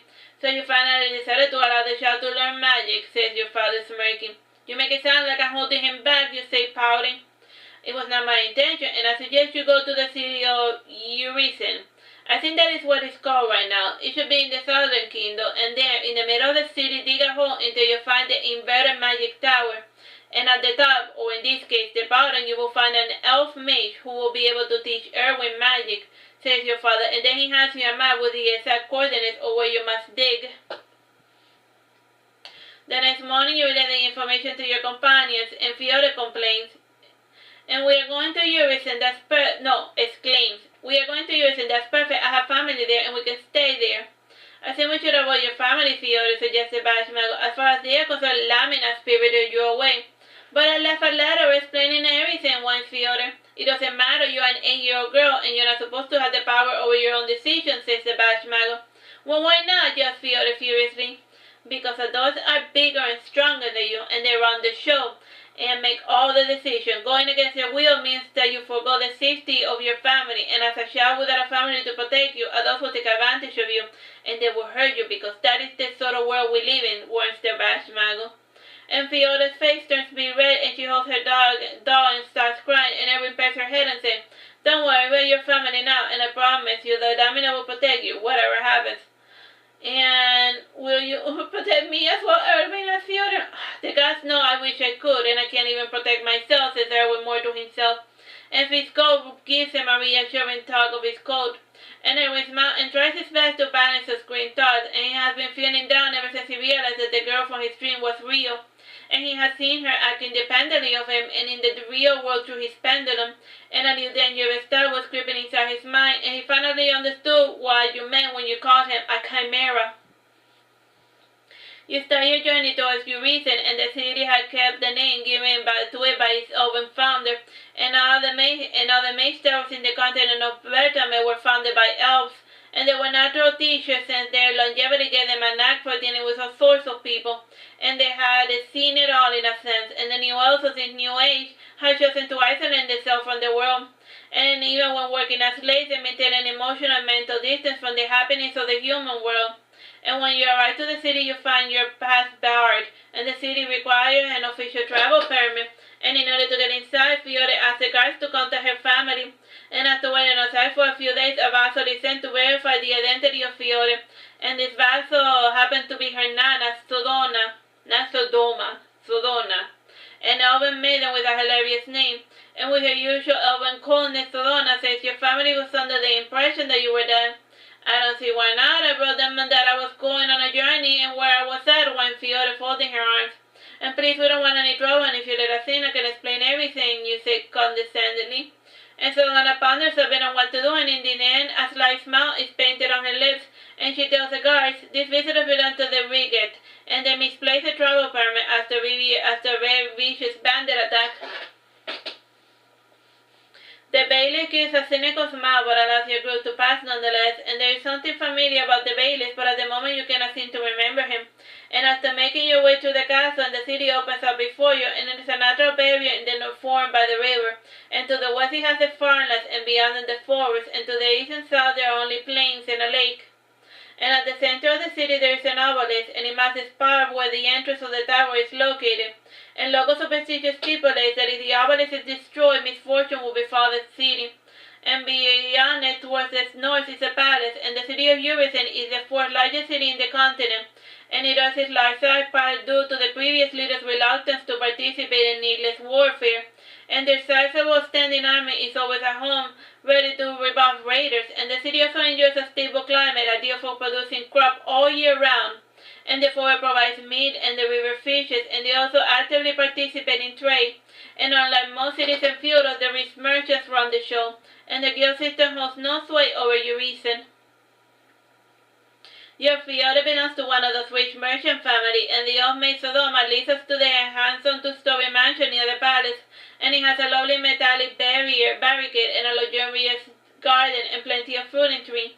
And the garden also has peacocks here and there, and everything about your surroundings speaks opulence, and every looks at his surroundings with suspicion, and as for the Bashmago, he has chosen to stay solid while inside the town.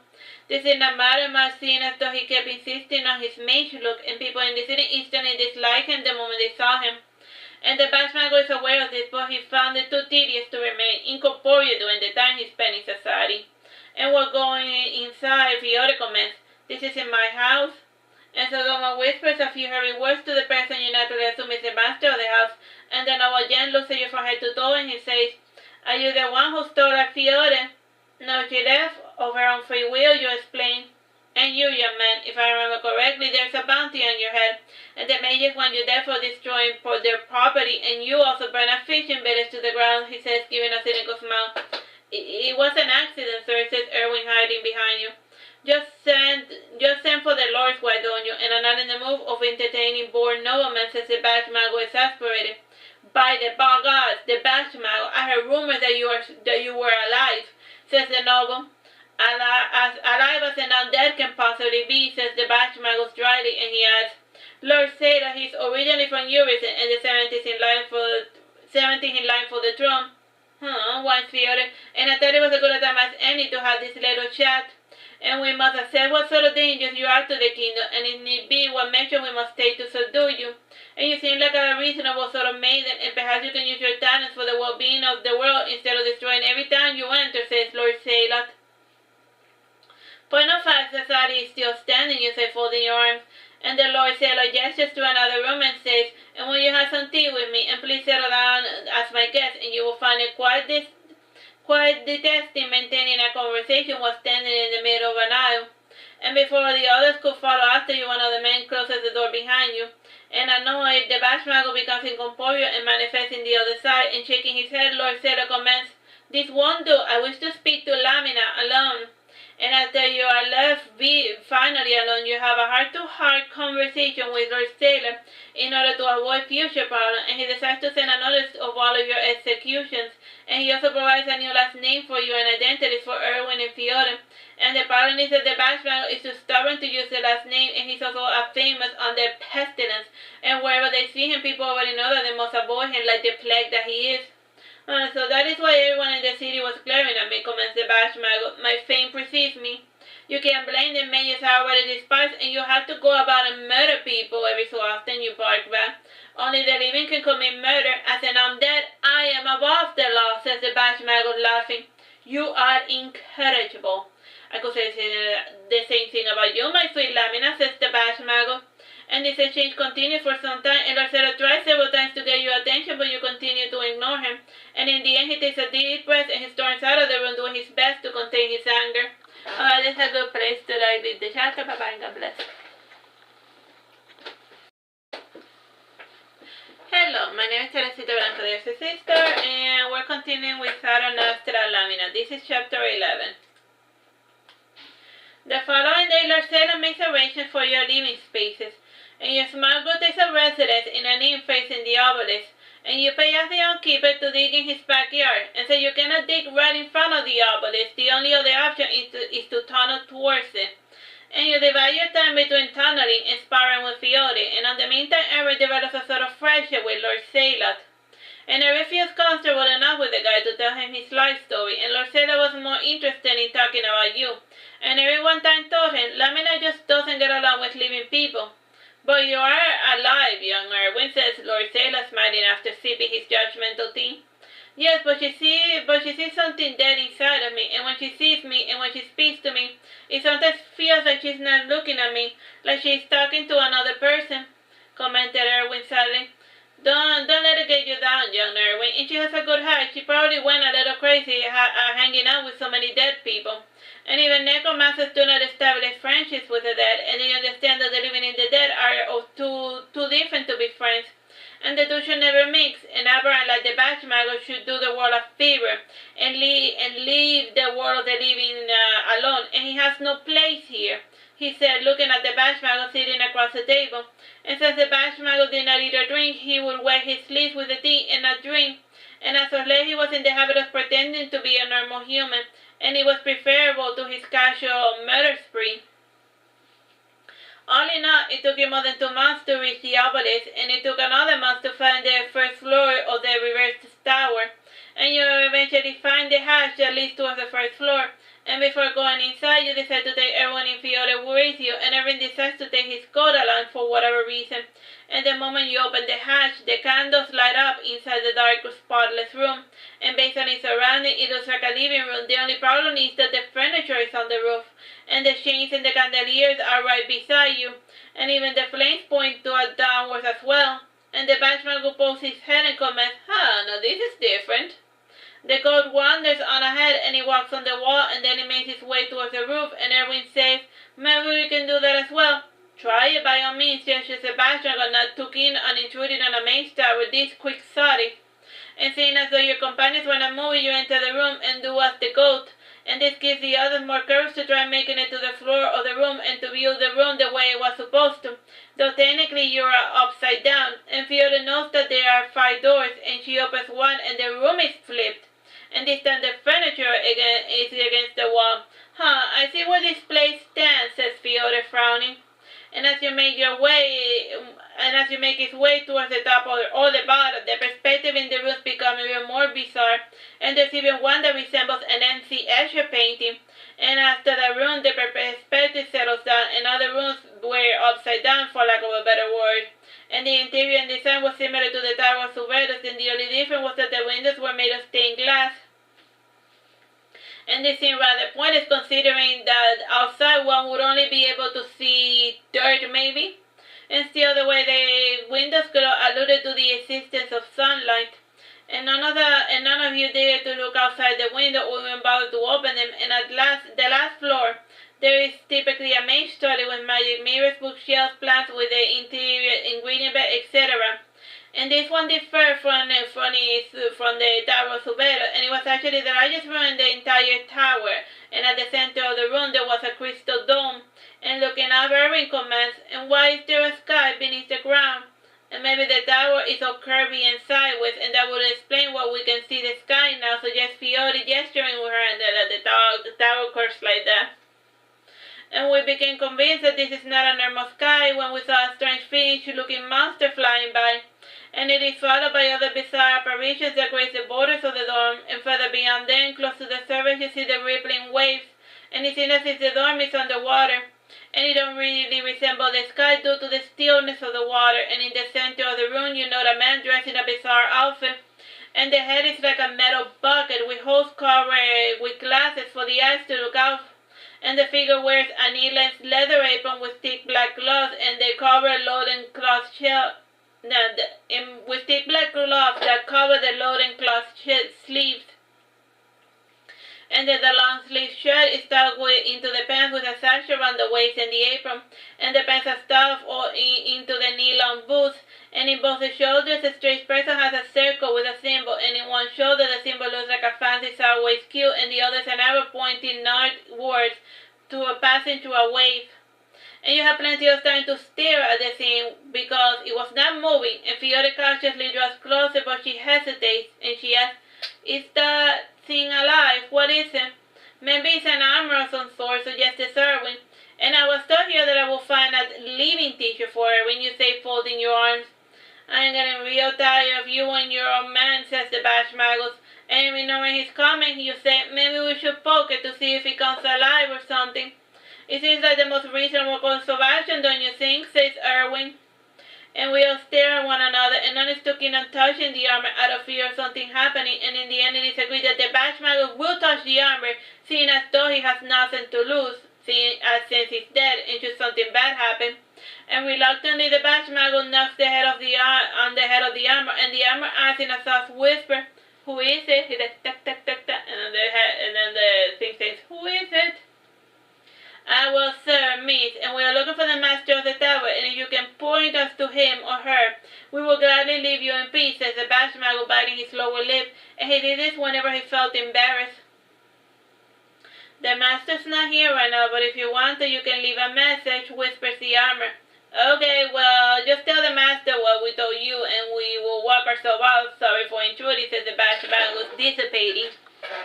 And Jacqueline, the person, sits up straight and says, "Forgive for my little ruse, and I cannot remember the last time I had visitors, or the last time I even joked." "And who are you?" asks Fiore. "Exactly the person you are looking for," says the armor, and from his echoing voice inside the helmet, it is impossible to tell if you are speaking with a man or a woman. "And why are you dressed like that?" points Fiore. The armor grabs the goat by its collar and brings it to Irving, and frowning, the person says, "To protect myself from filthy little vermin, and by the God who in the right mind brings a goat inside a domicile." "My goat is clean," whines Irving, "and I bathe with it twice a day." "What's wrong with you?" exclaims the stranger, holding his bucket head.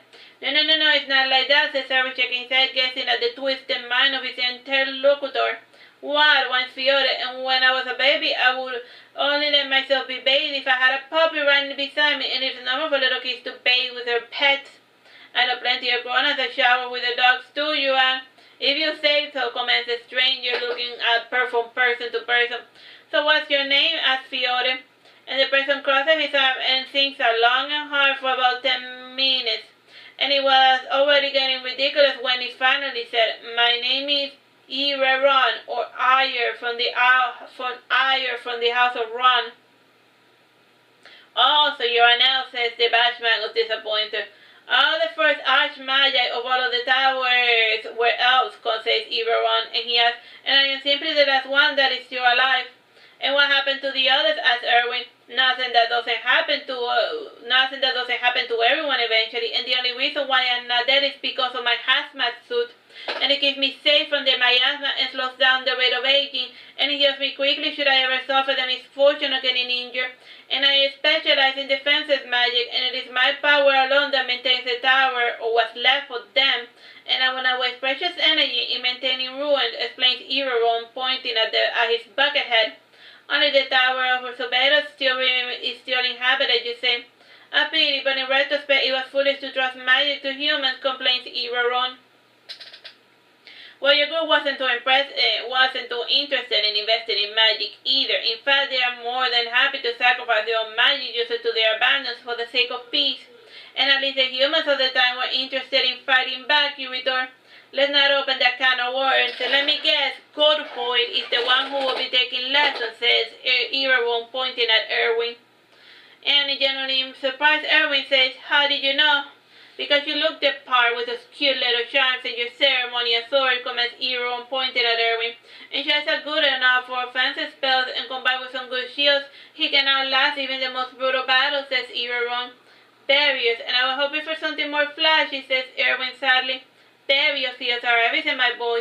At this top level, you can create your own area, says Irving. I can study and become a witch. Can I study and become a witch too? Asked Fiona, raising her hand. Sadly, my little buttercup, you lack the talent for magic, but you might be useful for other things. Ever heard of something called a stove? Asked Irving. No, says Fiona sadly. I will teach you how to use one, says Irving happily. And you narrow your eyes as Irving introduces Fiona to the broom and later to the washing board. And the first week was spent with Irving laying down his lesson plans, and he drew on the chalkboard the paths of shield magic and other routes he could take, and the base spell for his magic was telekinesis. Telekinesis creates a small wave or push that could move objects towards you or away from you, and the further you develop it, the heavier the objects you can move, and this path leads to the mage to master gravity-based spells, and the other path leads to one to keep objects away from oneself, and this type of magic is ideal for those who are afraid of their surroundings. And normally mages, when they acquire a bit of magic, they will throw caution to the wind, and they never get bothered to learn a single defensive spell, and if they will get hurt, they will go to a healer, and that is the end of it. And for shield masters, they must retain the fear of being hurt by another, and the stronger the fear, the stronger the shield. And if you fear for another person's safety as well, you can use your shields for the benefit of another. And this leads to different development of this magic, and if combined with the desire to hurt another person, the shields can be used as attack barriers, like Reflay or the Shattering Mirror technique. And Irving explains, and Lamina was born with the ability to create shields and use telekinesis. And I was born with other more impressive skills. Still, frankly, I find telekinesis to be extremely boring, so I never bothered to use it, you say disdainfully. You never told me you could move objects with your mind, says Fiona, impressed. It is a stupid, useless gimmick, and I can draw an object a lot further away using my actual hands than by relying on my telekinesis, you say, annoyed. This further reinforces my point and why you will never be a good teacher. Almost 99% of the people do not have natural abilities, explained Iraron. But wait, and what is the difference between talent and natural ability? And you said I had the talent for shields, but then you tell me that I lack natural ability, says Irving, becoming confused again. I wanted to ask you about that as well, comments the Bashman, raising his hand. And sighing, Irving walks towards the goat and picks it up, and then he starts as thus. Goats start walking at a very early on their lives, but humans need all sorts of instructions to stumble about during their first year of life. And in this sense, goats have the natural ability over humans as they can walk a lot sooner. And Irving then puts the goat on the floor, and then he goes to the sink to wash his hand before continuing. And after finishing his libation, he gives Irving a spoon. Just to get you started, and try to bend the spoon with your magic. And while with magic, I can bend it just fine with my hands, complains Irving. It is a little something called a training device, and bend the spoon or I will bend you. And you haven't your son, that says Irving, shaking his fist. And looking at the strange sky, Irving asks, that is easier said than done. And on the ground it is hard to keep track of time, and a group fell into a 32-hour activity and 12 hours of sleep schedule. And after 32 hours, Irving is able to bend the spoon, but only a little. And the months roll by, and eventually you find the whole telekinesis training to be extremely boring to bother paying attention to it. And to deal with the boredom, you drill pretty fighting into Fiona's skull. And Johnny, one day you suggest, and why can't we just have Irving reach enlightenment, and it works well for a good number of magic users. Irving says, laughing, that is all well and good for people who have past life worth remembering, but Irving is what we call in the business a new soul. And enlightenment will not make him any wiser than he actually is. Ah, pooh, you say, settling down to sleep again. And Irving stops and sits for a moment, then he says, I see now what Irving is doing wrong. And Lamina, could you go to another room, please?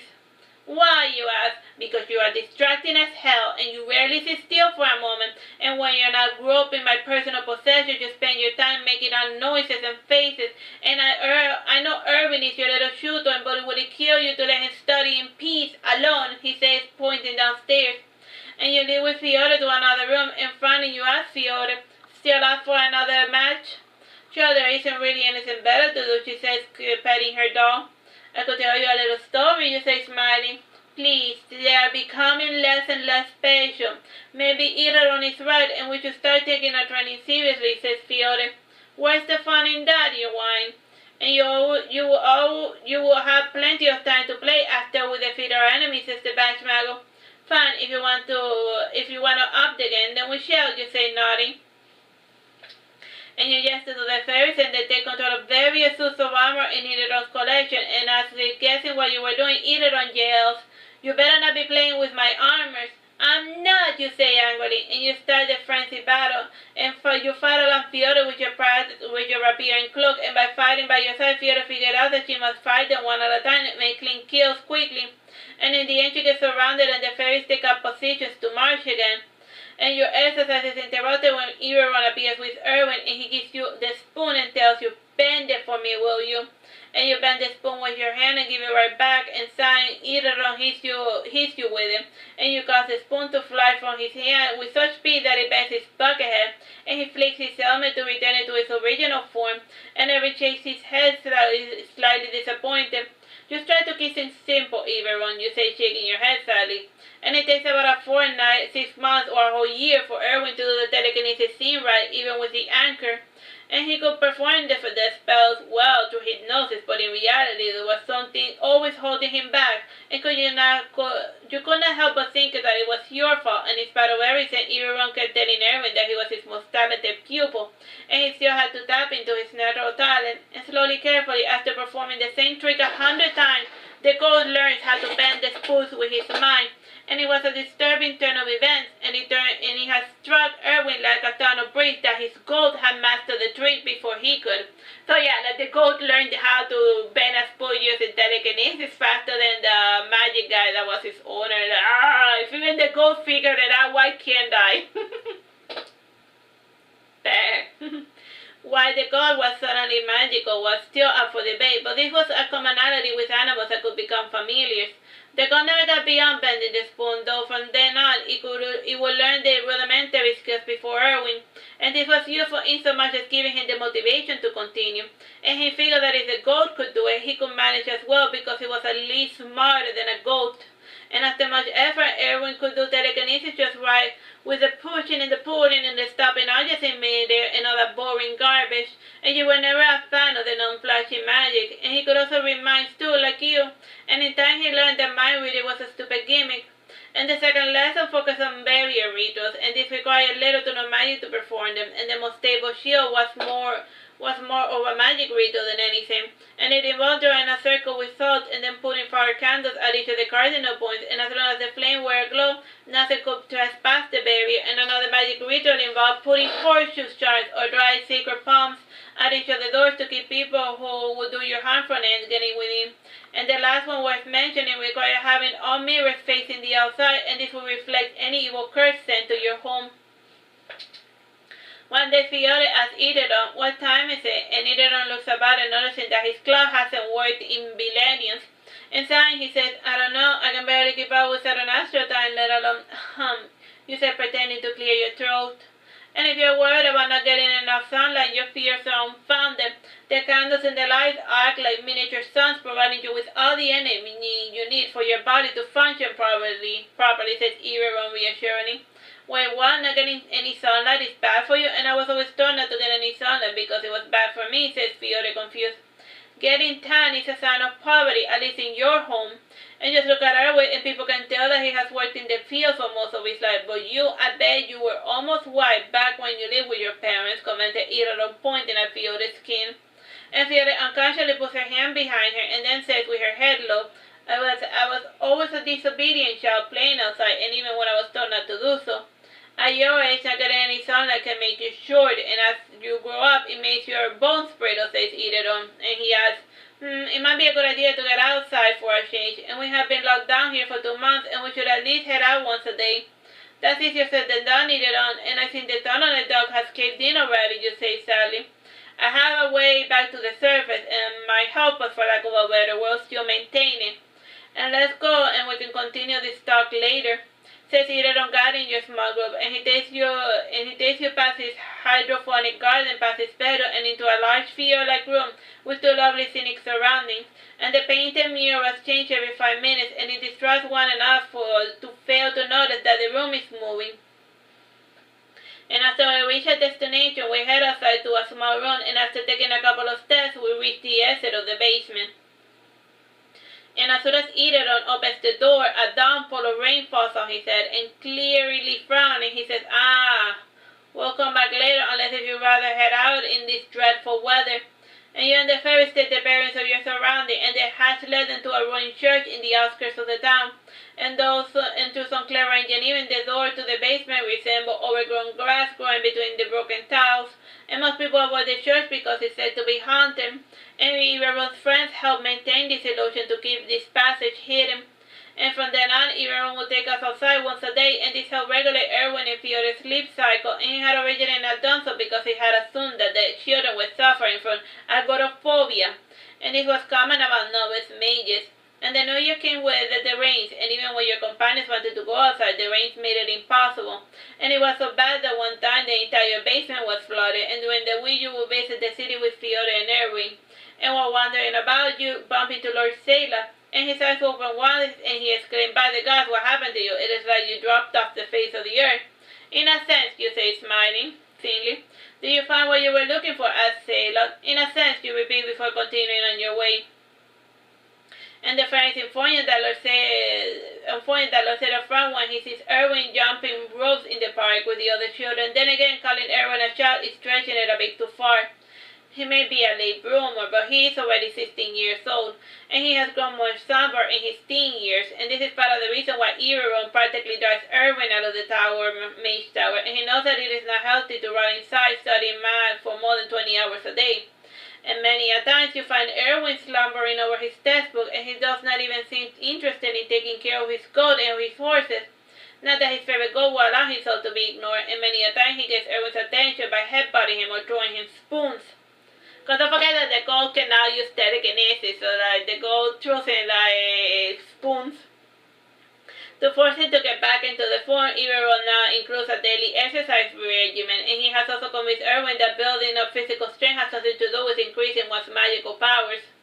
And even Fiona shakes her head sadly when she sees Irving working Irving like a dog, enslaving him with marathon runs and other exercise routines that Irving makes up on the spot. And then again, based on Irving's experience, having a strong, healthy body is good for learning. And during that time, he also encourages Irving to practice with his charms.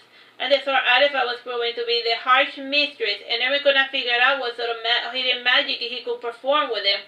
And he spent weeks thinking of the magic that could lay hidden within the artifact, and in the end he had struck of genius. And he realized that he could create mini cyclones in the air, in the water as well.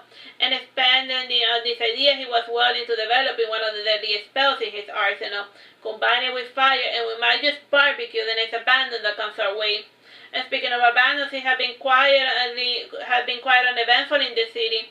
And he explains that the lords have many wards in the city, and as long as Irving did not get to carry it away with his spellcasting, there was little chance that an abandon would come. Still, it was best not to remain vigilant, and thanks to this, your group slowly allowed itself to relax, and your favorite hangout spot was the park. And the city of Irving has about 12 parks and 5 public gardens, and as the city expanded, it got more additions of this kind. And the park was well maintained because of good luck, and there was a local story which claimed that a calamity befell the town when the parks were neglected. and the nature of the calamity varies from person to person, and as a result of it, the local legend, each municipality guards and maintains its precious parks. Alright, so let's leave it here at the end of this chapter. Bye-bye, God bless. Hello, my name is Teresita, Blanco, the Artsy sister, and we're continuing with Saturnastra Lamina. This is chapter 12. This park in the municipality belonged to the noble family of Albion, and this noble family differed from the others by their silver hair, blue eyes, and fair complexions. And they always had delicate bodies, and yet they exhibited dexterity and enhanced physical strength and intellect. They claimed to be descendants of Silver Dragon, which was true, although the bloodline was extremely diluted. In fact, the fairies informed you that their first ancestor and his first two daughters were still alive and well, and each succeeding generation made it with humans until all the draconic traits were almost completely erased. And the family of Albion always ruled their municipality with fairness and justice, though at times it seemed cruel because of their inflexible nature. And this assured that there was peace and quiet in this municipality, and their values were reflected in this park with the orderly geometrical arrangement of all the flowers, 3 artificial waterfalls, lakes and gardens, and open recreational spaces. And the places Irving liked to visit the most were the greenhouses, the open recreational spaces where the games would be set up, and the Maze of Thorns. The Maze of Thorns was the popular name of the small maze of only 50 yards in diameter. The joke of it being that one could not skip the yard due to the thorny bushes, and some strange fertilizers in the ground made the bushes take disproportionate sizes, and even the roses were as large as watermelons. And everyone would run through these areas with Irving before tending to his animals, as he often done in the past. And Irving would lecture him while they exercised to make certain Irving would not feel like he was falling behind. And while Irving ran about in the park, Irving took a moment to sit down in a bench beneath the trees, and he spent some time watching his spar with Fiore. And Pretty Fighter always joined a crowd because it looked like a theater fighting. And as of late, you have started practicing in the park to make some extra cash. And being a natural showman, Fiore always made certain to do the pretty flashy moves to keep the crowd entranced. And this day you had made quite a bundle with your pupil, and it was a good thing too as well because you had already burned through half of the Bash Magos' funds. And even Irving was starting to make bows and arrows on the side to make some spending money. And after finishing your routine, you give Fiore her packed lunch and plenty of water, and she sits beside Irving to eat. And while eating, she asks, if various scenarios are so great, can you make one where time does not pass, and everyone can study there until he gets bored and not age or anything? And I think it will make it so soon that he will stop fussing about falling behind. Yes, Elias is still obsessed with his imaginary rivals, even though I told him many times that he's caught up with all of the others, says Irving, shaking his head sadly. He used to be fun, and I don't like what he's becoming, and neither does Lamina, and she doesn't say anything because she knows she would only make things worse, says Fiore sadly. That is the curse of people like her, and she is after all not, and says Irving when he stops and when he sees you glaring at him. Why do you insist on talking behind my back when you know I always find out one way or another what you're saying about me, you say, smiling cynically. There is another thing I heard about you people, your complete disregard for privacy, says Irving, frowning. Chuckling, you say, privacy? Privacy is just an illusion, and there is always someone watching you, and just because you cannot perceive it does not mean that they are not there, judging you. Wow, so you mean there's always somebody watching me, babe, says Fiore, trembling. Shish, get over yourself, you big baby, you said, patting Fiore's head. Now you're gonna upset the girl, chastises Irving, and Fiore takes out from her bag and her backpack her doll, and she hugs her tightly, and she quickly settles down and then says, so about the magic anti-time thingy, and why can't you make a bubble where time doesn't pass so that everyone can catch up with the others? In order for people to learn, saying time has to pass, and you cannot look anything if time is not moving, and human beings are only capable of perceiving time in one way only, and slowing it down or speeding it up would not help Irving one bit because he cannot help but see things the way that he does. It is the same thing with everyone, explained Irving. While eating dessert, Fiore is quiet for some time, and then she says, my daughter wanted to know if you could make one of your hours sort of training ground that imitates a fight with one of those so-called abandoned, which Irving keeps fussing about. It isn't wise to speak of those creatures so openly, once Irving. It's fine, the city has worse than one, and they can come in even if they want to, says Fiore, smiling. Their words may be working for now, but there's no guarantee that they won't be breached at some time tomorrow, for example, says Irving. Wait, what? Says Fiore, turning pale. It isn't just that those things have severe power, and they get ridiculously stronger each passing second, and that is why fights against them cannot last more than 10 minutes. And if the battle drags on too long, what was once killable becomes a nightmare. And like me, they are always listening and watching and waiting for a chance to strike. And I suggest for you, said Fiore, you do not think or talk about them ever again. You are not magic like Irving. If they assimilate you, it will be like you never existed, you warn. Paused Fiore. Don't worry, Fiore. Irving has imprinted you with a powerful death curse, and you will be long dead before those monsters have a chance to assimilate you, you say, trying to reassure her. Gee, Sans, you shouldn't have gone through all of that trouble, remarked Fiore without much enthusiasm about the death curse.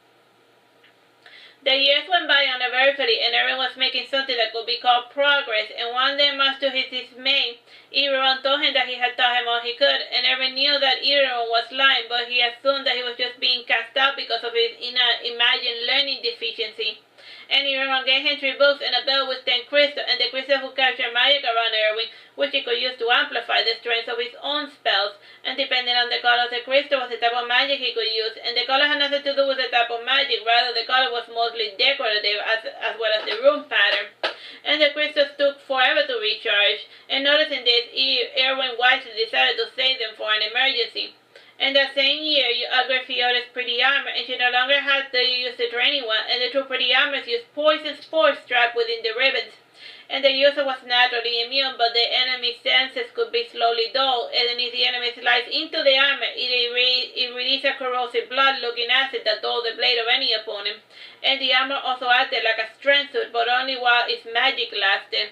And as normal opponents, it could be used more often than a month, and if one needed an extra boost, the user's item shortened in exchange for an added half.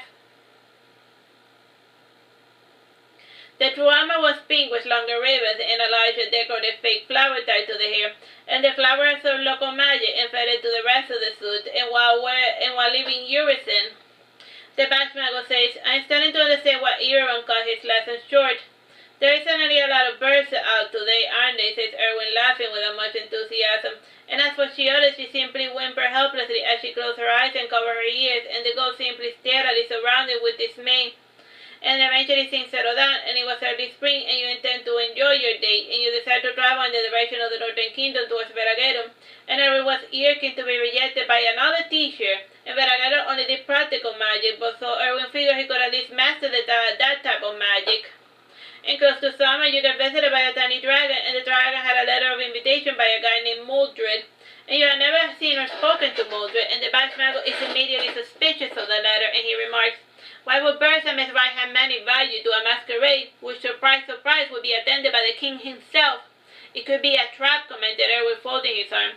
I agree, says Fiore. Well, the party was organized by my little brother, so we should be fine, and if anything happens, he will bail us out. Maybe, you say, smiling. I don't know, you had a brother, says the Bashmago. Why is that a surprise? You know I have a father, and why should it all be surprising that he has more than one child, you say, raising your voice. It is just that you never talk about your family, so I just assumed, says the Bashmago, fading away. Assume that I was the result of a magical experiment, and what if I am? Does that make me less of a person? Are you superior to me just because you were born, you say? And this saga continues for a couple of hours until the Bashmago is just this close to reincarnating and recovers quickly enough and then says, I'm sorry, alright? Let's just drop the subject already. And the next morning you spent it arguing about the pros and cons of going to the feudal or not, and based on observations provided by your little brother's entourage, the feudal was controlled by a mean brute of a man, and Duke Unhai was currently in hot water for tax evasion and creating 2 artificial famines and for housing an unregistered dragon. And the fact that Bessemer was there in the flesh meant that the Duke's days were numbered. And in the end you decided to throw caution to the wind, and parties organized by your little brothers were always pretty entertaining. And plus Irving had never been to a masquerade, and he had the idea of dressing up in a costume and mingling with people that didn't know that he was poor. And Fiona had also never gone to one because of her age, and she welcomed the idea. And once it was all agreed, you add, masquerades have historically lately always being chaotic into our trouble. It would be best if we stick together. Ah, boo, you're no fun, wife Fiore. And looking over her shoulder, she asks, okay. And the Batman go, alright, so the itinerary is this. We go there, eat food, gamble away your earnings, talk to this canon guy, see Lamina's brother, Ahi, see Mildred, and then we go back to the inn around 10 p.m. Yeah, that seems about right, you say nodding in response. And why can't we stay longer, asked Fiore? Because of the drunks, you explain. Oh, the drunks, said Fiore.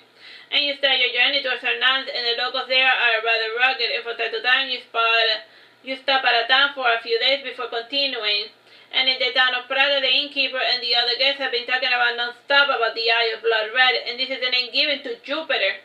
And its red spot is described as an eye, and every century or so when Jupiter is close to Saturn, it becomes visible as a planet instead of a distant speck in the sky. And for the people living in Saturnastra, Jupiter's presence is seen as a bad omen. Because of its red color, this planet has been associated with blood red, and during that time people refused to travel out of fear of running into the dreaded fiend. And as a shepherd, Irving had noticed the planet growing closer and closer and more defined, and he naturally had not heard of blood red, and neither had Fiore. And the subject was brought up in one of the roadside inns a few miles away from the former Fiore, and we were almost at our destination. And while Irving and Fiore were trying to sleep, Fiore asked, "Is blood red real?" "Yes, now go to sleep," you answer. And the Bashmago appears and says, "No, he isn't. Stop frightening the girl. There is no such thing as blood red." "Yes, there is, though he goes by the name of Bersamin now, you see." "Wait, what?" says the Bashmago, surprised. "Yes, Bersamin is blood red. And how can you not know that? He changed his name to Bersamin 200 years or so as part of a remarketing campaign. And he also took on a physical traits of the races of all of his underlings so that his men saw themselves in their leader," you explain, looking at the window. "And you take out your pet Sphynx rug and pet it lovingly, and you sigh silently as you know that the cracks increasing in size." I don't believe you really," said the Bashmago, still unconvinced. "And what's so hard to believe about my story? I mean, you would not follow into battle a small, skinny Arba with long red hair and crimson eyes, would you ask?" "No," says the Bashmago, losing his corporeal form, and he is remembering the classical depictions of blood red. And his new form makes him a lot weaker, and this makes his company feel that they are actually helping in some way. And the blood red was too strong, too otherworldly in his macabre frenzied dance, you explain. "From what I read, his new form is not much of an improvement," comments Fiore, closing her eyes to sleep. "And your group arrives to Ornaz 5 days before the party, and the inn is packed with visitors as well as the local nobles, and you're forced to camp out in the ruined temple with the traveling merchant performers, and it gives you enough time to have 2 outfit costumes made." And much to your dismay, Irving is dressing up like a little cliché with the emerald green mage robes and dainty embroidery of golden patterns with a leopard pelt tied to the belt and a white mask.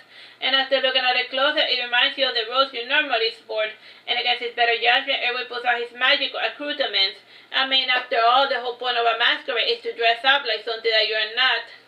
And Fiore's Penna went on the opposite side, and she dressed in a black bullfighter outfit with a red sash and a rapier and a red cape too, and her mask had the resemblance of a red bull. All in all, the Bashmago hated what the kids were wearing. Then again, he always despised the liberties you offer your young companions. And as for you, you dress up in a feathery golden ballerina outfit with a slight white feather in the skirt and white shoes. And your hair you collect and comb up in a simple bun, and for your mask you wear a half-face mask that resembles a canary. And you head out with your group and close to sunset to the party, and the gala did not officially start until sunset. Still, they were allowing you to enter the ballroom early.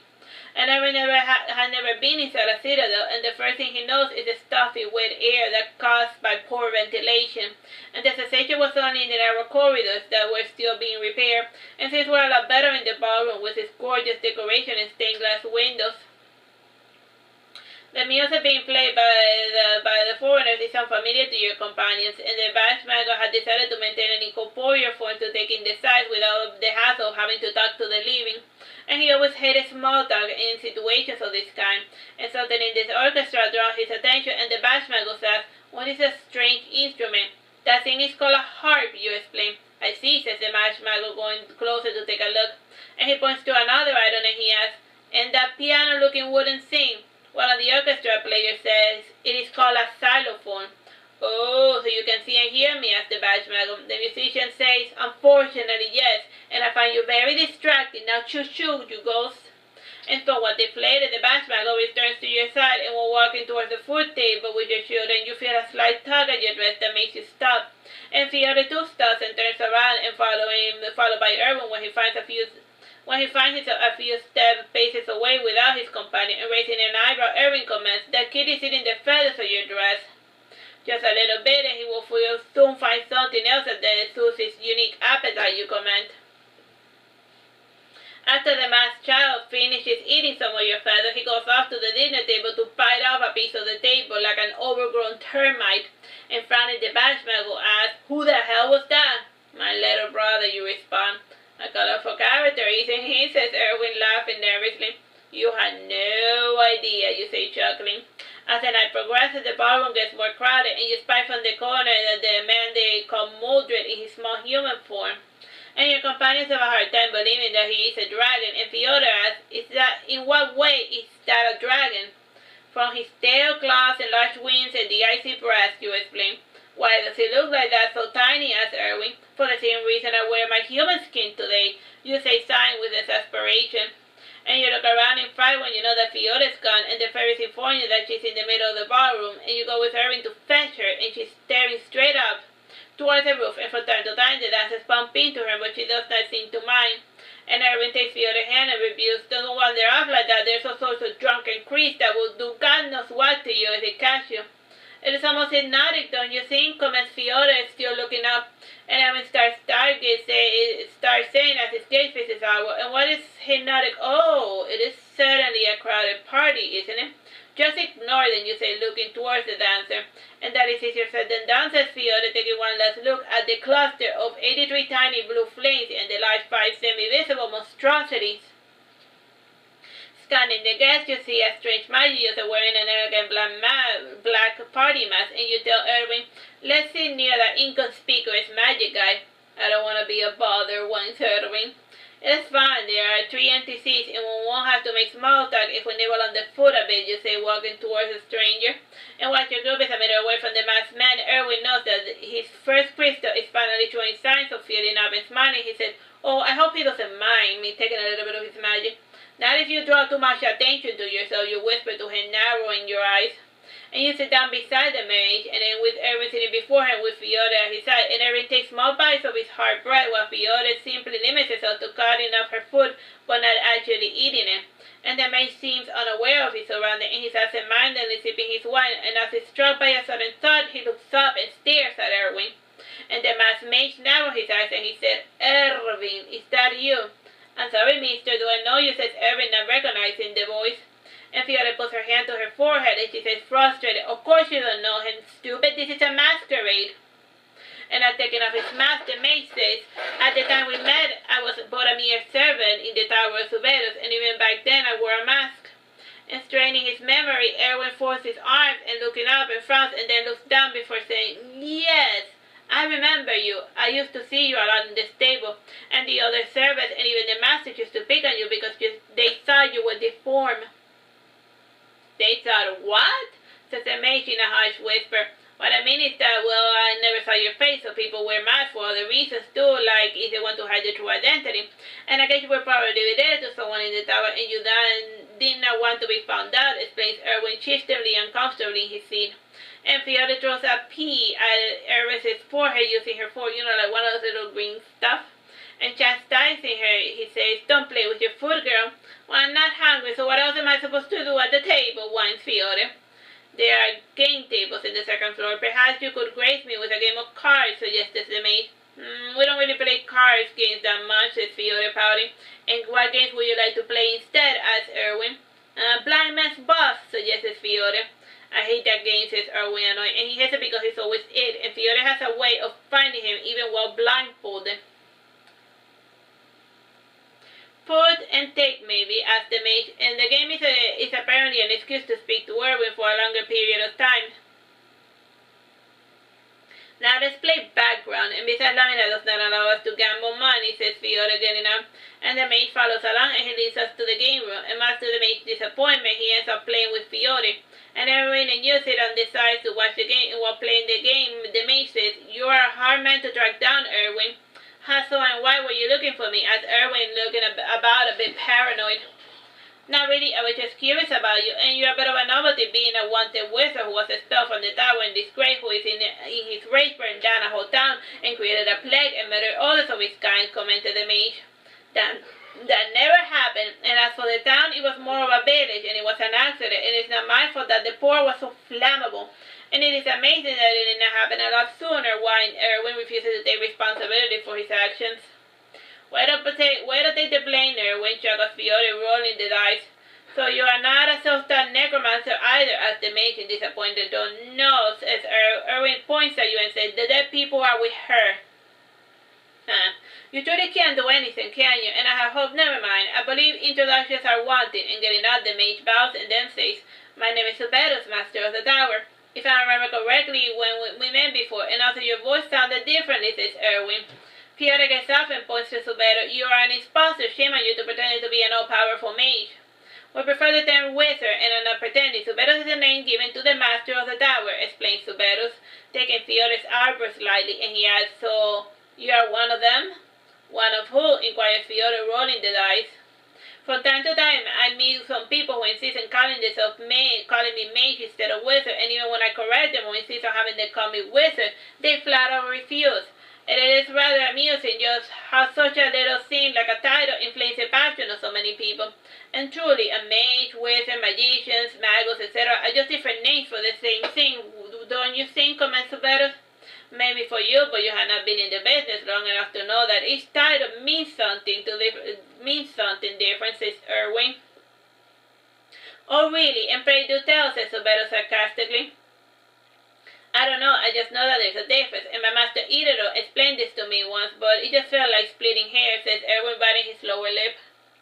A strange silence followed, and even the darkness that looks over you grows still for a moment before continuing its frenzied dance, and Subetus then suddenly says something, remembering.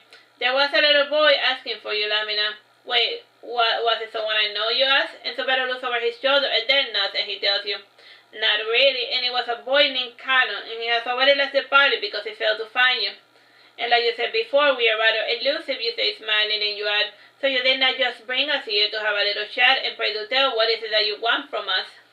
"I haven't decided yet, though I was thinking maybe as of late, and I am trying to fill up the tower with new members, and after an unfortunate incident, the tower became rather deserted, for lack of a better word," starts saying Subetus, measuring his words, "and wish to bring a whole new level of academism to the tower, and we even have scholarship system for talented magic users who cannot afford their own education. And pray do tell us just how you're funding your ambitious reconstruction project of the tower, if you don't mind," you ask Johnny. Alright, so this is like a good place to leave it. Bye bye and God bless.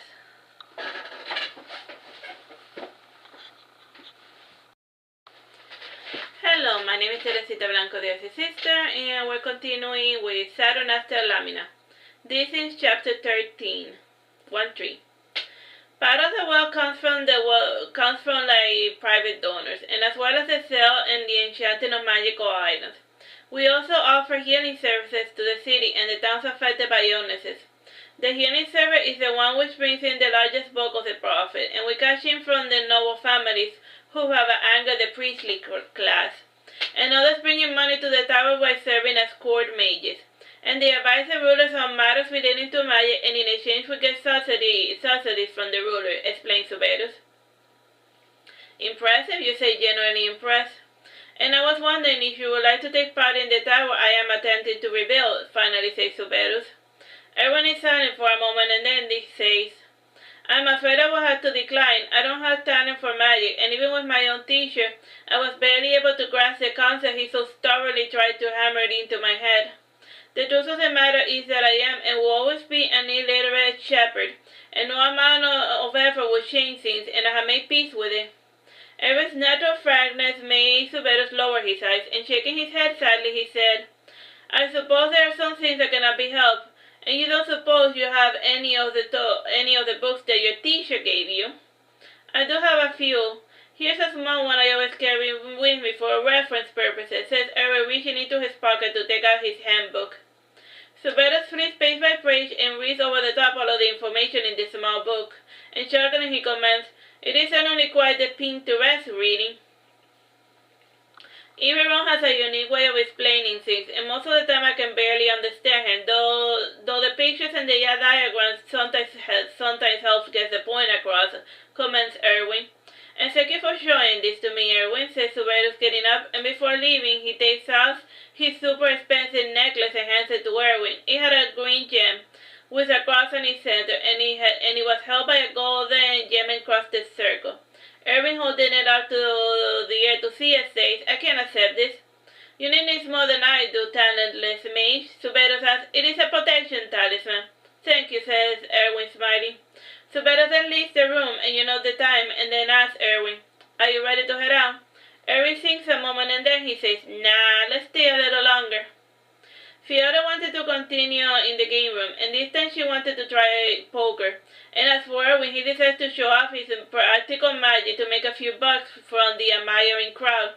The Bashmago manifests and decides to take charge of Fiona, and much to his surprise, the people around him are experiencing too much drunken stupor to mind his sudden apparition.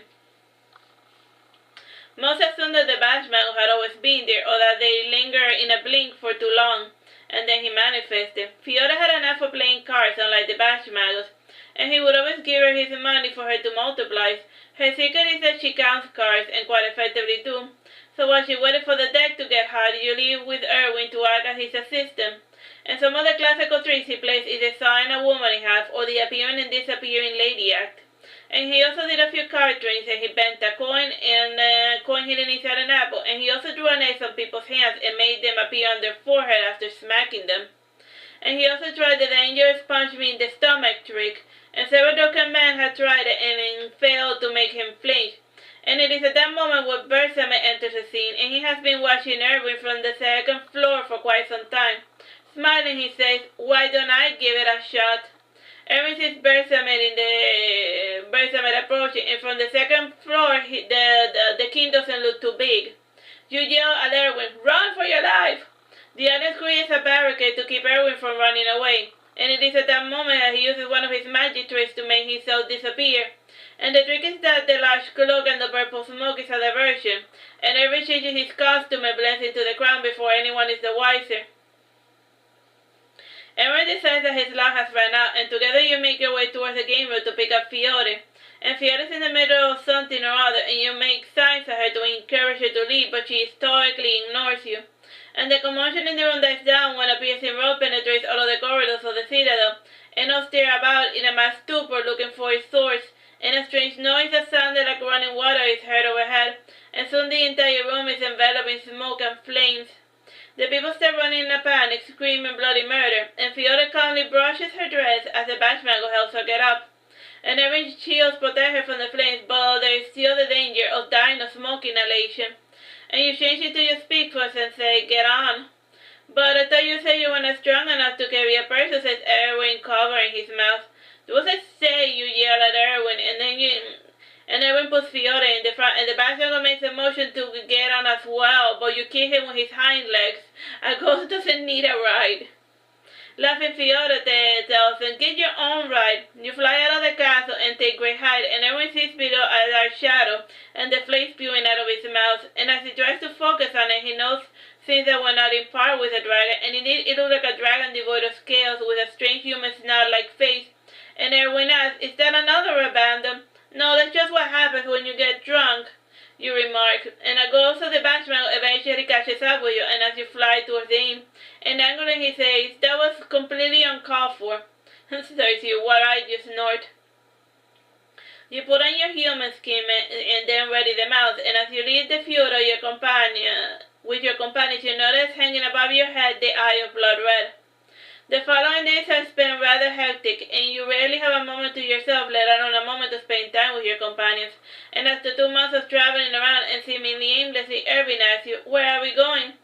This is none of your concern, Irving, you say coldly, and you add, I go where I must, and if you can't keep up my pace, I suggest we go our separate ways. And what's the matter with you now? Asks Fiore, yawning as she rides by your side. Just nothing at all, you say, frowning. And you descend from your horses and limply walk towards the forest, and a A week passes, and then you finally are able to return to your companions.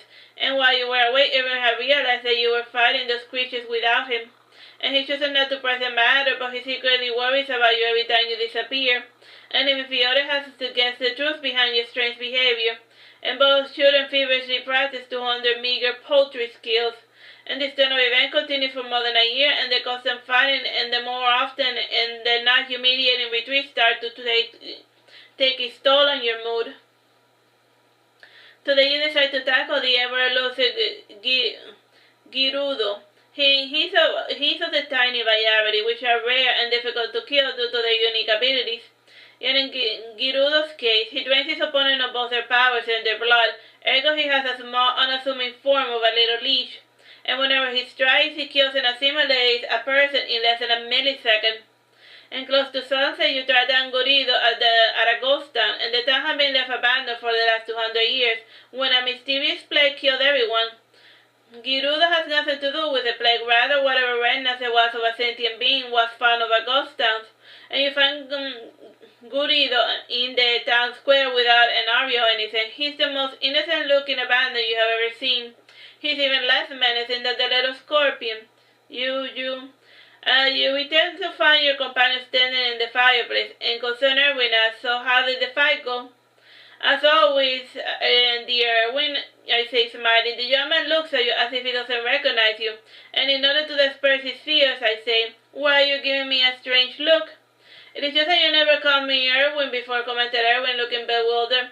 And I started traveling with Irving and Fiona the following day, and it takes some time to pick up where I left off, and apparently I'm supposed to be a neat freak washing myself like 10 times a day.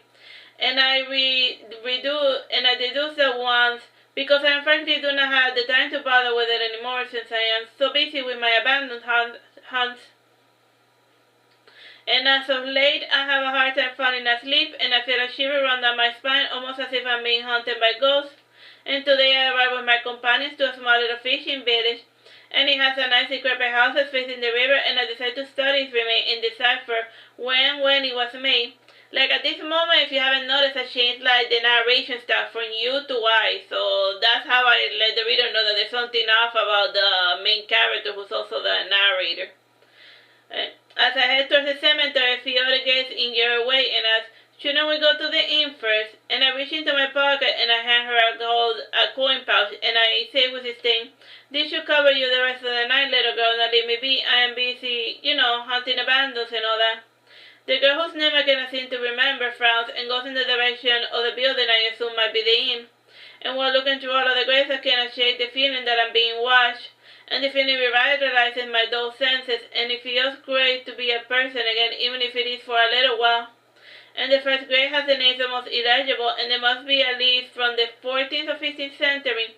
And the village itself also looks quite rustic, and what are the people wearing? And I go to the edge of the river to get a better look at myself, and I laugh when I realize that this is stupid to even try. Rivers do not work like in movies when one stands near them and sees a perfect reflection of oneself. I see an elderly man opening up a grave, and I walk towards him and say shyly, excuse me, sir. I suppose you don't have a cosmetic store in yonder village. Cosmetic, and what do you want? Potion, asked the old man.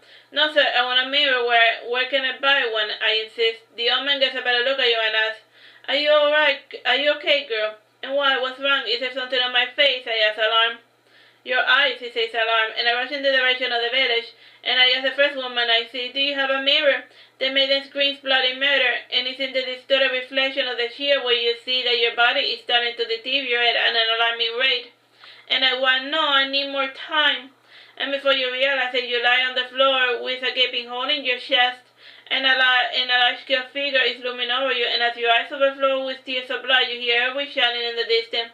And Fiona is beside him hysterical, and with the appearance of a dragon, the village quickly empties out, and for the moment all you can do is watch as things transpire around you, and you cannot move a muscle as you slowly bleed out on the floor, and you lose consciousness while you hover between this world and the next. You dream about the Sphynx, and in your dream you tell him, you are the one I wanted to play with. And you know the long golden hair of the little girl who is always in Irving's dreams, and as always her back is turned to you, and a strange sensation washes over your face, and you start coughing as you start waking up. You see, like, they were able to, like, snap her out of it, because the narration went back to like its normal state. You frown when you find yourself inside the grave, and as you rise up, the Blanco screams, "She's alive! By the gods, I thought you were dead. So instead of taking me to a doctor, you fools go right ahead and bury me," you say, frowning. But says Irving, turning.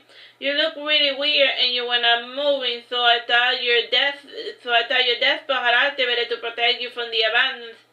You could tell I was possessed." You are surprised, and Fiona looks left and right, and she says, "Sure, of course we could tell that it was not you, ha ha ha." You say, dusting off your clothing and getting out of the grave, and you know that the entire town looks abandoned. And looking in the direction of the town, Fiona explains, "Everyone left when the dragon showed up, and he says that we should bury you to allow you to rest in peace. It was one of the best sleeps I had in weeks," you say sarcastically. "And where's this dragon so I can give him my thanks?" And you stumble backwards a bit and almost fall back into your grave, and the Blanco holds your hand to keep you from falling. And you allow him to carry you back to the inn, and you fall in bed and with your hair as dusty mess. And you cross your hands over your bleeding chest and you close your eyes to sleep. The days pass lazily by while you recuperate, and meanwhile, technically there's nothing wrong with you. Still, you are suffering from the psychological curse of the abandon that was slain by the arbitrary dragons. And you sometimes forget that you and your siblings are not the only abandoned hunters, and it is a pity that your efforts will go forever unappreciated by the rest of the universe. And you suppose that there are some things that cannot be helped, and you like existing, and you will sacrifice your life in order to prefer your existence. And at first sight of the villagers, you decide to rise from your death chamber and return to the open road. And after that incident, Irving and Fiona start taking their training more seriously, and they fully believe that they will make a difference in the grand scheme of things. And you have already made peace with their uselessness. And not getting that you speak in earnest, I shouldn't imagine that you're thinking and speaking in code in order not to confound your non-existent enemies. And in need for an outsider's perspective, you are just jumping at shadow. The next target is something else. Solarian or Sundial is an abandon that is also an area, and if one manages to break the area, the bastard dies por fin. And this is easier said than done, and Solarian is one of the original 88. And he is not of the top 12, but he is still a force to be reckoned with. And you find this stationary abandoned in an ancient crater, and the crater is now filled with water in the form of a lake, and at the bottom there is a rudimentary sundial. The lake now hangs rather low and only a few feet deep, and you stumble down and reach the middle with the tip standing out, and Irving yells from far away, "Shouldn't we just destroy it?" "Destroy it how?" you ask, flapping your wings. "I could just shoot it with magic," a bit suggested Irving. "You're welcome to try," you said, moving out of the way. Irving creates a perfect spherical shield around the sundial and gets it out of the water, and then he tries elemental magic, melts and even shoots at a shiny new pulsating arrow with a shimmering greenish flow of energy. And for all his paranoid precautions, you get sucked into the area anyway. And this is what does not need to make any physical contact to get trapped within it. Either that or the entire floor and surroundings was a booby trap, and the entire surroundings melt and become utter darkness, and slowly the sky becomes aglow, and the stars themselves are wounded together and based on classical interpretations of the shapes of the constellations. And in the center there is the sun that counting down to our demise, and you see Fiona and Irving coming closer, and the constellations form pretty stars, and Irving frowns at us. "So what happens now?" This one is not as straightforward as the other, but you are welcome to shoot at the sundial again, Irving. "It worked so well the last time," you say, yawning. "And you are at least remotely concerned about dying," asked Fiona. "Dying is bound to happen to someone sooner or later. All it takes is one bad decision and boom. And we're stuck in the area and waiting for our death," you say, laughing hysterically. And you notice the fairy around you, and they are represented by lone stars with a cosmic cloud around them, reminiscent of the Pleiades. And the star cluster tries to disperse, but they are held in place by the power of the area master. And without getting a good sense of the surrounding, it will be hard to destabilize it. And Fiona asks, "Maybe it's like a puzzle. If we solve it, we'll be allowed to leave." And you notice a strange spherical distortion around the constellation, and you move away from it, guessing that it is the true form of the sundial. And the stars of the sundial shift location, and some stars gather around you and start bursting into a micronova. And you move away from the impending black hole, and the kind you cannot see feels severely burned. And now there are two distortions looking about. Needless to say, the attacks will only get worse as time passes. Irving creates a barrier around each of us, and he tries some of his astral arrows, tapping into the power of the constellation, and much to his dismay, the arrows do not produce any power, and they are as worthless as a regular can of wood in variety, and the fairies try resonating in an effort to create some sort of structure of dissonance, and you start breathing a sigh of relief when you note a crack in the veil, and feeling that the area breaking down makes the sound that less passive, and instead of hours, it switches to seconds, and all one can do was go to the center of the firmament towards the sundown in an effort to get away from all of the novas and black holes, which threaten to eradicate us or turn us into flying spaghetti monsters. And from the shattered roof, a pool of blood starts streaming down, and as soon as a droplet falls on us, the surroundings become calm and serene beach. We present a strange overflowing pine tree at the edge of the world, and trembling Fiore whines, one now, I don't want to play this anymore. And it takes all your strength of will to withstand the torrent of insults, and in the end you shake your head and say bitterly, I suppose some things indeed couldn't be helped, and Irving wishes to pay your shoulder, but then changes his mind, and he turns around and looks at his surroundings as he ponders on what he should do next. It is all a lot easier when the enemy is an aggressive foe right in your face, and the elusive twister kinds require a special touch, and you give a sigh of relief when you know the strangeness of the sand and the surroundings. And there's a painterly approach to it with thick applications of paint, and it's a deviation from realism or Artsy abstraction of the typical abandoned areas. Countless hours pass, and finally the area breaks down and you return to the normal world, and outside there's a familiar face clad in black tattered cape, and Irving knows the Bashmangles and the ghosts who crowd around him in look concerned, and the Bashmangle says, you disappeared the minute you said you were going to fight the sundown. And those things are good here, and they love to make an example of those who are foolish enough to challenge their mighty powers. And you add, and since they hide so well, the best way to find them is to become their victim and hope that by some miracle you kill it, or for somebody else to get the job done, while they're busy feasting on you. And the familiar voice says, your castle approach is no longer safe, Lamina, and now that the Tower of Superheroes has reached a critical point, it would only be a matter of time before they manifest to destroy the world. Don't we have a fail switch for that, you ask concerned? Not really, it all depends on their mutual will of self-preservation, and if they choose the path of destruction, then we had a mutual destruction assured, and if their desire for self-preservation wins, they will simply eliminate all of the mages that pose a threat to their existence and be done with them, explains your older brother Marduk. And maybe we should just let all the mages get killed, and if we try to stop them, they will know that we're onto them, you say, biting your nails. But how can they not know already, asked Fiore? Because this is a dream, and the lot of you has yet to leave town, and Lamina is still in bed recuperating, explains Marduk. Aha! And I thought there was something out, and I was never able to perceive ghosts, nor see them, says the Bashmago, nor see them Bashmago when he was about, says Fiore smiling. But what about the abandoned Irving? That unfortunately was real, and Saladin attacks people only when they are asleep. And he's the only one who has the power to injure the soul, and the only reason your soul is still in one piece is because of her. Gesture Marduk towards to the girl in the distance whose back is always turned to you. Does she have a name, asked Fiore? And the girl turns around, and her hazel eyes sparkle slightly green under the light of the azure blue sky, and she says, my name is... And everyone wakes you up, and the innkeeper has brought breakfast to your room, and the town now that remembers the abandons of the dragon which assaulted you, and as far as the timeline is concerned, you simply collapsed as soon as you came to town, and you have been bedridden for more than 2 weeks, suffering from an unspeakable nightmares. And that is not to say that the effect of abandon's curse was not felt by some people, and those who were affected by the curse too stared blankly towards the middle of the town, and at night some drunkards refused to go outside their house, and even after the waking nightmares ended, they still cannot shed the uneasy feeling that something terrible is looming over the horizon.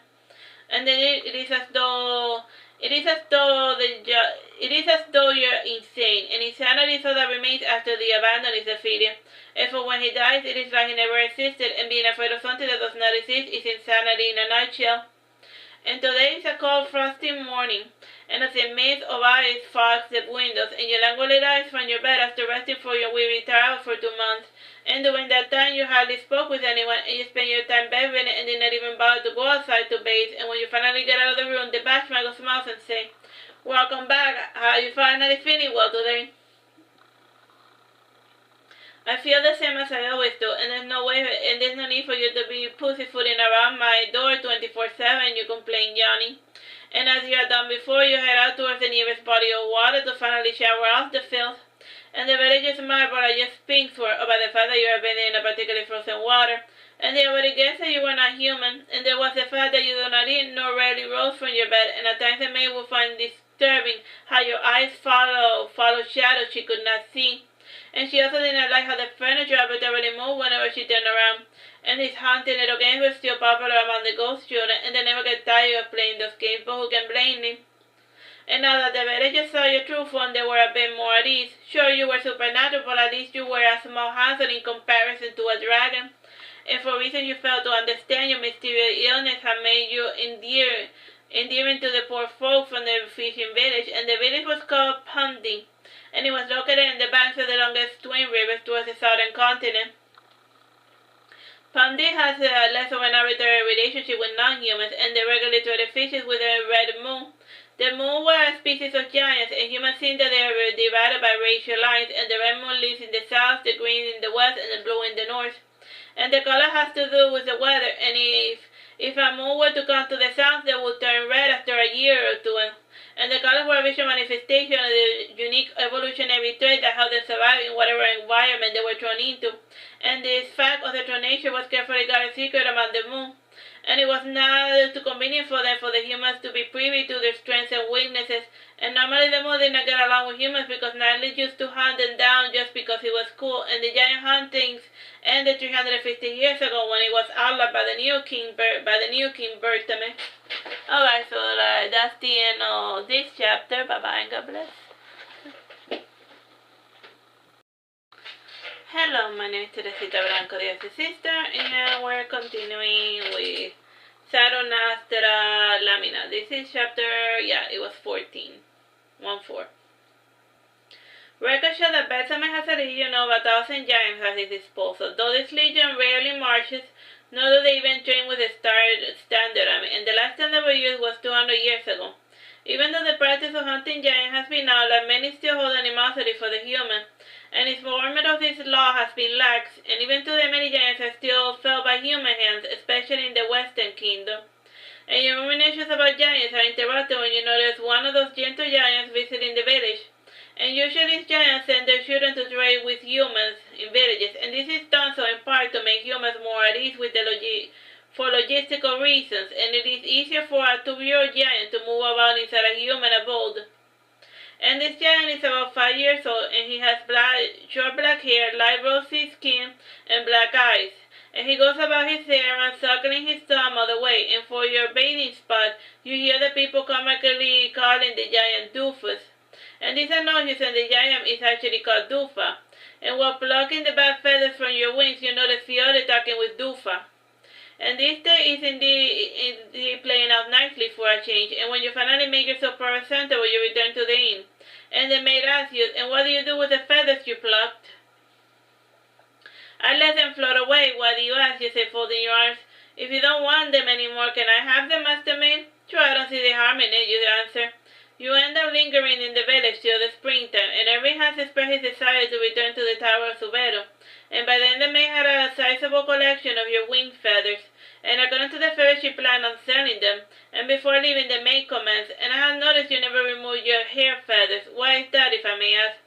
These feathers are ornamental, and they do not help me fly better in any possible way, so there's no need for me to shed them as often as my wing feathers, you say as you pack the horse.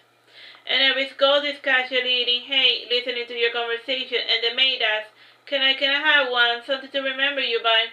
You pluck one of the loveliest golden feathers from your hair, and the moment that the maid touches it, she drops it.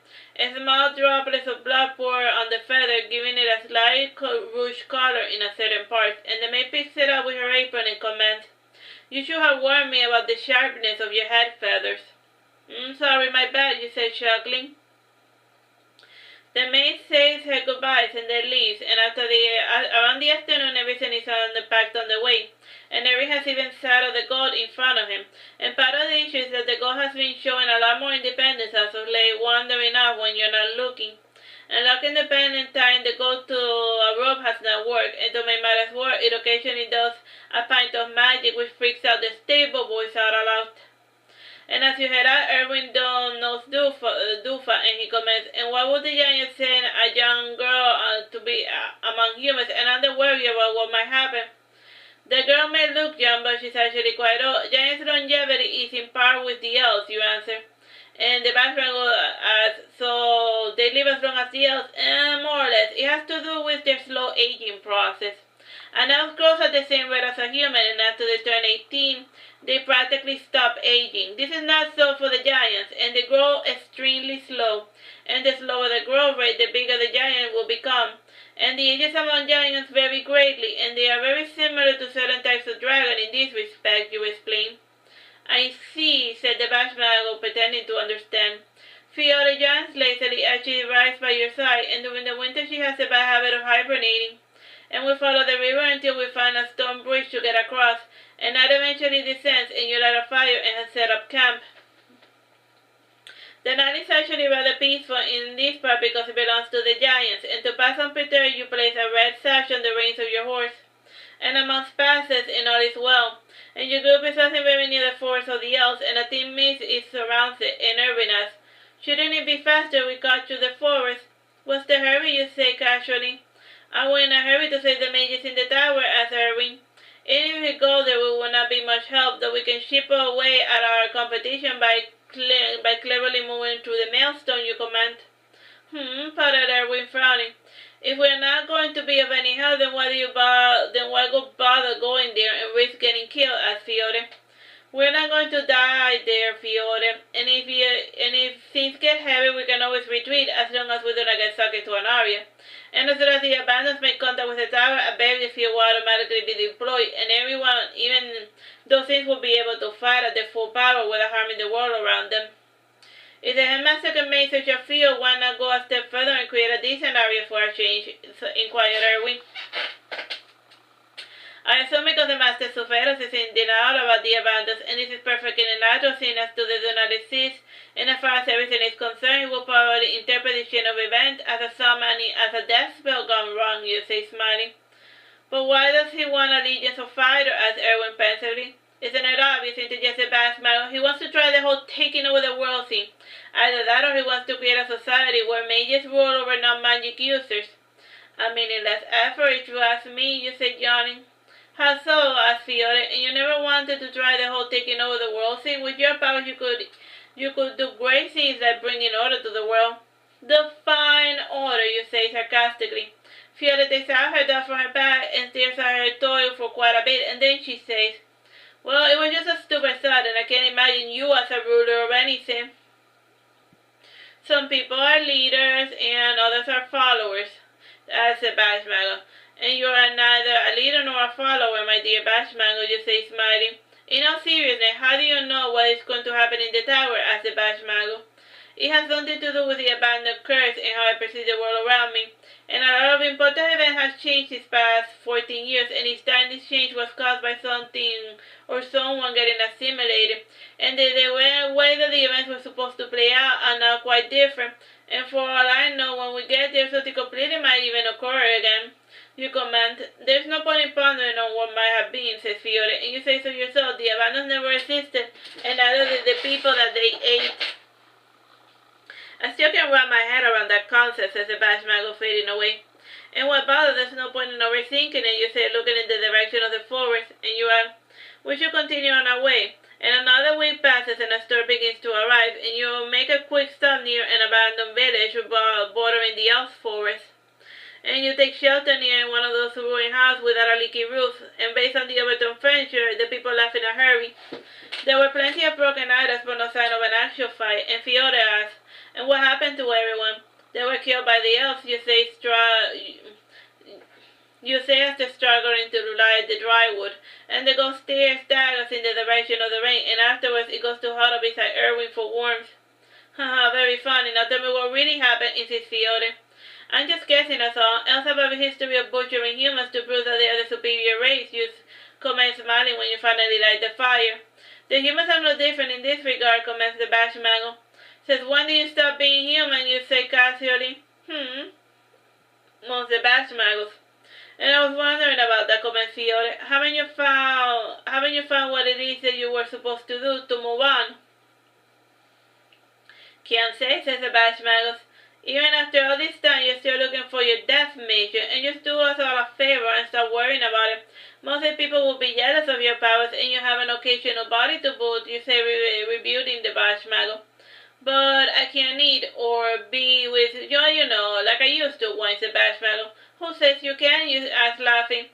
Well, I tried the eating thing and nothing happened, and maybe I should, says the Bashmago more to himself. I don't like the turn this conversation is taking, comments Irving, and you should not take everything Lamina says so seriously. She has a bad habit of lying from time to time. It's not my fault, my dear Bashmago can't take a joke, you say, warming your hands near the flames, and then at the sense and whether the mist thickens. And the rain has not let up for a second, and Fiore is awake and vigilant, and she has been growing more paranoid as the days passes, and even though she has been this in control of her strange summer, she's still nervous about the second fight with the abandoned. And while gazing into the flame, Fiore says, and why are we bothering to fight abandons when we have no hope of winning? The battle's already won, you say, smiling. If it's won, then why are we still fighting, says Fiore, raising her voice. Because it is our destiny, and we are destined to come out of this battle alive. So why are you worrying so much, you say shockingly. But what if it is our destiny to die, asked Fiore. I know I come out of this alive. As for you, I wouldn't hold my breath, you say, sneering. Well, I'm staying in the sunlight then, and I don't want nothing more to do with those creatures, and I'm not a mage, and this has nothing to do with me. Why do you take me for my home, she said, pacing up before the fireplace. I did not force you to do anything. I can send you back home if you like, and I bet your family will be thrilled to see you after not hearing about you for almost 6 years, you said casually. Fiore pauses and says, well played, and forget I said anything. I don't see why you're getting the jitters, comments the Bashmago. Lamina would die first before allowing anything to happen to you. It is her destiny to come out of the battle in one piece, and then it means that you're going to make it too. Yeah, you're right, says Fiore, smiling. Your conversation is interrupted by a man in the shadows, and the gentleman clad in black from head to toe says, forgive my intrusion. I already knew you were here, you said, not looking back. What do you want? May I propose another solution to your problem, says the stranger. You gesture with your hand to imply that you're all ears, and then the stranger says, you could just go to the tower and kill all the magic users before the abandons manifest, and then things will come down, and you can return to hunting them at your leisure. Only an elf who come up with such a sinister plan, you say, not turning around. It's worked well for our kind in the past, and I am simply trying to offer my advice, nothing more. I have no dog in this fight, and to use your human colloquialism. And we know from our goddess that you speak the truth, and this abandoned, as you call it, will be gone before the summer ends. And how this will come to pass is unknown, and if you are to fulfill this prophecy, we will be more than happy to lend you our aid, says the elf, bowing. But wait, first you say you don't care what happens, and now you want to offer help. What gives, says Fiore, confused. And what he means is that he could not care less about some human magic users dying, and he's more concerned about the planet being destroyed, you explain. And that about sunset out, says the elf, and my offer stands, and you can think it over till the morning. I don't want to think it over because I already decided to try to save the mages, you say, frowning. No power in the world can save them, and they were cursed from the very minute they came into this world, and it would be far more humane to put them out of their misery than to have them suffer the horrors of an abandoned battle, says the elf. And begone, I will hear no more of your proposition, you say, sitting up, and the storm finally quiets down, and the wind as well. And a death-like stillness follows, and the elf starts unconsciously looking over his shoulder every so often. And by the sunrise he has returned to the forest, and while continuing on your journey you begin to wonder if you made the right choice. It is the summertime, and the weather's awfully dandy, considering all of the abandons that surround the tower, and closest to it there are 5 large flames. And from time to time the curse allows one to see portions of its true form of those creatures, and for reasons you fail to understand, the abandon has yet to manifest in the real world, and the barrier field has not activated, and they all seem to be waiting for some catastrophe to occur. And you wait 5 tense days near the banks of the tower, and neither you nor your companions seem inclined to make a decisive move. And more those things start gathering, and it is possible to read that all of the rampant abandons of the Saturnastra have gathered in one location. And that is a foolhardy idea, since at this stage of the game they are more prone to exercise caution. And why would there ever be so many in one spot is up for debate. And on the 6th day, a demonic adversary comes from the tower, and the demon disguised as a mage tells you there has been an incident, and it will not be long before the battle commences, and I suggest you stay clear of this one, or attack from a distance. That is easier said than done, and there are abandons everywhere, and the barrier field is expanding even as we speak, you said dryly as the demon fades away. And what sort of incident was he talking about? Inquired Fiore. The usual, the master probably could not keep the loyalty of the new mages, and now they think that they are powerful and they aim to do him harm. And the abandons are probably waiting for the tower to destabilize before, speak of the devil, you say, as the abandons manifest on the flesh, and Baron the barrier fear activates. And the tower barrier fear not is swallowed up by the abandon with the strongest area.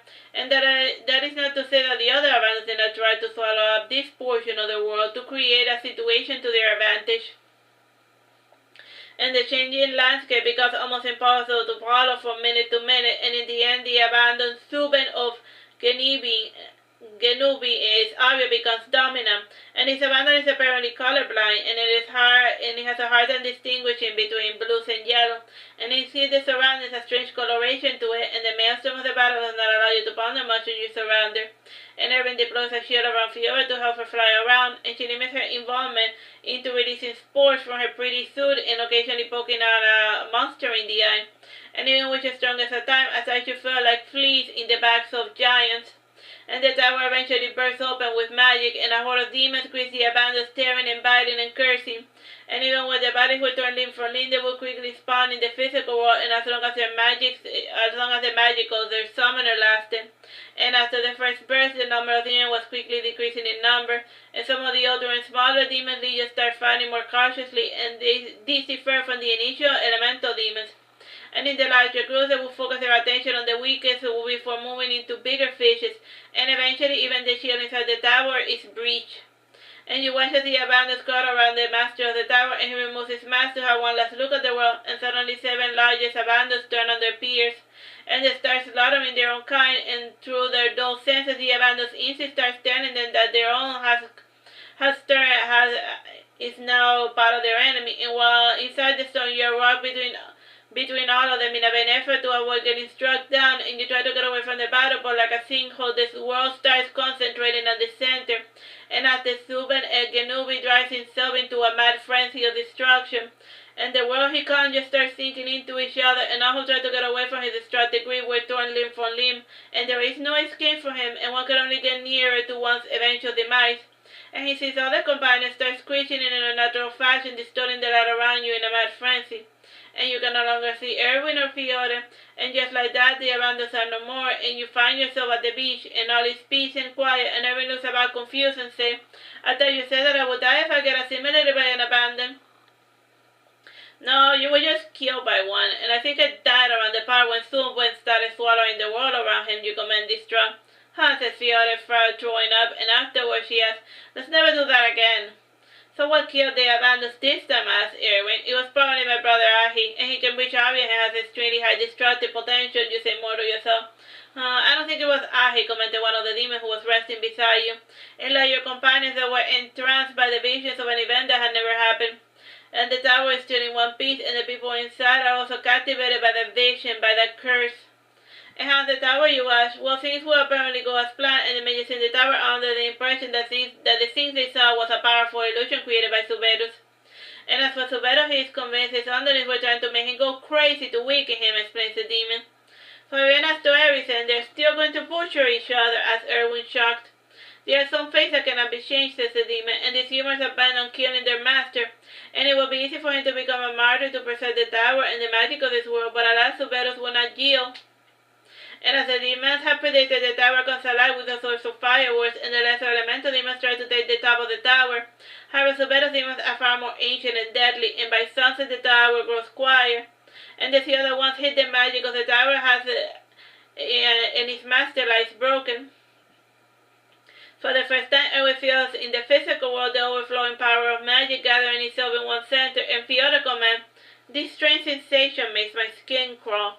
And you know the presence of the Arasa is spreading from the tower, and you and Irving and Fiora hop on your backs, and as you fly away from the tower, and the Bashman go trust behind you, as well as the fairies and the ghost children, and once you are camping a safe distance, you explain, The master has fallen into despair and is transforming his magic into a death spell, and everyone who gets too close will instantly get killed by the Arasa summoning. And Irving's gun starts moving away from the camp as well, and the fire dies, and slowly the vegetation as well. And then with all his tour de force, the Batchmago cannot call upon enough willpower to give himself flesh. If it wasn't for the ashes you carry, he would have indeed passed on. And this event only lasts for a couple of hours, and in time the silence takes hold of every breach of the beach, and the new person takes a restlessness in the tower. And since there are no more abandons to hunt in the tower, you decide that it will be more prudent to try one's luck elsewhere, and you convince yourself that Subera will be fine, seeing as though he wields such power.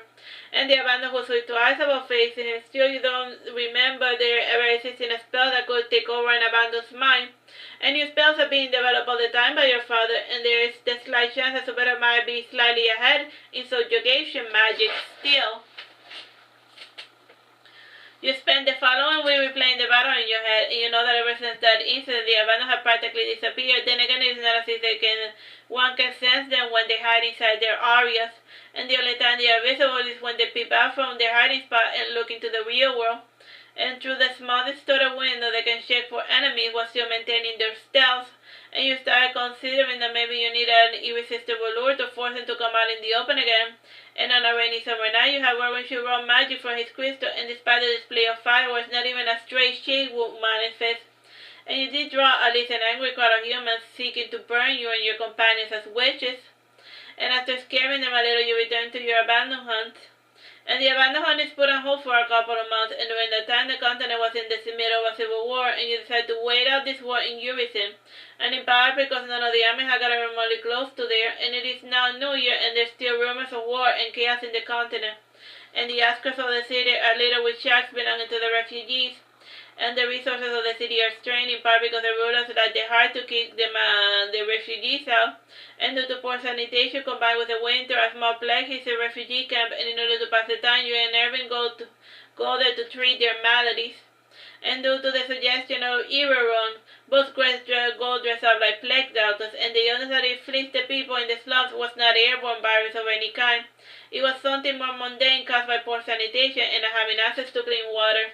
And the problem was created by the quickness and the poor regulations that went into the development of the shacks and their little rundown apartments.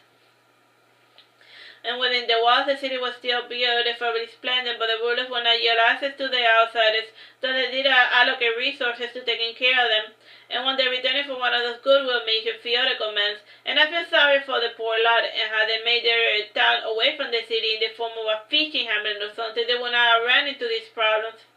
Some things cannot be helped, says the Batchmago, and these refugees come from mostly feudal towns, and they think that if the enemy comes, the Lord will open the gates and welcome them into the castle, and it does not work like that in modern cities like this one.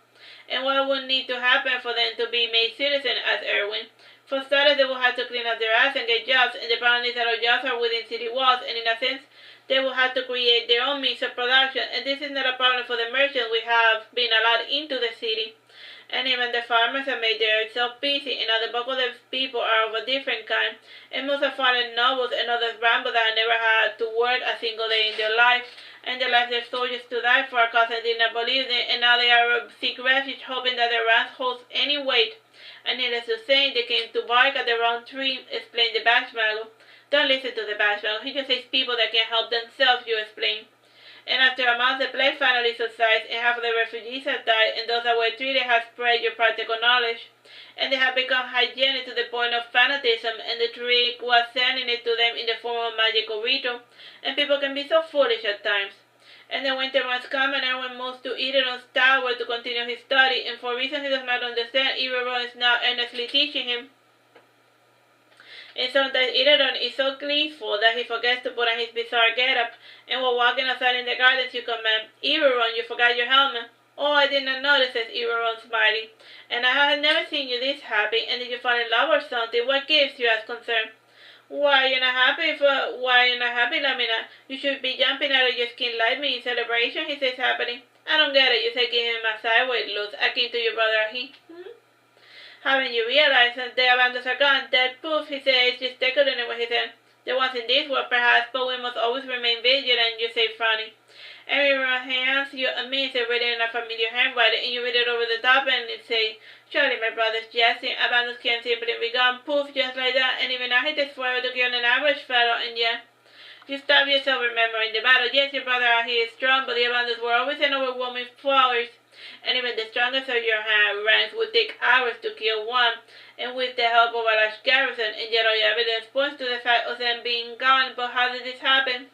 And you spend the rest of the days wandering about, and the abandons have never been killed that easily, and even when they fight their own peers, which has never been known to happen, by the way, and your companions took the news quite well, and they were released that their self-imposed mission was over, and that they could now focus on more important things like leisure." Alright, this is the end of that chapter. That was 14, yeah. Bye-bye, and God bless. Hello, my name is Teresita, Blanco, the Artsy sister, and we're continuing with Saturnastra Lamina. This is chapter 15, 1-5. The following day in the gardens, you put your hand in your pocket and find a strange fleshy thing. When you take it out, you grimace and you know that the fragment from the Sphynx had depretified, and you send the fairies to fetch the rest of the rocks, and they too had that particular bizarre look, and there were about 47 of those bizarre lumps of flesh. Your companions caught around these bizarre-looking fleshy items that seemed to have a heart palpitation, and Irving suggests, while wearing his iron bucket, maybe we should dissect one to see what's inside. No, that would be big session, and maybe we should put them in water, you say, scratching your head. And what is that drowns them? Asked Fiore. Let me get this straight. You got this from a graveyard, right? And you have been carrying one particular stone for the last 15 years, asked Irving. That's about right, says the Bashmago. So what are they? I'm not an expert, but I do remember seeing something similar to this before. You see, my master used to make homunculus and other artificial beings, and I could never follow the way he went about them, and it seemed arbitrary at times, almost like a miracle. And I think we should put them in several places to see if something happens, like an experiment, suggests Irving. As long as you don't throw one into the chimney, you say, folding your arms. And despite your initial protestation, Irving threw one into the fire when you were not looking, and you decide to forgive him after smacking him around a little with the palm of your dagger.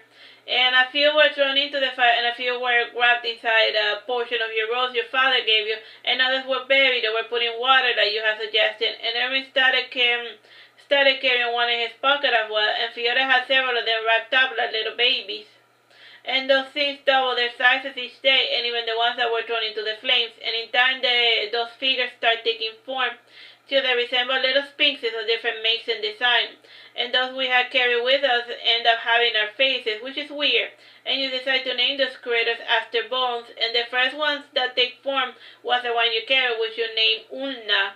And like a kitten, they curiously touch everything that moves and complain every single moment. And it gets so intolerable that one day Irving kicks you and your companions out of the tower, and after much coaxing, he allows Irving to come back inside, alone. Without this semi-permanent home, you are forced to find residents in the city, and the problem is that no one is too keen on housing a necromancer and her small troop of curious little sphinxes. And then there is the wealth to consider, and you have focused so much on the abandoned that you have failed to pay attention to your ever-dwindling funds. And Fiore suggests that we try to find a real job, and your only marketable skill is as a healer of sorts. And Fiore can also serve as a fencing instructor to other noble maidens. And in order to keep you and Fiore from working, the Bashmago tries an interesting gambit. He goes to one of the social clubs and reconnects with a relation that thought him long dead, and he plays his little farce well, and in time they believe that rumors about his death have been exaggerated. And he explained that he had been sick for quite some time, and it was only recently that he had finally been well enough to get up from his deathbed. And his companions were pleased, and also commented that he looked even better than ever for a man his age. Slowly he has been able to reopen his secret accounts in Urizen, and with his new funds he opens a legitimate business, a print shop. Printers were in charge of making copies of the newspaper, pamphlets, commercials, in addition to notarizing legal documents. And it wasn't a glamorous business, but it did put bread on the table and kept you and Fiore from going to work. And you spend your time looking after your new horde of sphinxes, and they grow up fast every day. And after a while, they develop the common sense of taking the form of humans while living in the city. And it is a bit hard to feel at time without having the abundance to worry about. And one day while working with Fiore, a lady stops in her park and exclaims, "Oh my God, Fiore, is that you?" Frowning, Fiore asks, "Do I know you?" "Of course you know me. It's me, Joanna. Don't you recognize your own baby sister?" exclaims Joanna. "Ah, yes, Jojo. And as I say, you were still in diapers," says Fiore coldly. "Why the hostility?" asks Joanna, and she's eventually caught up by a stranger, older-looking guy, and grasping for air, he says, "And don't run like that, Joanna. You have me worried. And please, you must come home and see Mother. She has been worried sick about you all of these years, not knowing if you are alive or dead," says Joanna, taking Fiore's hand. And Fiore removes her hand and tells her, "Pretend you didn't recognize me, baby sis, and I can't go back there, and I fear I would die of boredom in that place." "Oh, don't say that," sighs Joanna, fake crying. And Fiore turns around to look at you for guidance. Unfortunately for her, this little piece of family drama is not your cup of tea. You will not force Fiore to the decision to reconnect with her family or not, and later on that Fiore returns quite pensive, and she finds you bathing and plucking the feathers among your vertebrae companions, and the fairies amuse themselves in the garden while the children goes assists the Bashmago with his prints. And Fiore comments, "Even in death one still has to work. It's their choice, and you are nobody's forcing them to spend their afterlife working, and they could sleep eternally if Bassano give another chance to the loss of casualty." Like reincarnate. And what's important is being strong enough to allow oneself the opportunity to do these things that make one happy. Now the question is, will you allow yourself to be happy, Fiore? "I don't understand," says Fiore, looking for confused. Now think about it, and I felt you were genuinely happy to see your sister, and yet your pride made you act hostile. And what is it that you're afraid of? Do you feel that your family will go back to controlling you? It is a possibility. This is a real world and not some fairy tale, so you must make a choice," you say, looking sternly. "I must choose between you or them," asked Fiore. "Why not both? And a girl can have it all if she's willing to fight for it." "No, my question is, if you're finally really worth all the trouble, and that is for you to decide," you say, closing the door to the pool known as the bird bath. The New Year's came, and whether the rains and the occasional hail, and it rarely snows as far south in the continent, and life has been rather peaceful and uneventful. And from time to time you hear the rumor of war in the frontier lands of the kingdom, and today the Bashman was asked to make a copy of a pamphlet advocating for open border approach for the refugee problem in the edge of the cities. And Fiore asks, "And maybe we should go and see what we can do about it." "And look at you being so proactive," you say sarcastically. "Well, Irving spends most of his time with Irving studying magic, and after training I have a lot of free time," wants Fiore. "You can help me with the print shop," comments the Bashmago. "Nah, doing repetitive tasks is not really my thing," says Fiore. "It does put food on the table, and it will not kill you to help out for at least 3 hours a day, and perhaps I might even be able to raise your allowances," says the Bashmago. "And as of late he has taken control of all of our finances. You did not complain much, that you really did not have a good handle on money anyway." And Fiore frowning says, "Fine, I will find a job or something. A real job that pays well," says the Bashmago.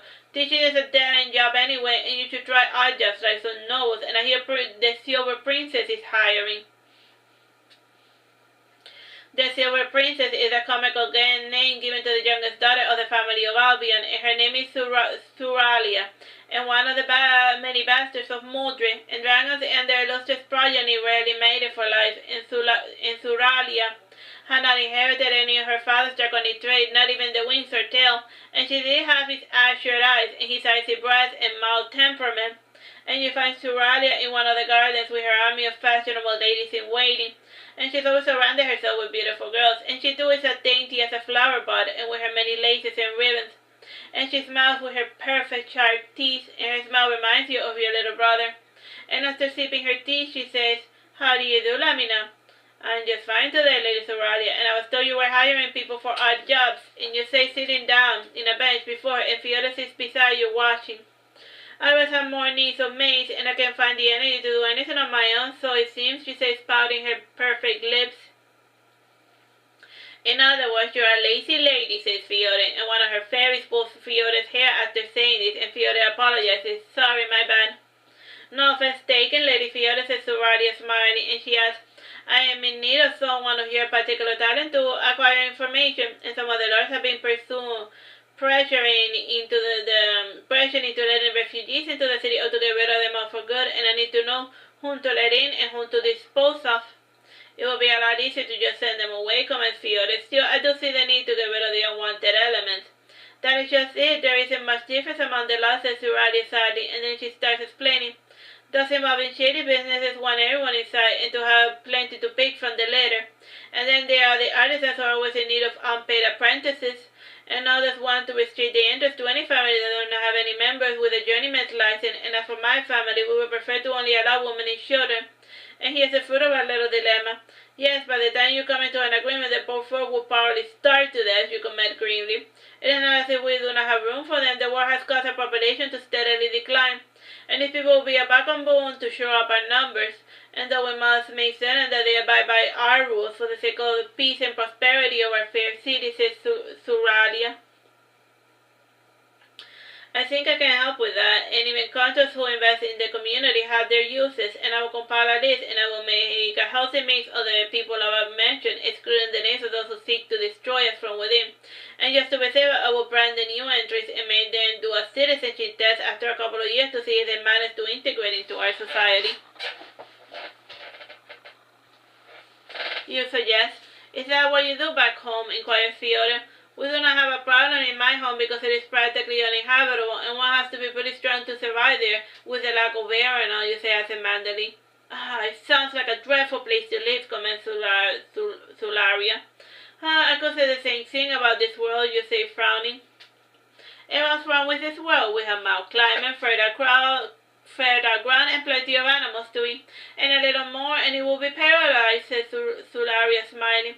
Thank you, we are glad you like it, you say, chuckling, and you leave Sularia and return back to the shop, and with the help of the fairies and the Sphynx, you draw up a profile of all of the people currently gathered outside the city walls, as well as the profile of the people who are at least who are at least a month away's journey. Together, there are at least 3,000 people, and the city has enough residences to house 25 new residents, and at its prime, the city was over 380,000 people, and the population started to decrease these last 5 years, and part of the problem is caused by the constant attacks from the Western Kingdom, and this combined with a large aging population has caused a lot of problems. And to solve the latter, the novel suggested granting free homes for women and children so much as they provide help for the elderly folk living there. And should they be discovered to do harm to their charges, they will be exiled or killed depending on the severity of the abuse.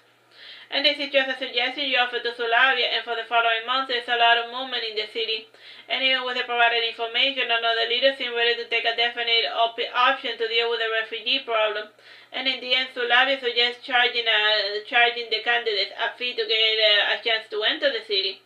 And those that cannot pay the fee will be sent away. None of the leaders want any poor people, even the ones who thought about women and children, and the fee idea is quickly rejected by the high priest of Metilus, the god of the soul, and he successfully argues this course of action could prevent them from taking advantage of the possibility of obtaining trained individuals who have fallen into hard times, and in the end it was agreed that those designed to get inside had to pay an entry fee and pass an exam, and pass a physical exam, or give an example of their craft. And children under the age of 4 were exempted from the above requirements. Through this slow and painful process, the desired candidates are slowly integrated into the city. And from time to time, one person does climb the wall or swim across the natural river barrier, and much to their dismay, they are quickly found out and sent back across the border. And even when they manage to stay hidden for a couple of days, the frontier guards discover their true identity. And in the midst of it all, you get occasionally pestered to provide additional information on the candidate, and the springtime comes and everyone is still working arduously on his magic craft. And sometimes you do not see him for days, but you at least get visited daily by his goat. The goat could still perform elementary magic. Tonight you awaken to notice a strange star shining in the sky, and Fiore too has been away for quite a few hours, and you blink a moment and then it is gone, and Fiore asks, "What was that about?" "Who knows," you say, Johnny, and you add, "This just reminds me of something very important, and tomorrow go fetch Irving so I can relay the news to him as well." And when the sun rises, Fiore has left in search of Irving, and you decide that the gardens are the best place to discuss this pressing matter you have been putting off. And you smile when you note Irving wearing his maid robes, and he frowns for some reasons when he sees you, and he sits down beside you, and you see right of Fiore, and hanging above you is a flowering plum tree. "And what's the matter, Lamina?" asks Irving. "Is it about the war?" Your crowded entourage speaks about the garden, and they know that this conversation will not affect them, seeing as though they can follow your drive regardless of whether your path may take you.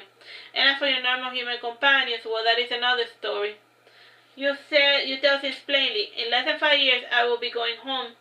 It is your early goodbye, as Fiore getting a bit teary-eyed. More or less, you reach into your pocket and have Fiore and Irving 2 cards. This is my contact information. If you use this card, you can reach me even in my home. And why can't we come with you? Asked Fiore. Well, my home is a bit complicated, and not for the faint of heart. And it's what is nice and easy for people, you start saying when Irving interrupts. For weaklings like us, you mean? Says Irving, looking visibly offended. I didn't mean anything biased. Still, there are some truths people must learn to accept. And besides, I miss being me, you say, sighing. And then we start looking furious and say, so your mission is done, and it's so long goodbye. And with us I leave us, and I left my family because of you, and I turned my back on humanity because of you, and I studied magic because of you, and now you was up and leave, just like that, purely on a whim. And you shake your head sadly and say, it is not a whim, it is a promise I made to my mother that we would all go home together, and I take promises I make very seriously. And every silence followed, and the momentary silence is then broken by the bleeding of Irving's ghost, and sighing you all. And I never said I would stay with you forever. You should have expected this eventually, and life is filled with unexpected happenings, and parting is just one of those things. And you know what I think? I think you just can't stand being around humans, says Irving between his teeth, and you give a wide grin and say nothing. And you gotta quietly return to the print shop without looking at either Irving or Fiore, and according to the fairies, will stay behind discussing this unforeseen prospect. And Irving eventually returns to the tower, and everyone notices his crestfallen expression. And he tells Irving, she has finally told you. You knew she was going to leave soon, asked Irving angrily. Yes, this is what they are, and what she is, explains Irving. And what is she exactly, asked Irving. I can only speculate. So this is not the first time I have seen something like her, and these people, they only appear during times of crisis, or should I say when they consider a situation to warrant their attention, and the last time I saw one of the kind was more than 300 years ago, and back then it was only one. This homunculus, for lack of a better word, appear out of nowhere, and once her mission is completed, they just up and leave, explains Irving. So she was not lying about having siblings, as Irving. I was not privy to the specs that went into creating her, nor am I aware of the social organization or the upbringing of those things. And you best put some emotional distance between yourself and that creature Lamina, and nothing good will come of loving a creature such as her, and those things are incapable of expressing love to you, the love you so desire, explains Irving. And Irving absentmindedly strokes your card, which is inside his pocket, and for the following week you mutually decide to pretend you did not say anything. And in time your relationship is almost back to normal. Though you feel Irving slowly growing more distant, and during midsummer a band of marauders starts making its way towards the city, and before the band is seen over the horizon, Sularia decides to organize a preemptive strike. And most of the city knights and guards belong to the family of Albion, and they can easily be told apart by their silver hair or white eyes. And keen not to be overworked, Sularia sends messages to the other municipalities to have them contribute with their share, and not desiring to argue, each municipality sends a soldier or weapons or both. And today you hear talks of the marauders are within sight, and the army of Sularia is marching up. And Irving's not at the tower, and he has a brown nose, one of those little sphinxes, to help him fly towards the castle walls to survey the situation. And by now the soldiers are already used to your little sphinxes and Irving flying about. And the cosmopolitan nature of the city makes them a little bit more open. And then there was that little contribution you make as a spy every once in a while, and not that spying requires much effort on your part, seeing as to the fairies do all of the heavy lifting. They look at you and the species as an aspect, and expect you to work for a cause should the need arise, and everyone watches the soldiers march towards the marauders. And the leader of the night goes to speak with the enemy messenger, and not trusting the intentions of the invader, makes Irving cast a needless shield around the night of first. And the bastard is a genuine article, and indeed it requires no protection. And Irving smiles when he knows that the arrow shot at the night bounces off harmlessly. And the night smiles, and soon the battle commences, and Irving has gotten the hang of shield magic, creating protections around all those he considers the good guys. And he has also added fire to the flames of the war, but he has yet to learn to double cast, and plus he never never had to protect so many people at once, and he's soon forced to tap into his reserve in the form of using some of the crystals that store magic away, and after 2 hours he runs out of magic and is forced to wait to replenish. And at first he tries drawing from nature, but he's far away from the nearest garden, and the Sphynx flies in towards one, where he draws power from the surrounding, and after a quick 5-minute charge he returns, and he keeps going back and forth like a lunatic till dusk, when both armies finally pull back. And while sitting in the guard tower, one of the soldiers comments, if you wanted to help you had shot a bit desperate or something at the enemy, it would have been a lot more useful than the little shield thing you were doing for us. My offensive spells are far too chaotic to be of any use, and I was afraid of my reckless casting would hurt the people I was trying to protect, comments Irving sadly. And next time we will send you first, and before sending out the rest of them, says the guard, laughing. I don't really want to kill any humans, but I don't want my home to get invaded either, says Irving sadly. What, are you stupid? You can't have it both ways. And sure, you did not smite them directly, but you still help our soldiers, and that makes you as much of a killer as the blacksmith who made our weapons and armor, says the guard stoically. And I was dancing in the tower quite pensive, and the little Sphynx Vormel tells him, don't pay him any attention to the fool, you did the right thing. You're right, let's go home, Vormel, says Irving, mounting on his back, and Vormel is one of the oldest of your horde of Sphynxes, and like you, he can switch between human and Sphynx form, and he also has the ability to make himself bigger and smaller in his Sphynx form, though he can only get as big as an elephant or as small as a hamster, and for his purposes, Vormel's mane is just a source of transportation. Till the end of the summer, Irving devises time in the tower and his occasional involvement in battle, and a few of the generals seem inclined to integrate him into the army. However, Sularia refuses to even discuss the matter, and in time this matter is buried, and the soldiers assume that she has her reservation because he's a magic user or that he's a foreigner. And both are always held in suspicion even after becoming productive members of Urizen society. And for reasons that neither failed to understand, the random raids and invasions from the western feudal stopped one day, and it was mid-fall when rumors of the return of blood red started springing up, and the new influx of refugees would tell frightening stories about entire fields of soldiers massacred regardless of their banners. And this was naturally cause for concern for Sularia and the other nobles. And in the midst of all of those bizarre rumors was the tale that Bertha may have been slain in a duel. And this news was the talk of the towns for months, and by the time winter came, they started giving credence to that rumor, and usually the doors came during the winter to collect Urizen's tribute, and this habit had never been broken over the last 200 years, and it was always on the same date at the same time. The punctuality of the tax collector was always unnerving, and the nobles did not know what to make of their assets, and today was the start of the second week of the 14th month, and the taxes had been collected at the usual rate, and in case the lords visited, and Irving's not at the tower today, and he finds you and Fiore unwinding by making attires for our flock of Sphinxes, and they each have now settled down on a form, both human or not. And Fiore had not done knitting work for quite some time, and he was starting to miss it, and Irving enters the print shop and made his way towards the living quarters that were on the second floor.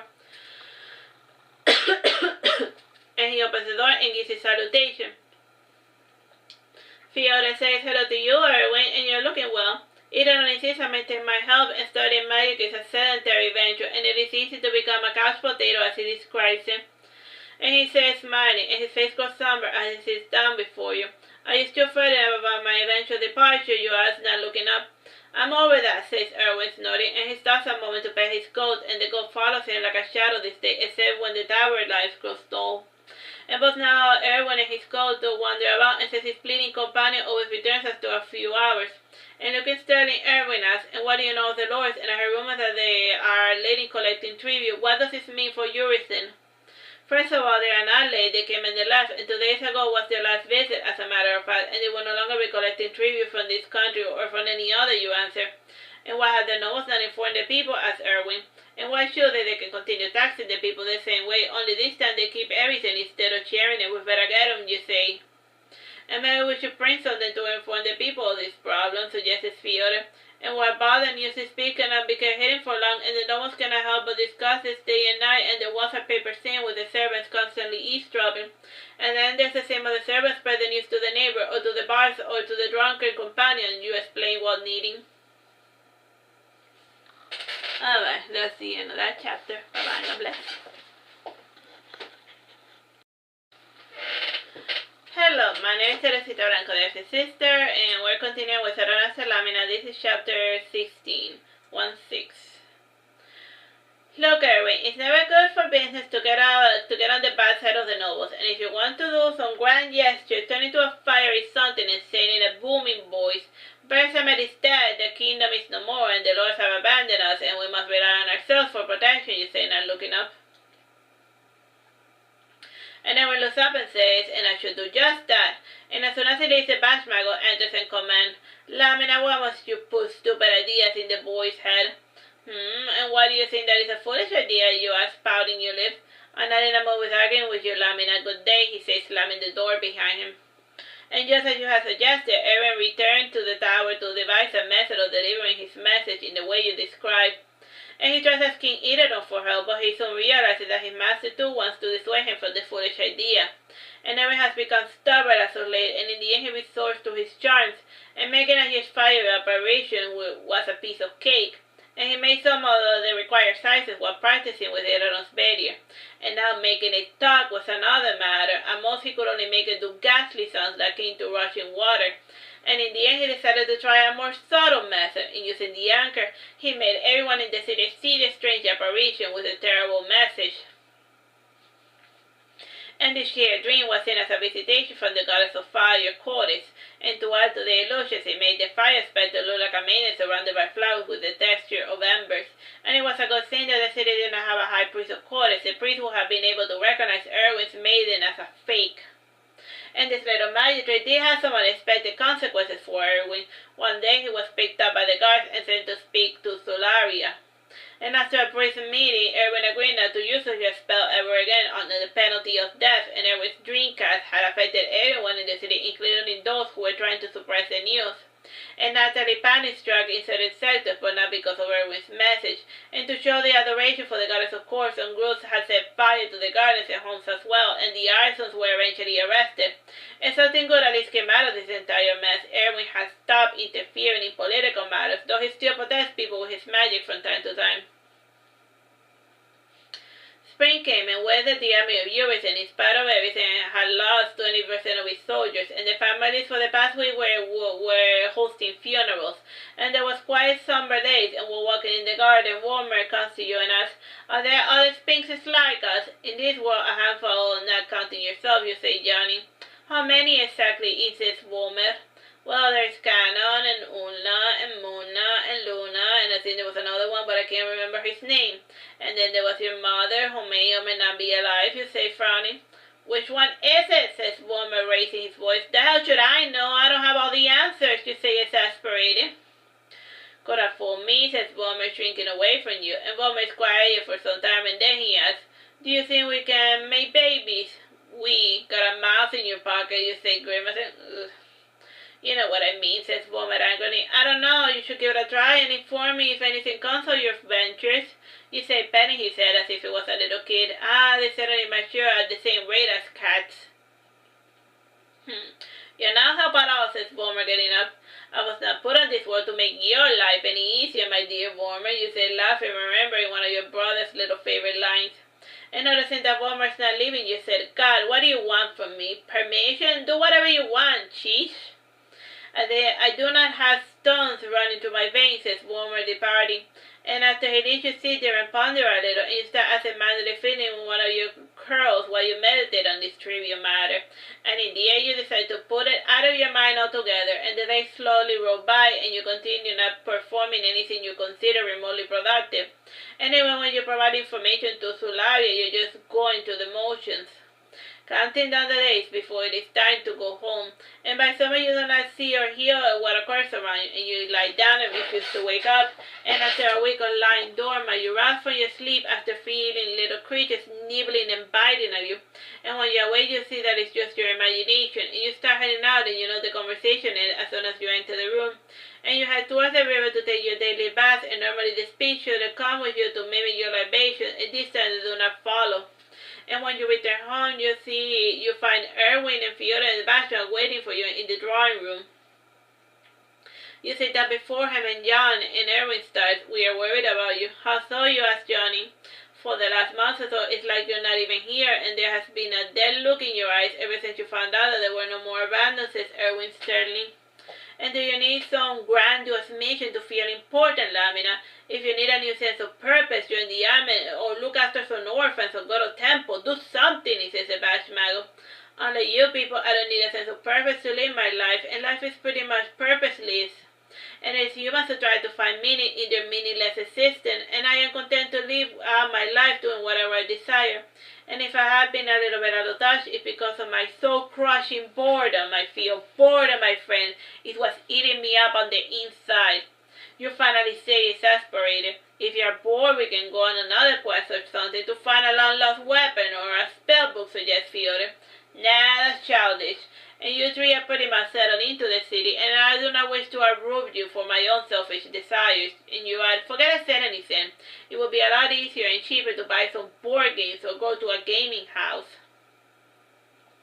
That won't work because you had the smell of the place and the drunkards constantly trying, explains the Bashmago. And one might enter the rooms after eavesdropping for a bit, and he suggests, we could try to do a mage tower, and my brothers and sisters can head out and recruit no mages, and we can even do the school thing and make it a game of it. It does seem like something to do, and worst comes to worst, we can always kill them, says the Bashmagos nonchalantly. Yeah, let's do the mage tower thing, says Fiore happily. And by this point you decide to keep quiet in order not to shadow their resolutions. And in the midst of the merry conversation, one of the fairies informs you of an interesting development, and then you say, there's one problem with this plan, and we will be competing with another magic school. Is there another Master Suberus, as Irving concerned? Nah, it's the same guy, and he wants to reconstruct his tower, only this time does things differently. And it was not enough for him to destroy 2 magic schools. A third time is the charm, as the saying goes. Actually, there's technically a new master of the tower, though he will not use the name Suberus, and the tower has been claimed by an apprentice of a forest of druids with an unimpressive name, who calls himself Clive, you explain. How would that be a problem, as Fiore? The only foreseeable problem is that the picking of magic users are now slim, and Clive's apprentices have already approached the best of the best, which were now in hiding, as well as those who show latent talent, and as for Suberus, he would only bother to teach war orphans. It is kind of a little sad if you think about it, you say, smiling. Yes, his paranoia has reached new levels, and if he can only trust people without family ties, explains the Bashmago. So who does that leave us, Irving? The usual undesirable, children of harlots and cultures, goat herders, farmers, who never read a book in their life, and people who cannot generate enough magic power to even cast a single spell, you explain. Well, if they have no magical powers, how can they be magic users, asked the Bashmago. And in answer you point to Irving's crystal, and the gold flees for a moment, and a candlestick bends before returning to its original shape. Smiling, Irving says, hey, don't you suppose they limited their search to humanoid folks, do you? Maybe, you say, smiling. Before we get carried away, does anyone know anything about running a school, asked the Bashmagos. We will figure it out as we go along. It's not as if the tower was Suberus, and the way it was run helped out one bit, said Fiore. You certainly do make a good point, says the Bashmago, somewhat deflated. Autumn comes, and by then your companions have already decided on a concept. One teacher, one student, one magic school, and each teacher was going to work with one student at a time to make certain that the maximum amount of information was absorbed. And this concept suited your companions, so historically speaking, they learned better when they had tutors' undivided attention. And this approach was going to cost, obviously, an arm and a leg, and the norm of the day was to maximize profit by overstuffing classrooms, and one would require a large enough monetary incentive to woo them into trying out this new idea. And Irving says, perhaps we should try to recruit teachers and explain to them our ideas, and maybe they will be able to weigh in on some quick money-making schemes. We could always rob a bank, suggested the Bashmago too dryly. Now we need a long-term solution, plus I'm not too keen on the idea of robbing banks because you make too many enemies, and then we won't be able to study magic because we will be fighting a bloody war all the time, you say, frowning. You certainly do make a convincing argument, says the Bashmago. Maybe we could try to reach out to some wealthy benefactors, suggested Fiore. That is all well and good until they use their purse to indirectly run the school, and I would much rather be self-sufficient than to depend on the charity of others, says Boomer, shaking his head sadly. So the school needs 2 branches, the public education phase and the one whose entire purpose is to turn lead into gold, figuratively speaking, says the Bashmago. whatever business enterprises we end up pursuing, it needs to build up around a brand, and people need to know that one school of magic is the source of product or service we offer, you explain. And what's a brand, as Fiore confused? It is a mark that allows a craftsman to overcharge for their shady products, says the Bash Magus. But I was under the impression that master craftsmen only make top quality items, says Fiore. That's what they want you to think, says Bomer, pointing to his head. And I spoke with Irving about our plan, and he says that it's a stupid venture, but he has nothing better to do, so he will lend us the first 10 tiers of his, or lower tiers of his tower, so to speak. And the barracks and classrooms can house 200 people, and if you give him a couple of months, he can increase the size of the lower tier tenfold, though the inner city will experience some mild earthquakes, nothing worse than a mild trembling as far as Irving. Cause yeah, like the Irving's tower, if you don't remember, it's like on the ground and it's like reversed, yeah? So then if the tower that's on the ground is expanding, of course it's gonna like move the earth about. Before we have to resort to that, we should start but with 100 teachers and 100 students, and we will expand the school as we find the teachers and the respected students, you suggest. And after taking stock of our funds, we decide to start with only 25 teachers. And once we get that small number, then we move on from there. And the fairies have already in mind possible students for Irving's school. And they have already been causing the students and filling their heads with all sorts of stupid, fantastic ideas. And within the first week, you already have 5 new teachers in the tower, as well as 40 prospective students from the city. And classes are not in session as such yet, though the students and teachers are settled in dean. And each is being allowed to weigh in on the matter of getting this tower in working order. And the first teacher to be recruited was a farmer named Windy, and his cat Magris. And Windy was not particularly well known because he could not cast a lick of magic, though he would have sublime and channeling power to his cat Magris. And his channeling techniques were quite advanced for a soft-time magician, and it was his idea to start getting the students early and giving them personalized attention through shifting rotation. And also his cat Maugris would help Irving and Irving with some of the preliminary classes. And the second teacher was a woman named Ben Saibel, and he was the only son of a hag, and he had murdered his mother because of a woman. And he was versed in curses, fate weaving, fate magic, alchemy, and necromancy. And he had agreed to come under the condition of being allowed to date whatever student he found appealing, which was gross, but whatever. The Bashman was not too pleased by your readily agreement to these terms, and the tradition emptied out your coffers quite a bit, and Demonas was part of a new 10 archmagos of the Tower of Suberos, and he had been lured away thanks to a bag of filled with rubies. And as he told the new master of the tower, Demonas does not work pro bono, and he was a trooper in this regard as a smart practical man skilled in the classical elemental magic. And the first teacher was a rare find indeed, and up until now you had assumed that Potobasian had died of old age by now, and by now he should be 250-something, well past the expiration date of any human. And Potter carries himself like a cliché with the long, elegant white beard and the silver hair, and his eyes are deep and thoughtful, and his old mage had the physique of a 50-year-old farmer, but still strong as an ox. And the fairies informed that he has been traveling on the boat and singing to himself, and he seemed happy at the prospect of finally being needed by someone again. And the last teacher of the lot was Euna, and she was a rich princess of the Unhal clan, and she was almost burned as a witch by her husband, and the problem had to do with her little hobby. And after having too many stillbirths, she had acquired the habit of making porcelain children, and her opus magnum was a baby that resembled the first child she had lost. And when the child came to life, she was sent to the stake, and her precious creation shattered. And it was believed that she was burned to death, and why or how she was alive was a matter of much debate. And no one never spoke of her past, though she was apprenticed to one of these reclusive alabaster dragons. And the days quickly rolled by without any classes starting, and for a reason or another, Princess Enoa became the de facto archmagus, and she had a better sense and management skill than the other mages assembled, and unlike Irving, she generally wanted the school to work. And her first order of business was to get her finances in working order, and the school was seriously hemorrhaging money by the minute.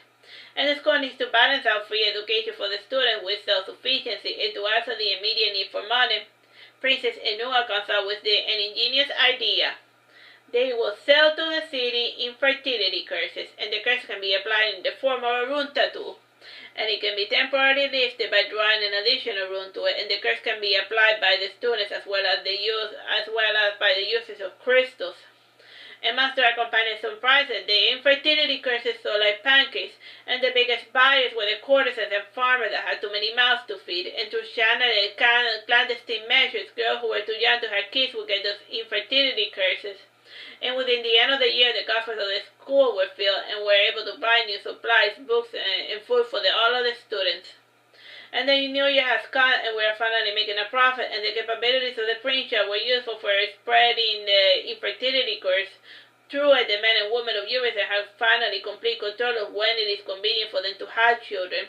And it all sounds cute when you say it out loud. However, the clergy was most infuriated by this curse, and normally people came to the temple to ask for a fertility blessing, and your group's curses were cutting into their business, and they would not tolerate such incursions. And it was only thanks to your connection with Solaria that you avoid further problems. And the tower was no longer allowed to publicly advertise those services, though customers came from time to time thanks to word of mouth. And depending on the client, Enua would encourage the students to try to squeeze a little bit more wealth out of them. And Demonas wanted to go a step further and blackmail the wealthy patrons, but Enua didn't allow him. And the new year came, and the classes were finally in session, and the whole one teacher, one student concept was still a faraway dream. So the classes were small, and each teacher was only dealing with 5 students. And the classes took 8 hours a day with 4-hour break between each session, and there was the option of tutoring, which was mostly done by the old man Potok, and he was relentless and eager to pass on his knowledge and wisdom regardless of the hour, and the students believed that he did not sleep. And for a fact that he does sleep, and usually for the duration of the afternoon break.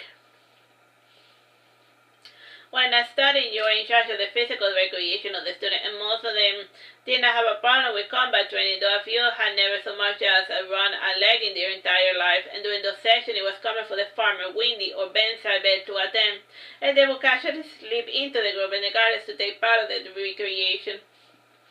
And the age group of the student was quite varied, and half of them could not read, and this was not a problem since Farmer Windy was also attending your writing classes. And the ages also had a wide range, and this made Demonas worry about since some of them were older than 40. And this did not matter to you since they were all starting to study magic from square one. And Demonas would often tell you they are far too old to be learning new tricks.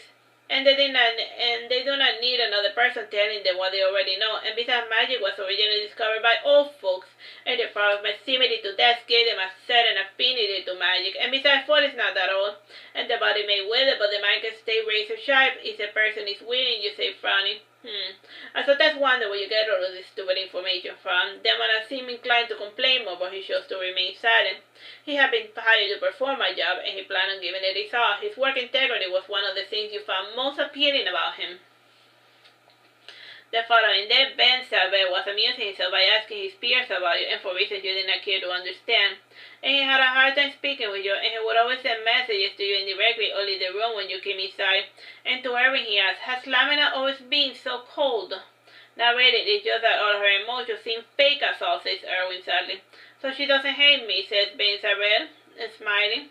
And she just acts like she does, and she has a bit of a sadistic side, seeing as though she enjoys toying with people and trying new ways to make them tick.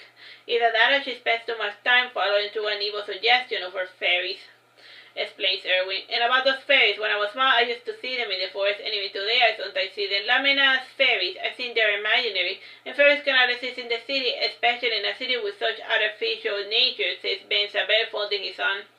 I wonder so much as I do not know much about that myself, and as you can already guess, Lamina is not a normal being, and even by magical creature standard, her fairies may not be ordinary, says Irwin, looking over his shoulder, as he's guessing that your fairies are eavesdropping on the conversation. Ben Sabel looks behind Irwin and imagines that he's seeing something small moving about the shadows, and he becomes convinced that my fairies are just good at hide and seek, and the next person he passes is the Bashmago, and he goes to find him at his print shop, and as of late he has been printing spells for his student, and when he sees Ben Sabel approach him, the Bashmago closes the door and locks him within. And Ben Sabel frowns as he teleports himself inside the shop, and once inside he remarks, "That was rude." "I know why you're here. I'm not in the mood to talk about Lamina," says the Bashmago's annoying. And what, is she your woman? And even if she was, maybe she still does do you a part, and now that she's back on the upper market, says Ben Saberanoy. And Grimace and the Bashmago says, you are not even on the same species, so let her be. That's not never stopped humans before, and just look at the battlefield with nymphs, elves, maiden, and even dwarves, and I'm not asking for myself but for another. Sure, I must admit she's pretty, lass, but she's too cold for my stay, answered Ben Saber. Well, whoever's interested, tell them to bug her up, said the Bashmago, pushing Ben Saber out of the shop, and the following person Ben Saber bothers is Irving, and by now Irving has one Irving of Ben Saber's little inquest, and shaking his head, Irving says, before you get any more stupid ideas, you must know that creatures like Lamina are incapable of love or lust for that matter, and the way she spent her time grooming herself, I am half inclined to think that she's a narcissist. Narcissist, as Ben Saber, unfamiliar with the word. I think she loves only herself above all else, says Irving. I have already heard that from more than one person, and how can you be certain of this fact if no one has ever tried to woo her, asked Ben Saber. I can think of a better way to spend my time, says Irving, sinking into his aria. And the last person Ben Saber goes to speak with is Fiore, and Fiore is a lot less hostile than all of the other men Ben Saber spoke to, and she gives a detailed account of your generosity and eagerness to please. And what sort of person does Lamina like best, asked Ben Saber. Like, well, she likes stubborn, persistent people like the Bashmago, and she may not look the part, but she enjoys arguing with people and lecturing them as well, except on matters of magic. And Fiona picks up her doll and then asks, and I think she maintains a distance from people because it no longer matters, just does it, Dolly. And don't poke too much into the matter and let Lamina be. And by now Ben Saber had finished his little inquest, and the results were hardly satisfactory, and no one had told him anything he did not know already. And regardless, he sold the information to the interesting party, and since his inquest had arrived short, he invented some colorful facts about your life. Because of him, flowers and gifts and destiny as well as plant milk start being sent your way, and you do not begrudge Ben Saber and his little white lies were helping to fill up the coffers of the tower. And in time the tower was finally making enough money to hire new mages and accommodate new students, and each time a new arrival has its own unique way of investing in the tower, and in time the idea of one tower, one student, one teacher was finally fulfilled. Alright, so this is a good place to leave it. Bye bye and God bless. And we're almost close to like the end of Lamina.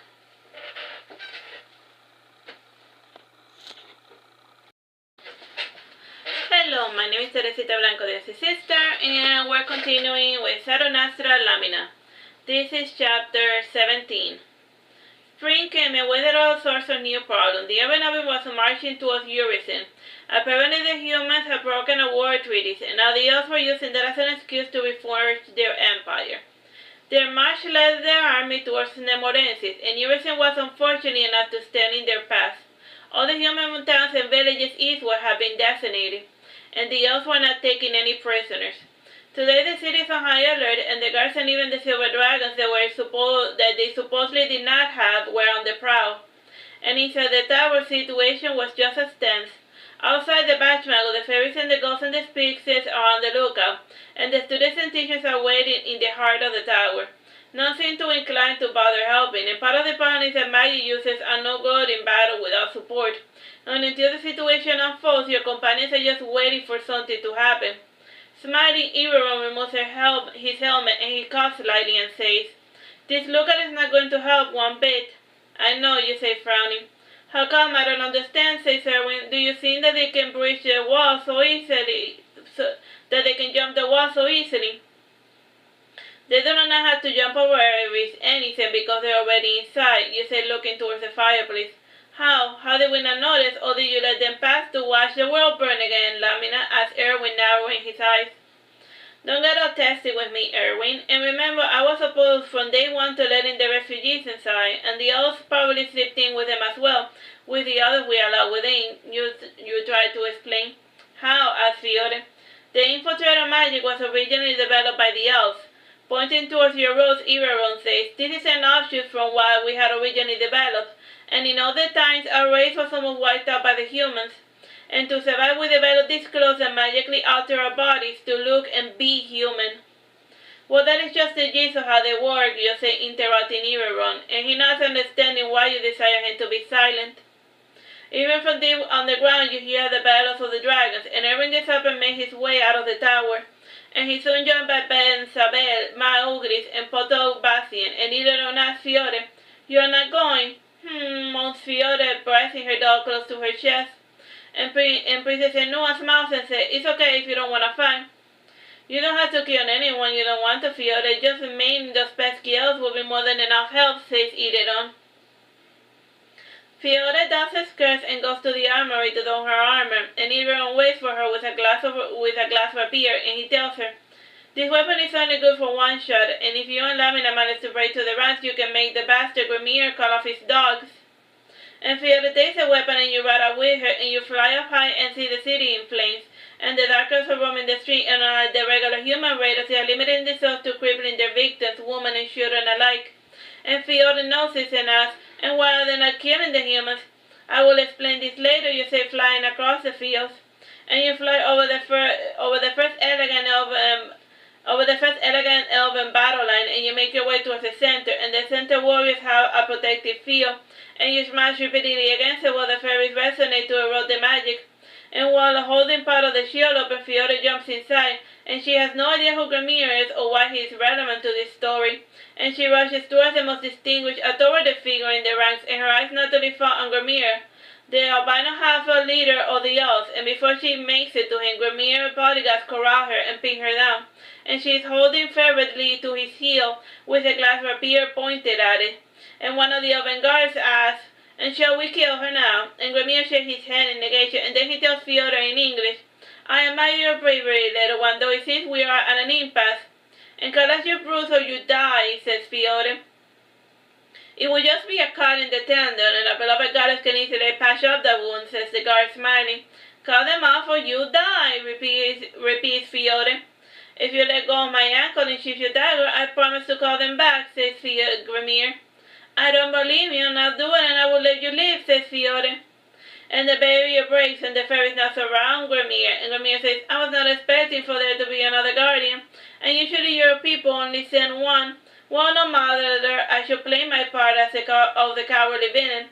And Grimir sends a light blue flame into the sky, and the chaos in the city slowly subsides, and inside the elven army moves on, and while Fiore watches and leaves, she asks, "Are we just going to let them go?" "Yes, there is no point in fighting against these elves that are practically immortal." And you say, "Johnny, but what about this rapier?" asks Fiore, holding the crystal weapon. "That's just a repeater weapon, and an ancient relic of the start of the Abandoned Wars, and in those ages wooden Amandas was a nightmare, and the repeater weapons were designed to eternally strike the same spawn, preventing regeneration, and they can also be used to kill so-called immortals," you explain. And you continue conversing on this matter with Fiore as you head back, and a good number of the people have died, but the rest are just staggeringly injured. And you narrow your eyes as you see the children with missing limbs and quickly bleeding to death. And for the following hours, the archmages of your tower and the students spend their time mending the wounds. And the cult of Lara did not exist in the city, and essentially alchemy and traditional medicines were employed to mend the wounds.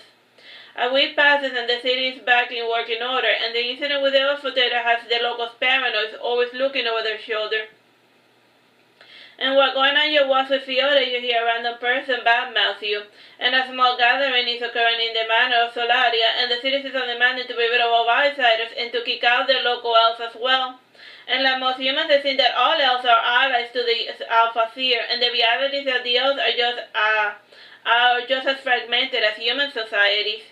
And Solaria goes out wearing a red dress, and the people quiet down seeing her, and she processes to calmly answer all of the local questions, and at the end of the eternal interlude she says, "I know that you're hurting, but bear with it, and turning on one another will be our ruin. And if you have any doubts about the loyalty of our elves, go to the hospital and bear witness to their suffering." And the locals eventually gradually disperse, and based on Solaria's red dress, so one of her family had died. And normally when a person sees a dragon, they are usually frightened, and it takes great conditioning to fight such a beast and others of its kind, and it was not just the enemy's skill that was surprising, it was the fact that they used tactics native to your home, and the throwing of magic chants and the synchronicity of the units were familiar, too familiar, and why or how they had managed to pick up such habits. No, it could not have been one of your siblings helping them, could they? Your thoughts have been interrupted by Fiore, who asks, And what's the matter? You're still thinking about the elves and how the elves got within. Nah, I don't want to know how. I was just curious about their fighting style, I thought. You comment, frowning. It was certainly melodic, kind of like the strange sounds emitted by those abandons, but nicer, said Fiona, smiling, and her face darkened as she asked. There was a surprising amount of injured people today.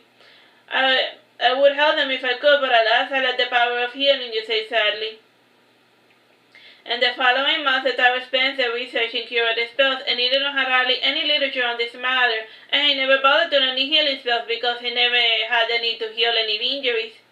And Princess Enua knew potions and their words, and Ben Saber was only versed in curses, and Potobase did no healing, but he claimed to require exotic ingredients to regenerate limbs. And this fancy was nothing more than an excuse, and to make healing magic work, the caster generally had to have the desire to help their fellow man, and Potobase did not want to admit that he was a douche. And one day you confront him and tell him, and want you out of these towers. And can I help you with something, Lady Lamina, says Potobase coolly, and like most of folk, he never took your outburst seriously. I don't want someone like you around my students, you say, folding your arms. And sighing, he says, and what is it really about? Is it about my healing magic? And once again, you have allowed your pride to get the better of you, and you will deny the students the chance to learn healing magic just because you don't give a lick about non-magic uses, you say caustically. So you notice, and what of it? And one day the students will come to understand. Until then, I will keep that knowledge to myself, says Potobasian. And what, you think you're better than me just because you can cast a spell or two? And please, in my true form, I can kill you by last week. And it is that superiority you use the true pain of this world. You say raising your voice and you add, and whether you like it or not, your magic does not make you any less human than your peers. And flushing red, Potobasian says, in all of my years, and you should learn to respect your elders, young lady. Who? So respect for you means that I can't call you on your nonsense, and normally my kind does not like bursting people's bubble. But with you I made an exception, and as such I hate to admit it, and this school needs to teach healing magic. And I think I might be able to overlook your mean spirit and seeing as though the city might not need you in the end. And the problem is, how will you save face when I inform the students of what you did, or did not do, for lack of a better word, you say, smiling. Is this blackmail then? Asked Potobasian, somewhat deflated. Call it what you will, and I already said my piece, you say, leaving the room. And in the end, your blackmail worked, and Potobasian still decided to save face by claiming to have found useful alternatives for his rare ingredients, though frankly the teachers, Irving, and some of the students were already on to him. He gradually started helping the injured humans. The months slowly rolled by, and before you know it, you will have to return home, and your companions know this, and they seem a bit on edge. And this is one other than Irving, who is even bitter when he speaks to you. It is almost as if he hates you. And this probably has something to do with Irving's influences, and as of late, the Bashbang has been working as an intermediary between you and Irving. And close to summer, Irving finally settles down, and he comes today to see you in the park, and smiling, you say, ready to apologize? For what? Asked Irving, sitting down. Think about it. I raised you, fed you, bathed you, taught you, and this is all the thanks I get, you say, narrowing your eyes. Paused Irving. When you put it that way, I certainly have been acting like a little bit of a brat. Not everything can go your way, my dear Irving, you say, smiling, and you add, I am sorry if I caused you to develop some expectation with regards to our relationship, and to me you will always be the same little shepherd boy, and nothing you do or ever achieve will change that fact. But do you love me? Finally asked Irving. I love you as much as a girl can love a cat, you say, patting his head. Irving was right, you are incapable of loving another person, says Irving, getting up. But why is that so bad? People can do such terrible things for love. Just saying that word makes me nauseous. And I thought, or should I say, I hope that we will never have this conversation, and I find such emotions a bit of a cry for my taste. And you can feel however you want about me, but do not hate me because I do not love you the way you want to be loved. And let us never speak of this again, you say, getting up before Irving has a chance to respond. The days pass and Irving stays distant, and you decide to give him some space. And it is a great strength and maturity to control one's baser nature. And by the time summer comes, you both finally come to terms. And to Quado's feeling, Irving convinced himself that I was his biological mother, and it did not take long to be repulsed by those feelings, and by summertime things were finally back, kind of like the way that they used to be. And during the summertime, you spend your time with Irving's other persona, the strange little girl, the second soul that lives inside of him. And after the abandons were killed, she no longer turned her back towards the world, and smiling, she said, I never thought those things would actually be killed. Nothing lasts forever, Goewin, you say, smiling. Goewin. And why do you call me so? Asked the girl. It seems fitting, you answered, frowning. Fine, I will take the name and everything it implies, she said, giving a mocking bow, and she asked, will you be returning home soon? In less than a year, I'm afraid, you said, smiling sadly. You don't seem too happy about the prospect of going home, commenced Goewin. It's been 20 years, and I wonder if it's going to be a home to return to. A lot can happen in 2 decades, and it is probably nothing. I feel that I'm overthinking things. Thinking was never your strong suit, says Goewin, smiling, and the fields of yellow flowers turned to crimson red in the dream world, and the pale hooded figures and the sunny sky turning into sunset, and there was something familiar about it, but you could not put your finger on it. You awake the next morning to find your other brother Marduk in your room, and he's resting his drooping head on his hand. And Marduk always did enjoy sleeping. It is a hobby your kind rarely indulges, and he stirs when he knows that you are awake, and smiling sadly he says, I am pleased to see you well, my dear Lamina. And dear, you only call me so whenever you feel pity for me. And tell me, is there a reason why you're so concerned about me? You are sitting up. All will be explained in due time, I promise, he says, chuckling. Sure, you say that now, you say, gritting between your teeth. And I was not really trying to hide anything from you or from the others. It is just a matter of common sense, and you should know by now have realized the consequences of killing every last abandon, says Marduk getting up. And he does so whenever he's thinking. We say the world and all of the other worlds, and why should anything bad come of it, you say, getting out of bed? Certainly nothing bad did come of it. In fact, things are better than ever, if you think about it, and everything goes back to business as usual, and no longer will we have to worry about those pesky things erasing our resistance, says Marduk, sighing. Then why don't you sound happy, you ask again. No reason, I'm just very happy to see you, and I'm glad that you formed some sort of roots in this city, and it is not easy for a kind to do so, says Marduk. And changing the subject, you ask, and how is Suberus? I don't know. What do you ask about him, says Marduk, smiling. Just curious, that's all you insist. There's really not much to say about him, says Marduk, folding his arm. And you grin and then head out to proceed with your regular routines, and Marduk stays with you for a week or so. And during that time, your companions badger him with questions. And by the end of their interrogation, they know far less about Marduk than they did before they met him. And he was not a fan of having a genuine, honest conversation with another mortal soul, or immortal for that matter, and before leaving, Irving approaches him and speaks to him like an old friend, and they converse in private for a bit, and while Marduk was riding his horse, you ask him, and before you head out, and can you tell me what Irving asked you? He asked me why there were 13 of us, and when it normally only takes one of us to deal with the situations, answered Marduk with unusual frankness, and the fact that he had told the truth was not a good sign either. And this question bothered you for months after he left, and when you discussed it with Irving on his year, and maybe your people have world domination plans for a change. Nah, it doesn't seem likely, you say, walking with him in the park. How so? Practically every advanced civilization has the impulse to dominate their lesser. And why are your people any different? Asked Irving. My people. I don't know what you think you know about us, and I can assure you this is not our intentions, and we almost limit our interference to give you fools the liberty to destroy one another. And there will even eventually come a time when you do not feel the need to engage in that nonsense. Until then, like the noble dragon, we will be content to watch things unfold, you say, smiling. And the Bashman who was eavesdropping says, and I think you're giving this world and its people too much importance. No truly advanced civilization will want to rule over a world filled with bloodthirsty fools. We agree in that much, says Irving, chuckling from beneath his helmet.